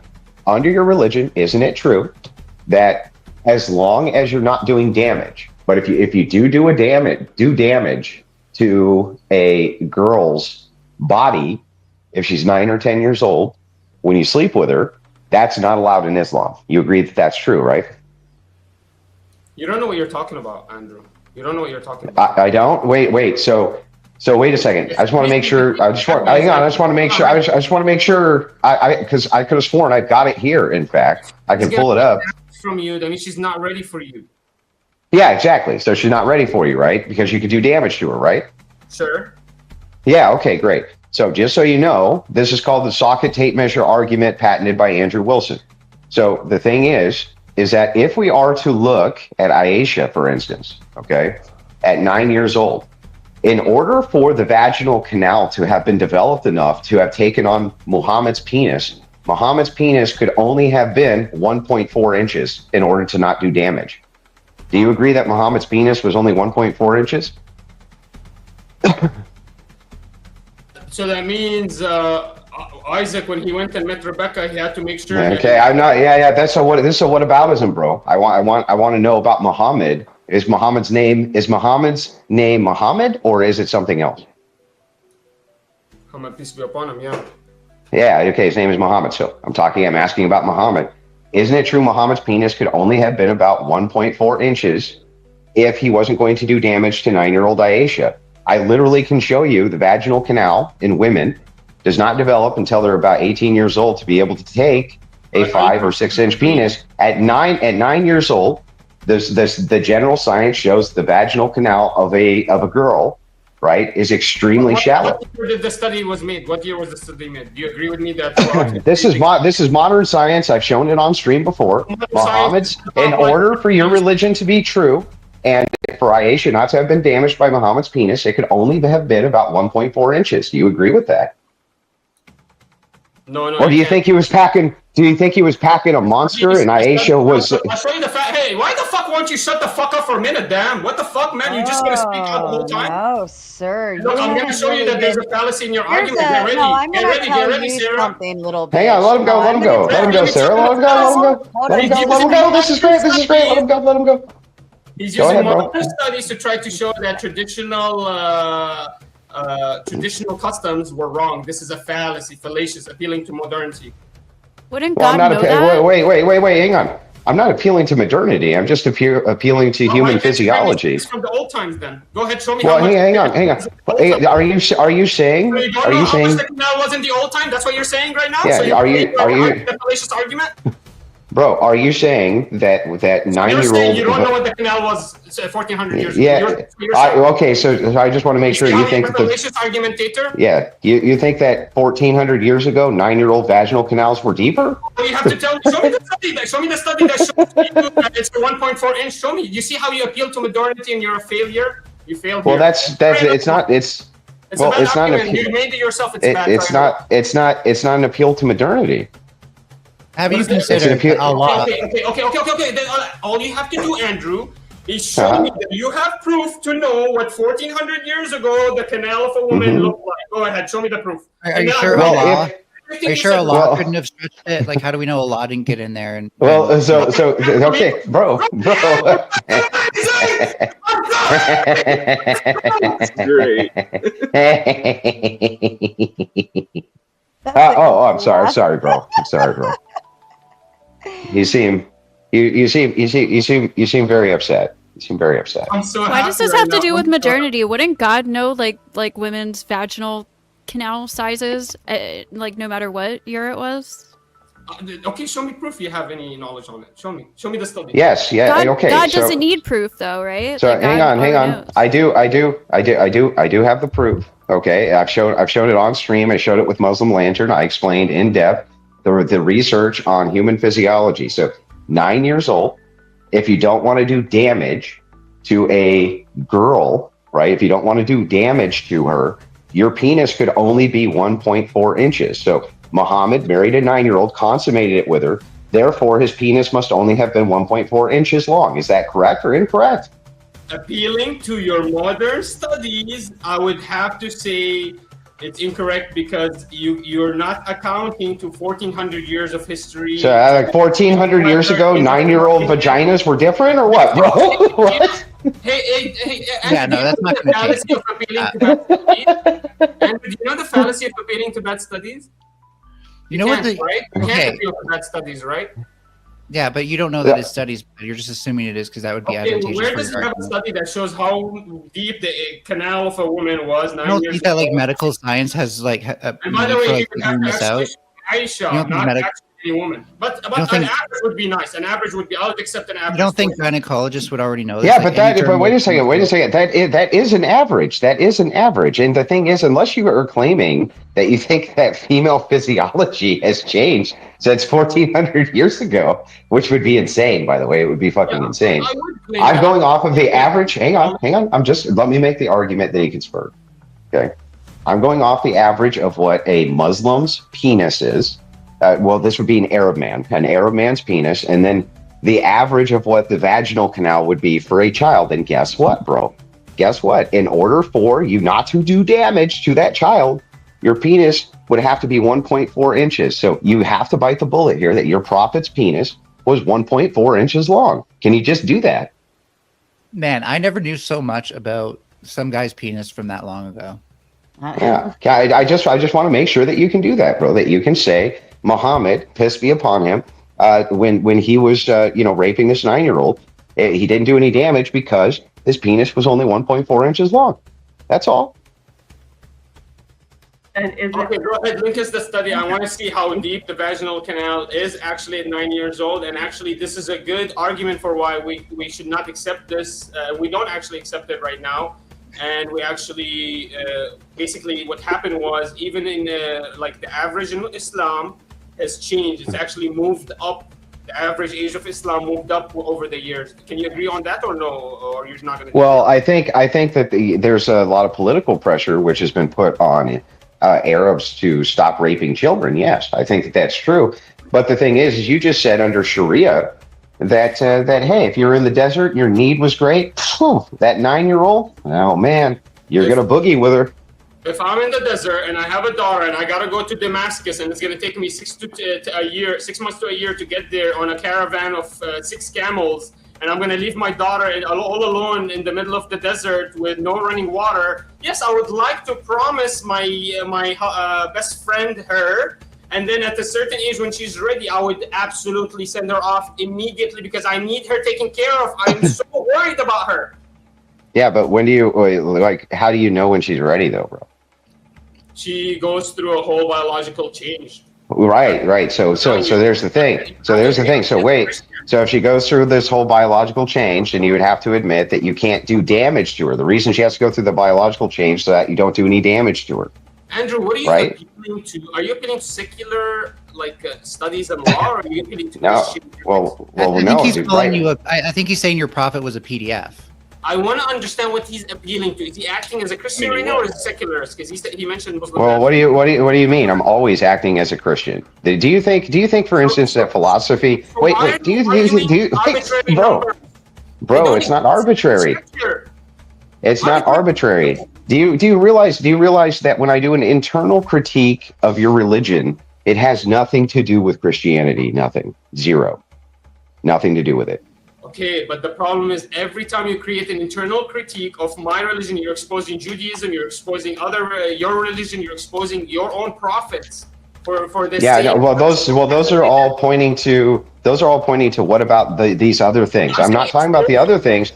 I'm just talking about Islam right now. Can we just focus on Islam or? The general. Okay, I'll focus on Islam, but I need to know, as a Christian, are you arguing against the biological indicator for marriage? Well, I don't know what that. Well, wait a second. We have church ecclesiastical authority, and the church ecclesiastical authority says that you can't get married to a woman, right, unless she's at least 16 years old, and that's in the dark parts of the world. Do you understand that? Like, do you get that, bro? Like the Christians, so Christians are very much against the Islamic pedos, dude. Like they want to put them up against the wall. You see what I'm saying? I wonder. When did this happen? When did the ecclesiastical authority happen? Yeah, we've had the ecclesiastical authority intact for about 2,000 years. Yeah. Not kidding. Yes, that is the case. So the thing is like, listen, bro, I just want to make sure that that we notate that when you're talking about these different nobles who did these different betrothals, you're talking about Catholics, right? I'm an Orthodox Christian. I'm not a Catholic. I'm not a Roman Catholic.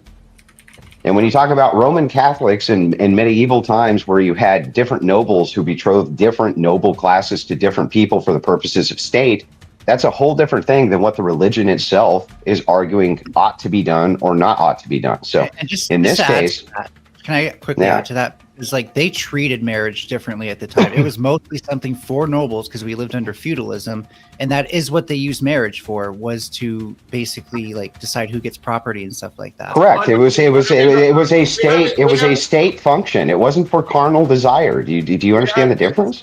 We as Muslims, for example, the Hanafiya and other, for example, jurists in Islam and different denominations, or not denominations, but schools of thought in Islam. Hanafiya, for example, they've created the same kind of arbitrary, because of the pressure of societal pressure, they actually have to create, like you were saying, an arbitrary number.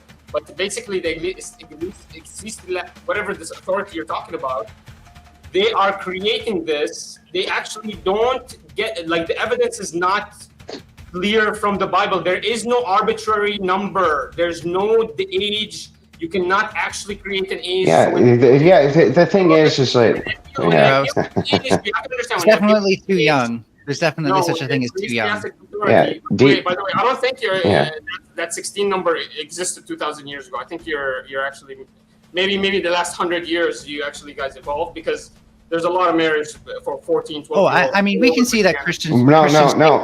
Dude, listen. We can see in southern states they have marriage as young as 14 still. Because in those are from Protestants, bro. We also have general guidelines. For example, now we're into Protestantism. The Hanafiya will allow 15 years, nothing below, for example, because of certain, because of the science that we have, because we evolved so much, we actually can. No, it's not. It's not from science, dude. Listen. Okay, when you say. Stop, bro. When you say that there's an arbitrarity here, right? It's not really arbitrary. Arbitrary means without system, right? There is a system here, and there's a system Islam uses. It's not arbitrary. The system that they use is puberty, okay? Christian ethics doesn't use a pubescent system. That's not what they do. They used an ethic guideline system. There's a distinction here.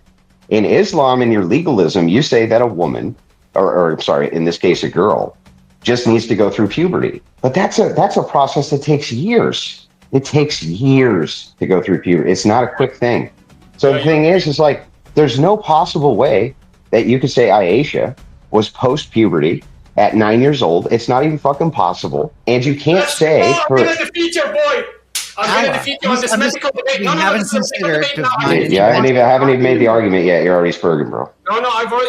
Wait. You didn't already make it. You just. I was in the middle. Well, I was in the middle of it, and then you started like fucking Allahu Akbar on me. You need to fucking calm down, bro.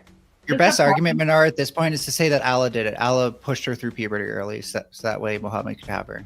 just to preface, Andrew, I did. Go ahead, Andrew. Finish your point. Okay, yeah. So my point is to just say there's no possible way Aisha could have been post-puberty. It's not possible. And two, if it's true that she wasn't post-puberty and she couldn't have been at 9, not possible, by the way, not even possible. She could have been. Even if she had some disease that forwarded puberty, right? Which is, by the way, nowhere mentioned in the Quran at all that she had any sort of disease, none. Okay, because even if that was the case, and we granted this. Unfortunately, your prophet's penis had to be a micro penis in order to not do damage to this kid, bro. God, I mean, you just got to bite the bullet. It'd be so. No, we so can't move on from it. We actually can. So do you know what the last stage of puberty is? Do you know what the first stage of puberty is actually? Yeah, there are actually 5 Tanner stages. Melanie, shut the fuck up, you fucking dog. Let me talk to Andrew Wilson right now. He's the big boss right here. How many stages of puberty are there, Andrew Wilson? Do you know? You tell me. Yeah, tell me. 4 to 5 stages. No, there isn't. 45. Okay.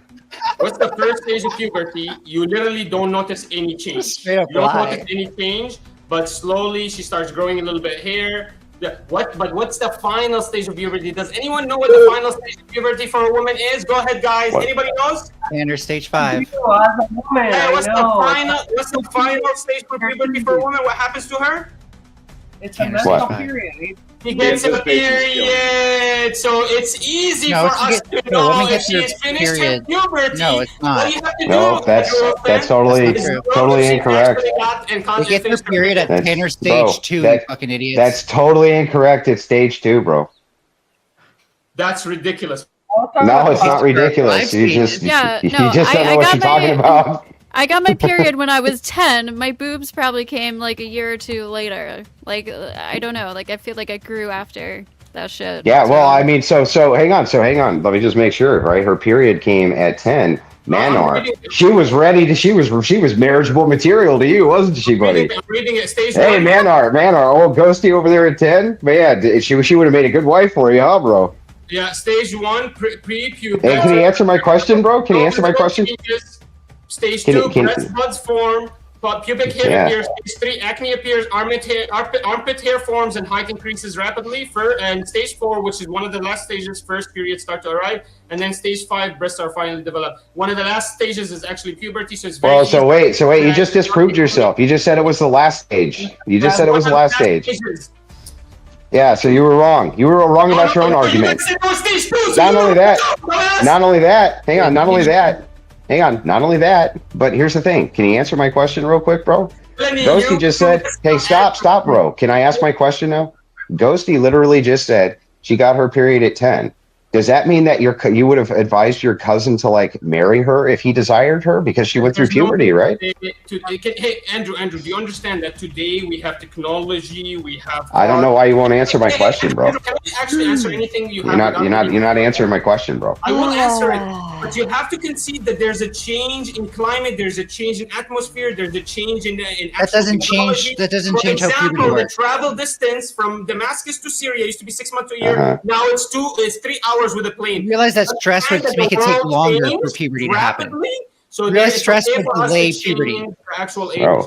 Realize stress would delay puberty. Okay, listen, I'm just gonna grant all of this. Can you just help me out here? Poor Ghosty over there just said she got her first period at 10, right?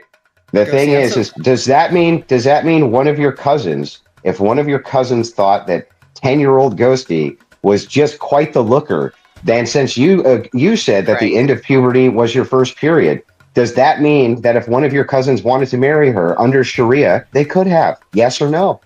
Jesus Christ, our Lord and Savior. Hang on, shut up, Melanie. Let him answer.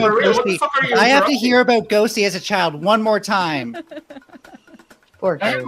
Okay, Answer the question. But if they agree, yeah. Yes. Okay. Got it. So here's the thing, bro. Like, what else do you want me to say about your religion, man? Like, what else do you want me to say? I'm waiting for you to give me the argument that this is actually anti-Christianity. I'm waiting for that. Like, Christian morality doesn't stop us either. That's why there were Christian I'm waiting for you to tell me there are Christian sects that allow marriage at 14. Hold on. Yeah. So here's the thing. Hang on. Listen, I'm going to answer the question, but you have to stop spurging long enough for me to answer it. So Well, just like anything else. bro, okay. Whenever you're ready, you tell me. Go ahead, man. Melanie, can you Okay. chill for a second? God damn. Okay, so just like Melanie says, well, Christianity doesn't stop this either, right? Because you have different sects that do A, B, C, and D. Well, Islam considers itself unified, Melanie. You understand that? They consider themselves, all of them consider themselves to be unified. It's not a sect. Stop, Melanie. Stop, Melanie. One second. Where's the moral framework? Stop, Melanie. Stop, Melanie. Stop talking, Melanie. There isn't one, right? There's no okay, moral never mind. Yeah, I'll tell you what. You go ahead. You guys go ahead. I'll wait. There's no framework that actually prevents. There's no framework under Christianity. There's no moral framework under Christianity that prevents this. Hold on a fucking second. Let me just read some of these first real fast. Nephilim coming in with the big 2. The legend is true. Yes, Andrew, we said your name 3 times and you magically appeared. Trib 1 coming in with the big 2. The Crucible cult asked and shockingly received. Wrongful Rage coming in with the big 5. But we only said his name once. Fuck, Andrew's getting quicker. Crucible crew, not one step back. Tommy Woosaw coming in with the big 2. Not one step back. And salute back to you, Tommy. Heartbender coming in with the big 10. I'm so happy Andrew showed up. Win, Andy. The Trib 1 coming in with the big 2. Andrew and Manure don't disagree on no fault, right? And I believe that would be true because Manure was arguing for that no fault was wrong. And I believe Andrew has a... Wait. His name is Manure? I'm calling him Manure for the evening because he's just been stinky all night with Spurg session. Trib 1 coming in with the big 5. Don't need to put the whole peck in order to damage the badge. LOL. Even trying to come up with that number is wild as fuck. Muhammad was gross regardless. And I will say this is an instance where it's literally just the tip. If you really think about it, it's kind of gross. Wrongful Rage coming in with the big 10. I'm here from the roast. Muslim Andrew be cooking. I still want to know how an illiterate Muslim prophet wrote a holy book and why so many people believe it. Suspicious. Jesus is God. That's really interesting. Can I just quickly point out that I don't think most of the people who wrote the holy books in the Bible were around for Jesus anyways. Okay. Ticky Tack coming with the big 5. Be charitable, Andrew. Give him 2 inches. A Plumpy coming with the big 5. Keep Christ in the problem is, like, if you give them an inch, they take a mile, Exactly. Take a child. Oh, no! Nephilim coming in with the big 2. Someone clip him calling Andrew the big boss. Shazzy Bear is a new member. Congratulations. Welcome to the Mater side. Wrongful Rage coming in with the big 5. Now I know why the people of Myanmar go for the Muslim next. It's a cultural Buddhist 969 sect problem. Straight savage. Thank you, guys. We love you. All right, Andrew, back to you. Have fun. So let's get back to this. Before I was so rudely interrupted, Islam considers itself to be a unified religion. Okay, so it doesn't have sects. Do you understand? There's no sects. It's one holistic thing. They consider all themselves to be one thing. Correct, Monar? So that's why when you Melanie, like the tard that you are, who doesn't know shit about this, right? When you say certain sects of Christianity, we don't consider them part of our church. We don't consider them a part of it. Anybody can call themselves the thing. They don't follow the same Bible. They follow a different Bible that has the book that has the entire Deuterocanon removed from it, Melanie. Sometimes. Do you understand? Sometimes they don't. No, they do. They have the entire Deuterocanon removed. All Protestants, all of them. Deuteronomy says some fucked up shit. Like, I don't know if you should. Not Deuteronomy. The Deuterocanon. That's the book of Maccabees. That's a book that has other books in it. Fair enough. It's not even the same Bible. Okay, so was I incorrect when I said that most of the people who wrote these books weren't even around for Jesus? Because I'm pretty sure I've heard someone actually. No. Listen, Melanie. Hang on, dude. Stop spurging out. See, just give me 2 seconds to answer what Melanie's asking. No, the New Testament is a collection of what the Gospels are letters that are written by the apostles to their various churches on how to guide those churches. That's what it is. Right, but they make a lot of claims about Jesus that can't be verified. You'd have to get that. Yeah, well, even if that's true, right? Even if that's true, it has do with anything we're talking about here. Well, how do you know they're actually prophets? Yeah, even if that was true, it wouldn't have anything to do with what we're talking about here. Well, no, I'm just saying, like, even if I just granted all of that, it would have really nothing to do with what we're talking about. What is the moral framework that your religion imposes that prevents what Menard's religion apparently endorses, which is PDF files? We look at an ecclesiastical authority; it has to match up with. Sorry, you're robot. Can you start again? I just didn't hear the first part. Your phone went out, Andrew. Yeah, can you hear me now? Yes, we got you. Thank you. Okay, yeah. So the ecclesiastical authority, which is the church, right, has to follow the teachings of Jesus Christ and the apostles, right? And so a lot of this is actually outlined in Paul as to what is permitted, what is not permitted. There is going to be some sort of cultural relativity which happens here, yes, but Christianity has never ever been an advocation or in any way advocated for marriages at these wild ass ages of 7, 8, 9 years. So that's insane. Oh no, I'm not claiming it's that deep, but like there are definitely states which use religious definitions of marriage and then saw it fit to allow 14-year-olds to marry. And all I'm saying is that the Bible itself, but they're all Protestant. That's like Mormon because they don't follow the right Bible. Mormon. Right? It is also Mormon shit, definitely. Mormons are Mormons are wild though.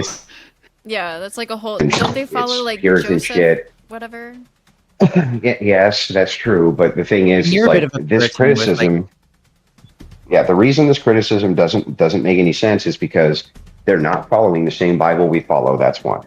They don't have the same church authority that we follow. That's two.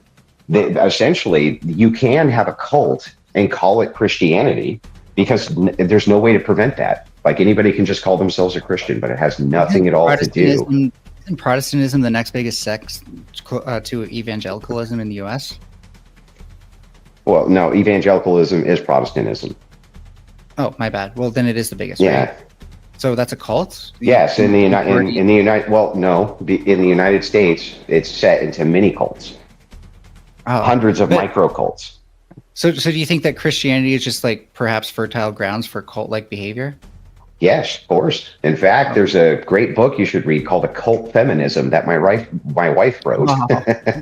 That dives in to the occult roots. Though, so that's kind of that's what she talks about the entire time is the roots of feminism coming from Christian cults. Right, but that's why like modern feminism, which is secular, wouldn't apply as much. Yeah, but it's not really secular, right? Oh, it definitely is. You think definitely their values are adopted from occultists for sure. All of the rooted feminist doctrine is rooted in occultist. Yes. Okay, I'll tell you what. Name a prominent original feminist who wasn't an occultist. I'll wait. Well, no, they I was going to ask, like, yeah. But I was going to ask, like, you think that like modern day feminists look to the Bible for how to do feminism or something? Well, no. So what happens with different cults, right? And this is especially ones that last for hundreds of years. They take a bastardization. Yes, they take a bastardization of a multitude of ideas, and then they kind of create a smorgasbord, and they pick the things that they like and they reject the things that they don't like. And so the thing is like what happened. So what happened with the feminist occultists? They were taking things from the cult of Golden Dawn, Aleister Crowley, and others, and they would mix them in with Christian ethics. Like they rewrote the Bible. The feminists rewrote the Bible, called it the Women's Bible, the Feminist Women's Bible. And they took all of the things that the men did out of it. Prominent feminists made up. They literally made up a new gospel and said that it was Jesus's wife who made that gospel. It never even happened. It was a complete forgery. So, like, yeah, bro, it's all rooted in occultism. It's not. It's rooted in. I mean, it is. No, it's not. What convention? Name a prominent feminist who's not a witch. Name a prominent feminist who isn't a fucking witch, They dude. came through occult groups, different occult groups, and some of them were like offshoots of Christianity. but they came through that because that's where like women were allowed to be prominent like religious figures, whereas they weren't allowed to be that in the church. So feminism correct. grew along with different occult groups, and they kind of they were like two roots of Great one way to make a tree. case. It's a great way to make a case for why we don't allow women to enter into clergy. So, by the way, it was in 1848 that the Seneca Falls Convention happened, and yes, there were women with religious backgrounds and stuff like that, but they actually came together regardless of their religious backgrounds because it wasn't religious background. No, we're aware. They're all occultists, bro. All of them were occultists. No, they had Many different occult groups. systems. Occult Occultists with entirely different belief systems. Yeah, that makes sense. that's how occultists always work. You think No, that the actually, you cultists- share. You Yeah. have the hive mind. No, Yeah. Aleister You Crowley. don't understand how cults work. Dude, Aleister Crowley came from the cult of the Golden Dawn. Okay, and we're not talking about cults, we're talking about occults. Do you understand the difference? Occultists, not cultists. So occultists are just people who don't share mainstream Christian views. Really. Yes, but you're using an occultists umbrella term. often will form. Occultists follow esoteric belief structures. Esotericism is its own style of philosophical magical belief. And the thing is like many of these occultists dude, stop talking for 5 seconds, or else I can't even explain this to you if you don't stop talking. So either you're going to talk and I'm going to sit here while you spurg about shit you obviously don't understand, or you can listen. It's your choice. It's just yes or no question. Are you dying Go on the ahead. hill that they were all occultists? Yes, they're all occultists. Yes. Okay, well, all of them. Okay, well, great. Name one. Name one that wasn't. Name a prominent feminist who was not an occultist. Go ahead. I'll wait. Well, several. I just can't remember the names offhand. I'll get back to you. Oh yeah, because they didn't exist. They were all occultists, dude. Ghosty knows this. She had to prep for a debate with Rachel, so she ended up having to dive in. She thought she'd prove Rachel wrong. In fact, she dove in and went, "Oh shit, they were all occultists." So I had knowledge of this prior, and I agreed with that they came from the occult or whatever, but I disagree with Rachel's framing of it. What's the framing that you disagree with? They were all cultists. They were all part of the cult. All of them. They came. The occult and feminist grew together because they had identical goals, but exactly. But they weren't one movement. They weren't like one. They just happened to like work with each other. Some of them were evangelical. Yeah, this is the same. No, none of them were evangelicals. None of them were evangelicals. Like none. Rachel frames it as if like the occult pushed feminism. They did as like some purposeful thing to like take over society, when really they just happened. Both of their means like worked together in the same. It was just a happenstance too. It was just a coincidence. Yes. No, the truth is, if those are the only places where women have a voice, then that's where women are going to go. Yeah, Madame Blavatsky created her own form of occultism, which then indoctrinated new women into the occult. It was definitely part of her design to have modern feminism. She wrote about it nonstop. So did most of the feminist authors. And yes, they all had different occults or were in the occult and then started different cults because they did want to have power vacuums to spread feminism. That's true. But you act as though because each of them had like their own little sects and then worked together, that somehow they weren't working together for the same spreading of occult ideology. Clearly they were. Why do you think they're all abortionists? That's all occult shit. That's all occult shit. All of it. Abortion is like a woman's rights thing, because especially back then women were getting pregnant so much and back then dying. Okay, Ghosty, what did the church do? What did the church do to you in the 1300s if you had a fucking abortion? What did they do to you? Hey Andrew, if you were a woman. Can you let Ghosty answer, please? No, I said I'd get back to you on this. I'm trying to. Yeah, I know, and you can in a second as soon as we finish. So, Ghosty, what did they do to you? I don't know, like hide you away and then hide They burned you. They burned you at the stake as a witch. Okay. Yeah, because that's what they did to abortionists. If you read the Malleus Maleficarium, if you read the Malleus Maleficarium, or the Malleus Maleficarium, this was that was a written guide. as propaganda, though.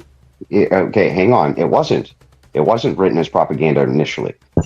So the idea here was, while I disagree with the synopsis of this book, right? It gives you great insight. It's extremely long, by the way, and it gives you great insight as to what they considered, especially the Catholic Church, witchcraft to be.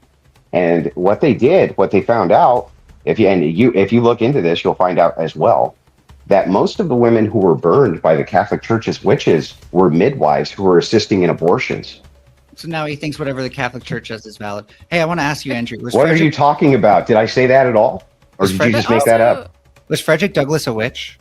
I don't know why you don't answer my question. Why did you just say that as though I said that? Remember, you said I could do that later. So was Frederick Douglass a witch? Frederick Douglass was later in the feminist movement. But he was at the Seneca Falls Convention, right? Yeah. So what? That's the first. That's not something rooted. And yes, he probably was a witch. Yes. No, he wasn't probably a witch. Yes, he probably was a witch. Yes. No, he just wasn't. Okay, well, let me ask you a question. Can you pull up any writings of Frederick Douglass in the occult? No, you'd have to do that to prove your case, right? Well, no, you said you're saying he's not a cultist, right? Yeah.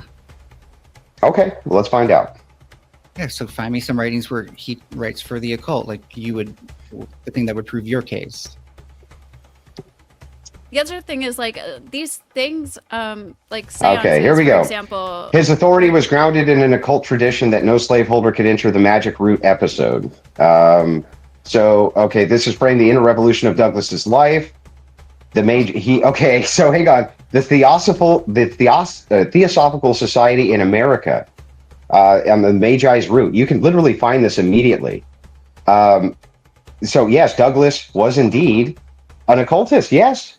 And just to be clear, you probably also think Episcopalians are occult members too. Well, there's a difference between. Wait.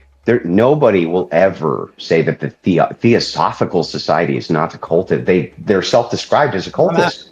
Yeah, so I'll grant you that. I'm asking about someone else now. If someone was an Episcopalian, I'm granting you that. Now she just got blown out, bro. Can you just go ahead and admit that you were wrong and that Frederick Douglass was a witch? Sure. Yeah, can you? Okay, great. If you have to so badly to Andrew, you are the best debater ever. Since you need it so badly, here's your W. Would an Episcopalian be an occultist to you? What's an Episcopalian? People who follow the Episcopal Church. No, they're heretics, not witches. But Mormon. Okay, so Elizabeth doesn't equal witchcraft, though. Yeah, and I also just want to point out Elizabeth Cady Stanton was an Episcopalian. Elizabeth Cady Stanton was an occultist for sure, 100%. No ifs, ands, or buts. Now many of these people self-identified with Christian roots, just like Margaret Sanger, she identified with Christian roots as well. But the problem is that they would Stanton especially was a rooted occultist and self-described as a rooted occultist. So I don't know what the fuck you're talking about. You don't even know what you're talking about. Are you like looking for sources that actually describe these things? Because like I'm not. Well, no, I know. I've read Stanton. I've read Stanton. You have to link the thing you said about Frederick Douglass because I she did say, bro. She did witchcraft all the time. She did seances. She did occult activities all the time. What are you talking about? Seances weren't directly connected like to witchcraft at the time. Yes, they were. Yes, they were. In fact, in some by the Catholics. Cases, but like even Protestants.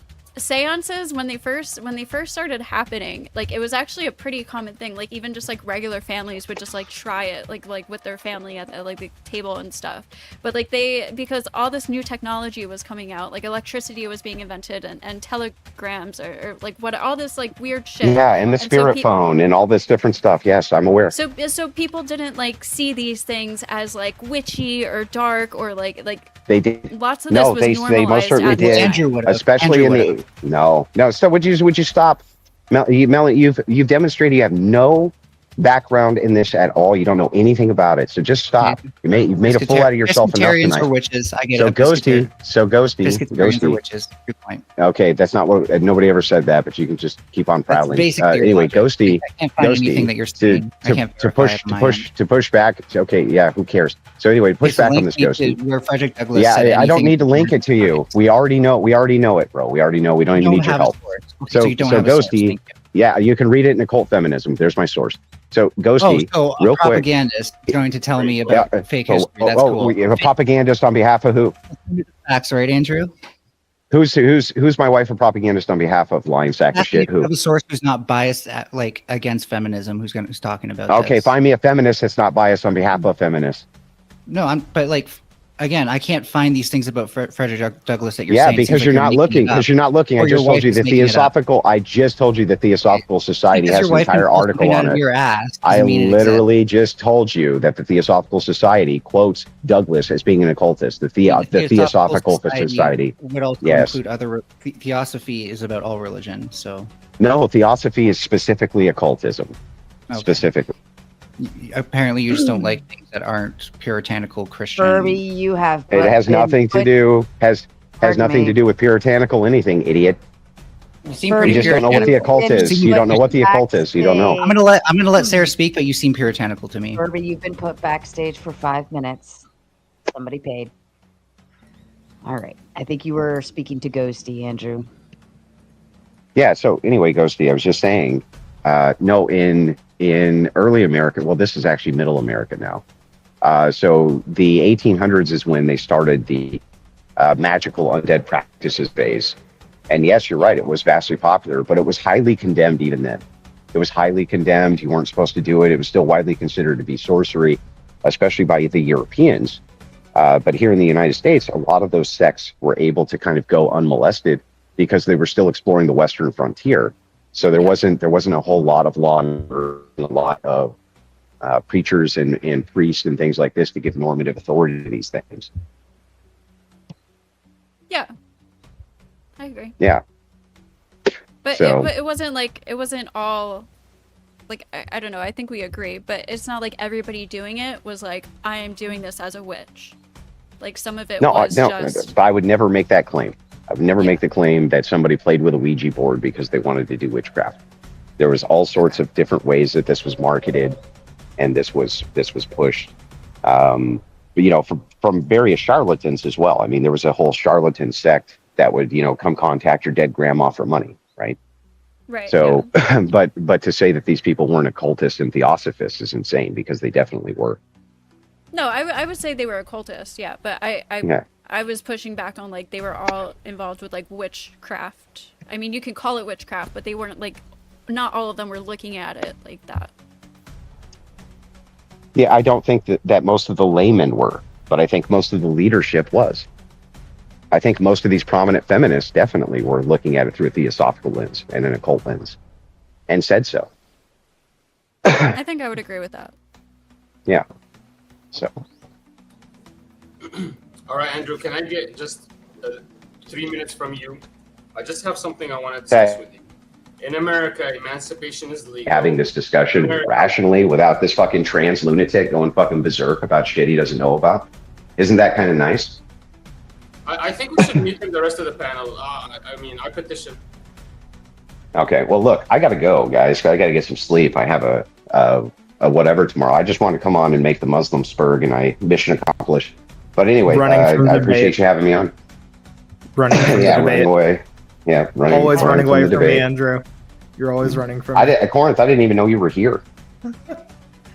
Yeah. I didn't even know you were here. And the other thing is, I don't ever remember saying hi to Jess Gerald before. Yeah, he's here. He made his debut Friday night. Yeah, Sarah put me on a speed date. No, Mama Tomato put you on a speed date. Did you win, Gerald? I did. Really? Yeah. What did you win? What did you win? A first date. With who? Sarah, the Raging Tomato. Oh, I mean, that sounds like an L, bro. I mean, honestly, I'm teasing you, dude. I'm teasing. I just wanted to say what's up to you. Well, it's good to see you. I was surprised to see you drop in. Yeah, I wouldn't have done it, but Tiki Tack was in the Discord and was like, "Come make this guy spurg," and I was like, "Well, okay." So anyway, surprise! What a Muslim prayer! How quickly it could be answered. God, thank you. It's really funny. You didn't even have to ask your fake God. You could just ask me. I would have just come in and talked to you anyway. So Jesus Christ! Just letting you know. Just letting you know. But anyway, have a good night, guys. Bye, Take care, Andrew. Thank you for the debate. All right, everybody shut up so I can read these. Also, Mel, you got 5 more on you in the back, okay? Let's see, we did that one. Okay, Tommy Woosaw comes in with the big 2. What are, is it Sunni and Shia? Sunni and Shia? Sunni and Shia? I don't know what this Sunni is the Orthodox. Shia, they believe in newer teachings. We still believe that they're Muslims, but they are completely unorthodox. They do their own teachings, and a lot of people look at them as the outside of the faith.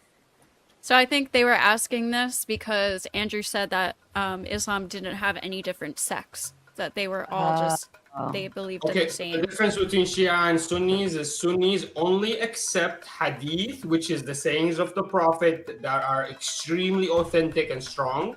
The Shia accepted weak hadiths, and weak hadiths created havoc to their religion. I'll give you an example.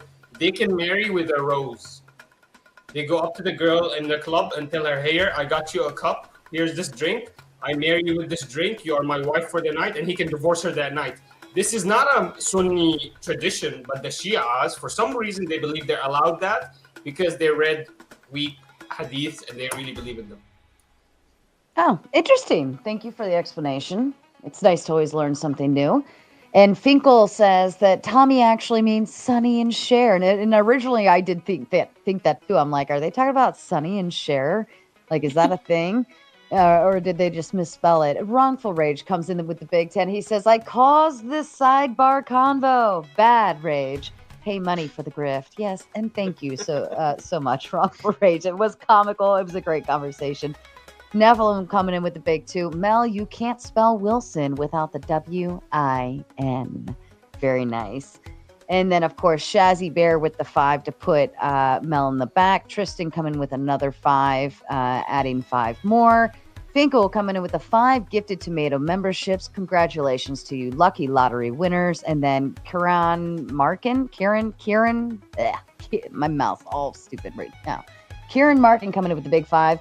5 more minutes of silence, please, for Melanie. All right. And Melanie, you are back there. You've been back there. You'll be hanging there for about 9 more minutes. Michael Arnold coming in with the big 5. Ghosty, hush. Andrew isn't here for you. Wrongful Rage coming in with the big 10. A cult is knowledge that is hidden. Cults are groups of weirdos doing stupid shit for charismatic asshats with selfish vision. Why would you spell out shit and then blank out ass on ass hats? And then Trib 1 coming up with the big 10. Is it possible to use this to reduce Mel's wait time by 10? If so, here it is. Also, religion when it comes to consent is a yikes. Again, win Sarah. Remember to ask for manure before you divorce. He got you. And yes, you can utilize time or money to bring people back. And so that will balance it out. I will bring Melanie back on screen. And then, of course, Adam Dole. Nice to see you again, my friend. Hi. Nice to be here. Hello. And just for the record, I'm actually going to wait the entire 15 minutes just to honor the people who did pay 15, because I love anyone who pays money for this. But thank you again, Trib. Super appreciated. You rock. Melanie, then you're not honoring the people who paid to get you out. Well, I thanked them directly. I want to give both people what they want. I'm back on the panel, but I'm also gonna. It's only 7 minutes. It's only 7 minutes. Well, how about instead you split the difference and for the next 10 minutes you speak for a minute and you're quiet for a minute and you speak for a minute. Just make it completely incomprehensible for everybody. I think that's the best way to do it. I think that'd be great. I kind of agree with that. Okay, anyways, so Mel is muted right now. What's up, Adam? How are you, brother? Hi. Do you want to debate about libertarianism and how it's completely compatible with conservatism? Yeah, sure. Throw your proof. Yeah, okay. So I gave this to you before, and you kind of freaked out. So I'm going to do it again because this is a really simple argument. I don't remember. Premise 1. Adam Dole. What? I don't ever remember talking to you in my life. Yeah, I know. It was funny. Anyway, so I have this written out, but I lost that paper, so I'm just going to do it off of memory. Premise 1, conservatism means you're conserving certain aspects of a society that you like. Premise 2, it's possible for an aspect of a society, it's possible for libertarianism or value in liberty to be an aspect of society. Conclusion, they're not contradictory.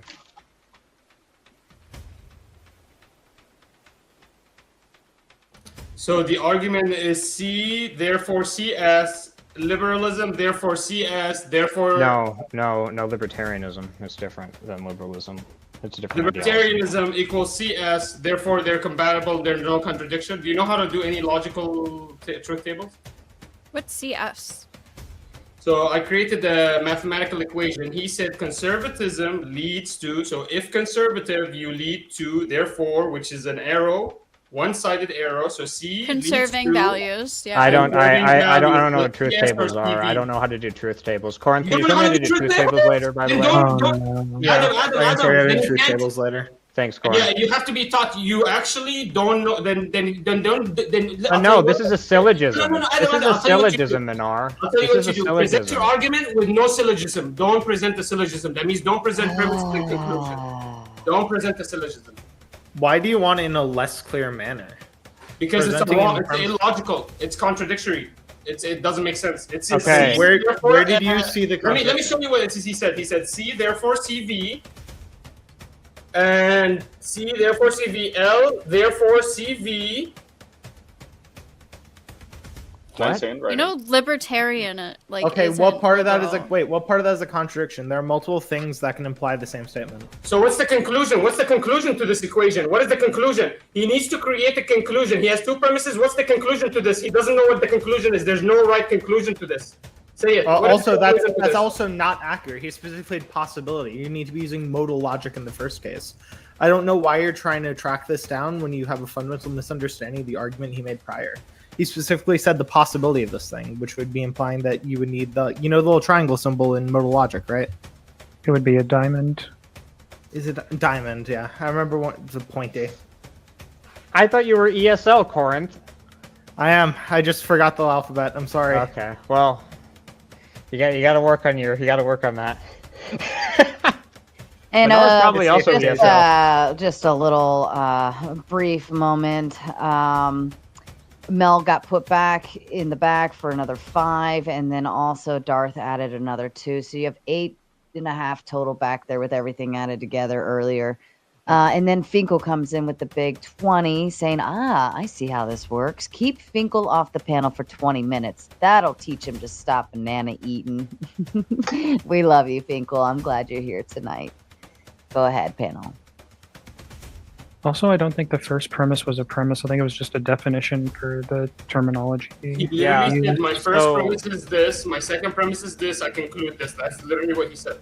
Yeah, but he doesn't know what a definition is. So that's why I asked him. That's why I asked him. Don't create hold on. Told me that I actually wanted a bad argument or something. So like I said, I used to have this written out. The conclusion is that they're not necessarily contradictory. How did you draw that out? What was this? What was the symbol you put between C, L, and CV? What was the symbol you put? Like I don't know how to write formal logic, man. Obviously Socrates was able to write his classic syllogism of Socrates is a man, all men are mortal, Socrates is mortal, without knowing formal logic because that language hadn't been developed yet. I mean, I don't need to be able to write formal logic to construct a syllogism. Can you repeat the thing one more time for me? Oh, yeah. Premise 1, conservatism, the ideology of conservatism is requires you to prefer to conserve a certain elements of a society that you like. Premise 2, it is possible to have certain elements in a society that you like which are inherently libertarian, as in they value liberty above all else. Therefore, conservatism and libertarianism are not necessarily contradictory. I'm so fucking bored. That's just a completely fine argument then, right? Yeah, well, by showing the possibility of this thing being true on the alternative, it's showing that the negation of the possibility isn't necessarily true, and that's just gonna make the conclusion follow. Well, I forget the exact axiom that's. Well, the reason I brought this up is because I presented this to Minar before, and he rejected it for some reason, but he never really explained why. I do have a pushback. I don't think conservatism just means conserving something that you like. I think it's conserving specific values and and things that go along with conservatism. Well, I'm right. So I would agree it would have to depend. So to be a bit more specific on conservatism, because I do actually agree with that, Ghosty. But conservatism would refer to something that is a pre-existing structure within the society that goes back and has a tradition associated with it. And then I would just say that there's a tradition of libertarianism that goes back in the U.S. Which would be the next part. You know, if you're gonna go with Robert Conquest laws, then he just fucking says conservatism just means keeping what you like the same, but he's using it in a very general sense. That's his first Conquest's first law of politics. Also, just for Minar there, the shorthand answer for what you want to do is you want to flip the LM implies L or whatever the second statement was, and then put in parentheses and add a possibility statement before it. And then that's going to be what the argument is going to be. How do you do it? So C, therefore CB, then what happens for the second premise? The second premise, you just flip the order in which the second one, what you have as the consequent is actually the antecedent. The antecedent is actually the consequent. Put in parentheses, add a possibility claim before it, and that's going to be the second premise in this case. So C, therefore CV. So conservatism leads to conservative values. Conservative values do not contradict. No, it's possibly the case that conservative values imply. No, it's a possibility thing. The second statement is possibly the case that conservative values imply libertarian values. Which symbol is that? Possibility, is that the arrow? With the diamond. I think it was Howdy said it a minute ago because I misremembered it as a triangle. The diamond upwards or downwards? It's just a diamond. Yeah, it's that's just diamond. possibility, and then a square. And the diamond is an and. No, you have a square. You turn it like 45 degrees. Yeah, which he's doing with modal their logic. hands. This is modal logic. Go on to the list of little logical terms, find modal logical terms, and it's going to show you the diamond and a square. Square is necessity. Diamond is possibility. You're thinking of the caret and the big V. Those are and/or. Those are two different things. Oh, okay. Hey, if you guys can see it, go ahead and draw his logic table so I can test it because I need to see. I can't see what you guys are talking about. But also, the reason I brought this up is because me and you were talking about this in Rob Noor's back chat about a week ago. I don't use the name Adam Dahl on Discord. And you said that I was a stupid idiot, and you said a bunch of other mean terms towards me, and I'm trying to figure out what's wrong with this argument, because I presented you the same argument. Okay, present the argument without syllogism. Let me debate you on the argument, because it does sound really stupid. Go ahead. Okay. People can conserve libertarian values, therefore you can be a conservative and a libertarian simultaneously. Oh, I remember you guys. Okay, I'll tell you what happened, guys. This guy used the definition of the word conservative and actually used the literal definition, which is to conserve. Can I ask a big favor from you, Manure? My head is absolutely pounding, and every time you fucking speak, it pounds even more. You're hurting my head. Can you kind of like lower your energy level and perhaps your volume on your mouth? That would be great. And a big shout out to Michael from earlier. He did understand I wrote it in text, but my apologies. I thought you were just saying ghosty hush. I didn't realize you wanted me to mute her. But yeah, for future reference to anybody, it would be helpful if you specify specifically, mute Manure, mute Adam, mute somebody, because that just helps me understand what you're saying a little bit better. But shout out to old Sarge Finkel. He says, the tomato said she was bored. That's your cue to do more handstand push-ups. Dude on the top row, third over, I believe he's talking to you, Manure. And just a heads up, we'll go for about maybe like 10 more minutes on the topic, and then I'm going to shut down.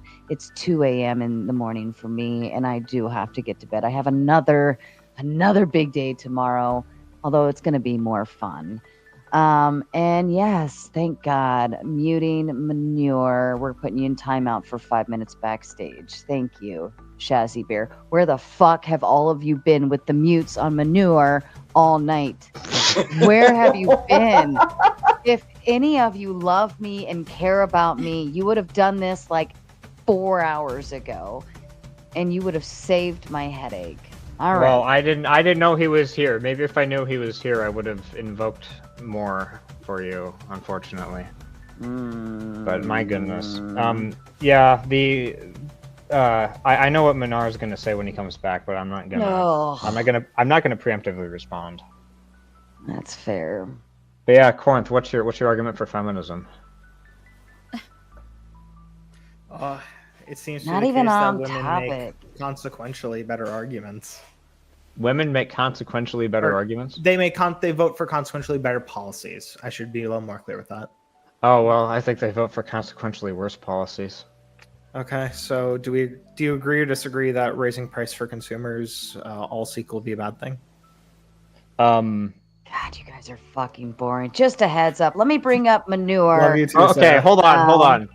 No, I can you start hold on insulting for a Corinth fucking if you second. want. Here, let me just do this. Just shut up for a minute. We I can a have blood fucking sports if you headache. prefer. No, you like not at this time. Okay. Jeremy has decided to kick you off for the rest of the evening, Manure. But I figured I'd give you a quick, brief 30 seconds to get your final whatever out.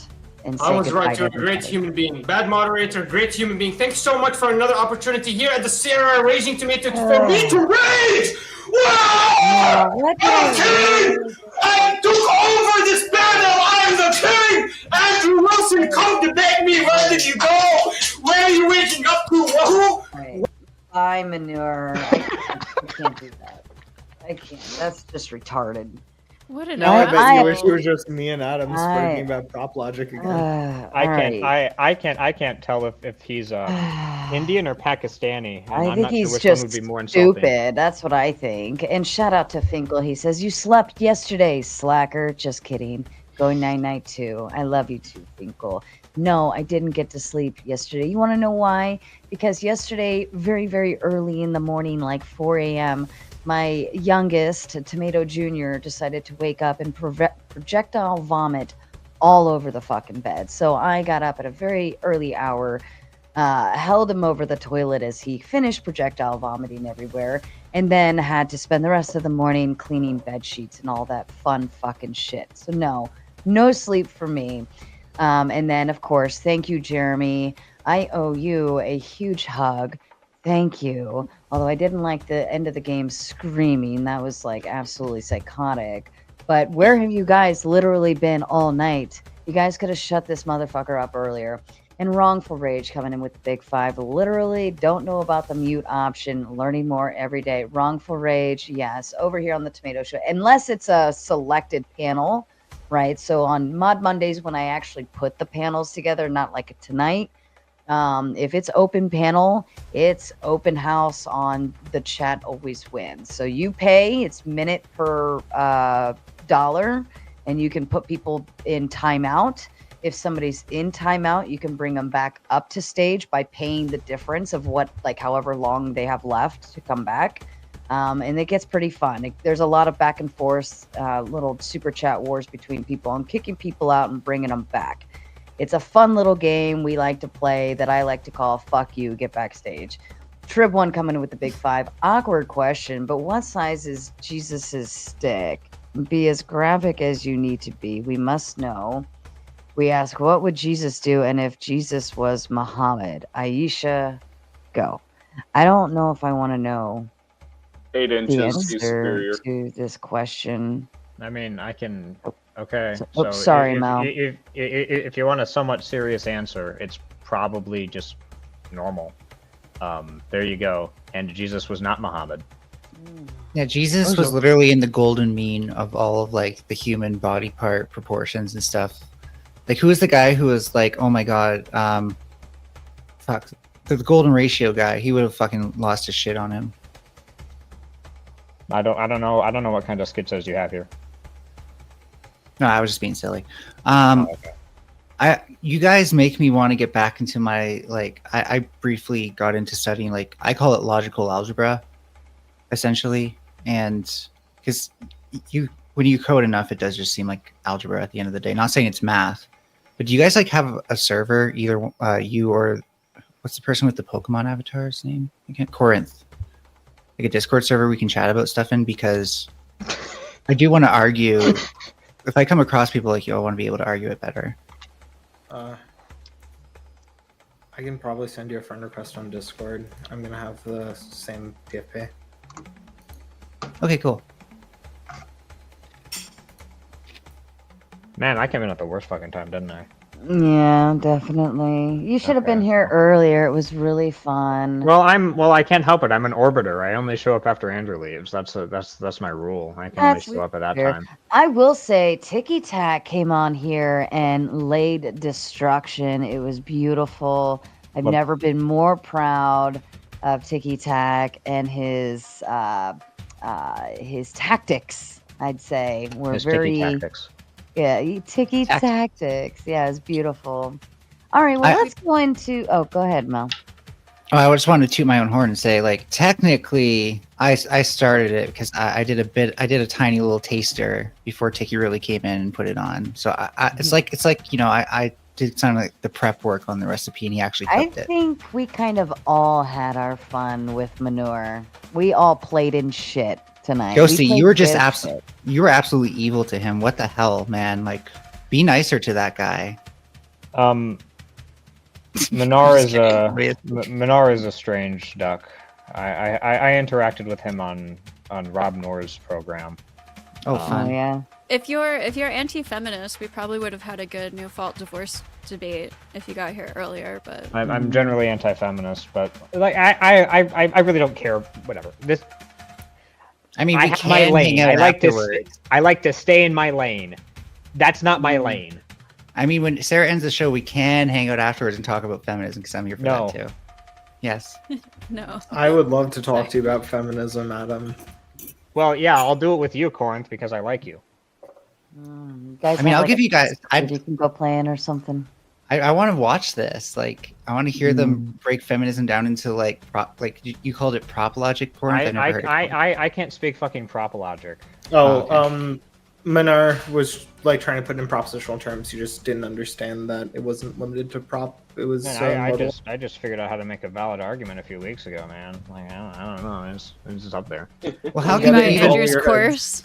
Like something like conservatism is very like it has a lot of historical context. It varies a lot by the person you meet. It varies by country. How can you even make a true statement with that? Well, so as far as I'm concerned, and I'm just doing a definition that I think is intuitively correct, that conservatism is just conserving a specific tradition that you like within a country that pre-exists and that you value greatly. But it has to be a somewhat long-standing tradition. The rest of it is I'm just saying that libertarianism and libertarian values are actually a long-standing tradition in the U.S. specifically. Okay, yeah, if you can find this in the U.S. like as a particular. Yeah, well, like I mean, obviously, you know, conservatism in Japan, even if we're talking about like auth-right, like just an authoritarian right-wing version of conservatism, it would look entirely different in Japan than in the U.S. So the real statement would be like, in particular, this is true in the U.S., but not all conservatism would look like this. Well, see, Minar was going hard on Rob, claiming that you cannot be both a libertarian and a conservative at the same time. Rob is an American, what I refer to as a conservatarian, which is well, it's exactly what you think I mean by that. It's a combination of both conservatism and libertarian. I agree, actually. So conservatism and libertarian values. Which, yeah, it's very hard to find a true left-wing libertarian, by the way, but they do exist. Well, left. What the fuck are you talking about? I've talked to all sorts of left comms, like anarcho-com. I had a friend who libertarian. Left. An anarcho-communist is a left libertarian. It's the same thing. Anarchos, sure, but like in reality, most anarchists aren't like minarchists, right? Like they don't want as little government as possible. They want states where like a power is minimized. So libertarianism refers to the entire spectrum from minarchism to anarchism. Like If most. you want, okay, that's just a difference in opinion there, but that's fine. Well, no, this isn't a difference in opinion. Like, you'll see people like Liquid Zulu regularly refer to themselves as libertarians. You'll see people from the Mises Institute, who are all ANCAPs, by the way, almost all, refer to themselves as libertarians regularly. I'm not making this up. Like, this is just how the term's used all the time by everybody. And I could just be like more for a right person. I call myself a communitarian because I'm a social ecologist. Look up Murray Bookchin if you're interested. But yeah, I've heard of Bookchin. I don't know. He's a communist, so I guess he's not. He's post-communist. My ears, children. Like, by the way, that's what's that? That's like saying you're a post-leftist and then like refer to Mark Fisher, who's Marx. just a leftist. He critiques Marx. Yeah, so did Foucault. I mean, necropolitics is pretty relevant to today, so I'd even say, that would. That's just a different thing, right? This is like talking that Marx has a monopoly on the left, which he doesn't. Sure, but what I'm saying is like Bookchin does not argue for communism; he argues for communitarianism, if not confederalism. You have to make those distinctions. Well, I'm gonna be honest. I never read Bookchin. All I know is all the fucking ANCOMs I know love Bookchin. I'm surprised. I've only met a few. Well, you should. I don't know. You met Discord servers. The worst. No, we're social ecologists. Discord servers. We're social. How can social? I don't know what you're referring to. I'm referring to all the ANCOMs I've talked to. All right, let's do our roundabout. Let me get the super chat. A Nephilim has requested tomatoes in chat, and not enough of you showed up with tomatoes. I'm disappointed. I'm very, very disappointed. More tomatoes, or I'm going to make them do this boring ass conversation even longer, and then I'm just gonna walk away and let them do it all night. Wrongful Rage coming in with the big 5. Good night. May the rest be great and the morning be serene. Otherwise, someone gets stitches. That's right. That's right. Fucking Manure is going to be getting stitches because it's fucking driving me insane backstage right now. I'm being all smiley and stupid. Like we're all fucking happy and shit. No, I'm not fucking happy. I'm tired. I have a headache. Pounding, and fucking Manure made it only worse. So let's start with our final thoughts. Corinth, the floor is yours. No fault divorce sounds like a pretty decent policy. Fair enough. Fair enough. I'm gonna put Paige up here. Actually, I'm gonna put just Gerald right here. Paige right there. Mel, Adam. Okay, howdy. To you, the floor is yours. Sarah, if we got married, would you ever? Is it possibly the case that you would divorce me without fault? I don't know. I don't want to think about Don't getting make married. her think right now. Yeah, That's all. it's too hard of a question. Would you? Let me ask you. Can I flip it to you? Would I divorce you without fault? I don't know. Probably not. All right, fair enough. Then there's your answer. Because I'm a good submissive wife. Adam, the floor is yours. Just to respond to Corinth, on a societal level, I'm actually, like, on a legal level, I'm actually fine with no fault divorce because I don't believe that the government should be involved in marriage directly as it stands. So I don't know, the horseshoe theory, I guess. Thank you, Adam. Melanie, the floor to you. Yeah, so with no fault divorce, the big thing is that marriage kind of assumes that people, once they get together, will want to be together for the rest of their lives. Turns out humans are pretty complex. I think it's better when we have relationships that are built on trust and are maintained on trust, and when people lose that trust, they're able to leave it without having to show proof, which can be pretty hard, that you no longer trust this person. So unless we want to like force people into things, which I think is pretty effed up, if you're like into forcing that kind of stuff, people to do that stuff, then let's just be smart about this. Oh, and two points of things, Corinth. I'm gonna need you to. I was looking for you. You're not in Sarah's server, right? Okay, they're not Corinth. there. Sarah, I can rejoin Sarah's server right now. I can rejoin it. Okay, cool. That might be the only way you can find it because I can't remember for the life of me how to get my fucking username off of Discord. And Sarah, I do have a question for you after this, but actually I forgot what it was. Anyways. Who do you want to debate? No, it's not that. What was it? I don't remember. Oh yeah, no, I remember now. Okay, cool. I see you, Corinth. You remember now? Oh yeah, no, it will be for like once you shut down the stream, if that's okay. Oh, I usually don't hang backstage, but I will just for you tonight. Yeah, just for 5 minutes or less even. So 1 minute. Make it fast. 1 minute. Jess Gerald, floor is yours. The quietest man on the panel, yet he has earned his right to be a panel squatter. All you lucky motherfuckers who got your memberships, you know who to thank. Send more tomatoes, please. Jess, the floor is yours. Well, I was gonna speak, but then Andrew popped out of nowhere. So, and I know my place, so I just stayed silent. My only thought on no-fault divorce is it scares the hell out of me, because the thing that I want more than anything else is the wife and the kids. I want a family, and it's a terrifying thing because that means any reason whatsoever. So I could end up like my father, who he was divorced because my mom found someone else. He wasn't a bad man. He didn't do anything wrong. He loved us to death. He's one of the greatest examples of a father I can find. And he lost everything not once, but twice, and I had to be there through it. So the fact that is a possibility that could happen is, right now, the only reason that I am holding myself away from actually getting married. Imagine getting married. That's fair. Ghosty, floor is yours. Thank you for having me, Sarah, and thank you for setting this up. I really appreciate it.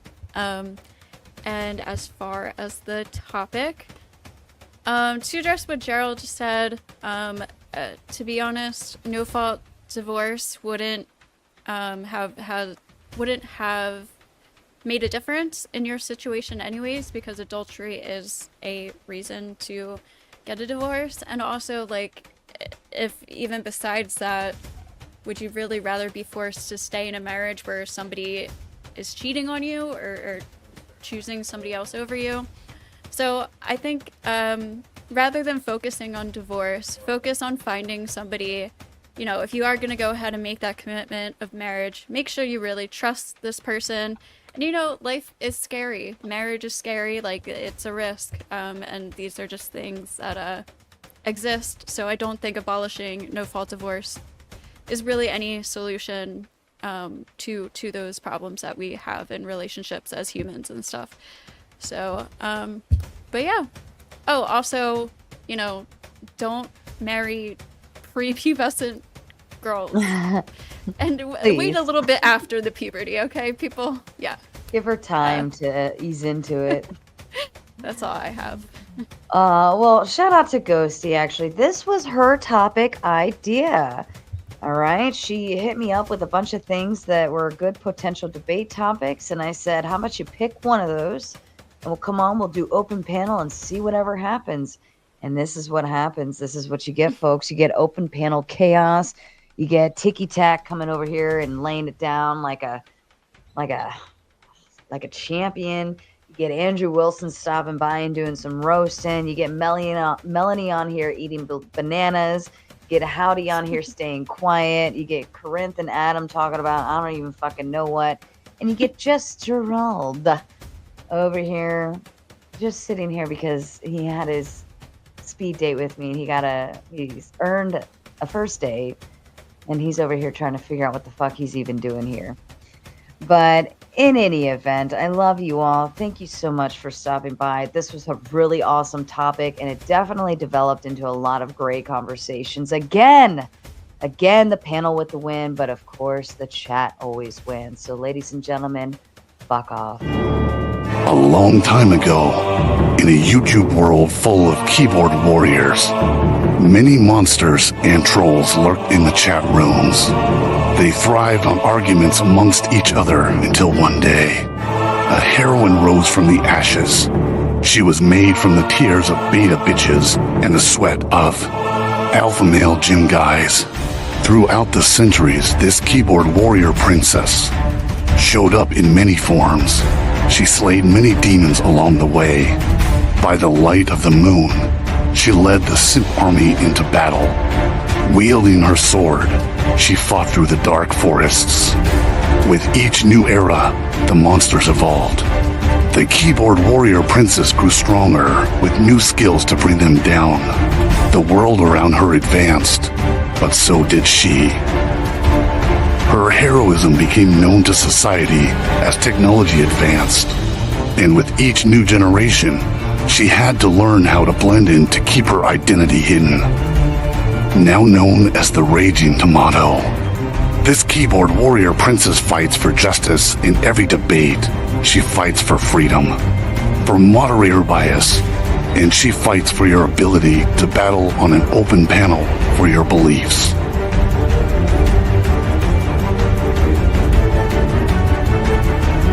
She protects the simp troopers from destruction. She fights to create peace among troll wars. She storms the battle zones without hesitation and leaves the battleground with her pockets full of souls. Are you ready to battle your fellow trolls? Are you ready for a moderator to give you time to talk? Are you ready for justice, peace, and a fair fight? Tune in every Monday night to watch your friends duke out their issues, or join the open panel so that you can fight the good fight and find resolution with your peers.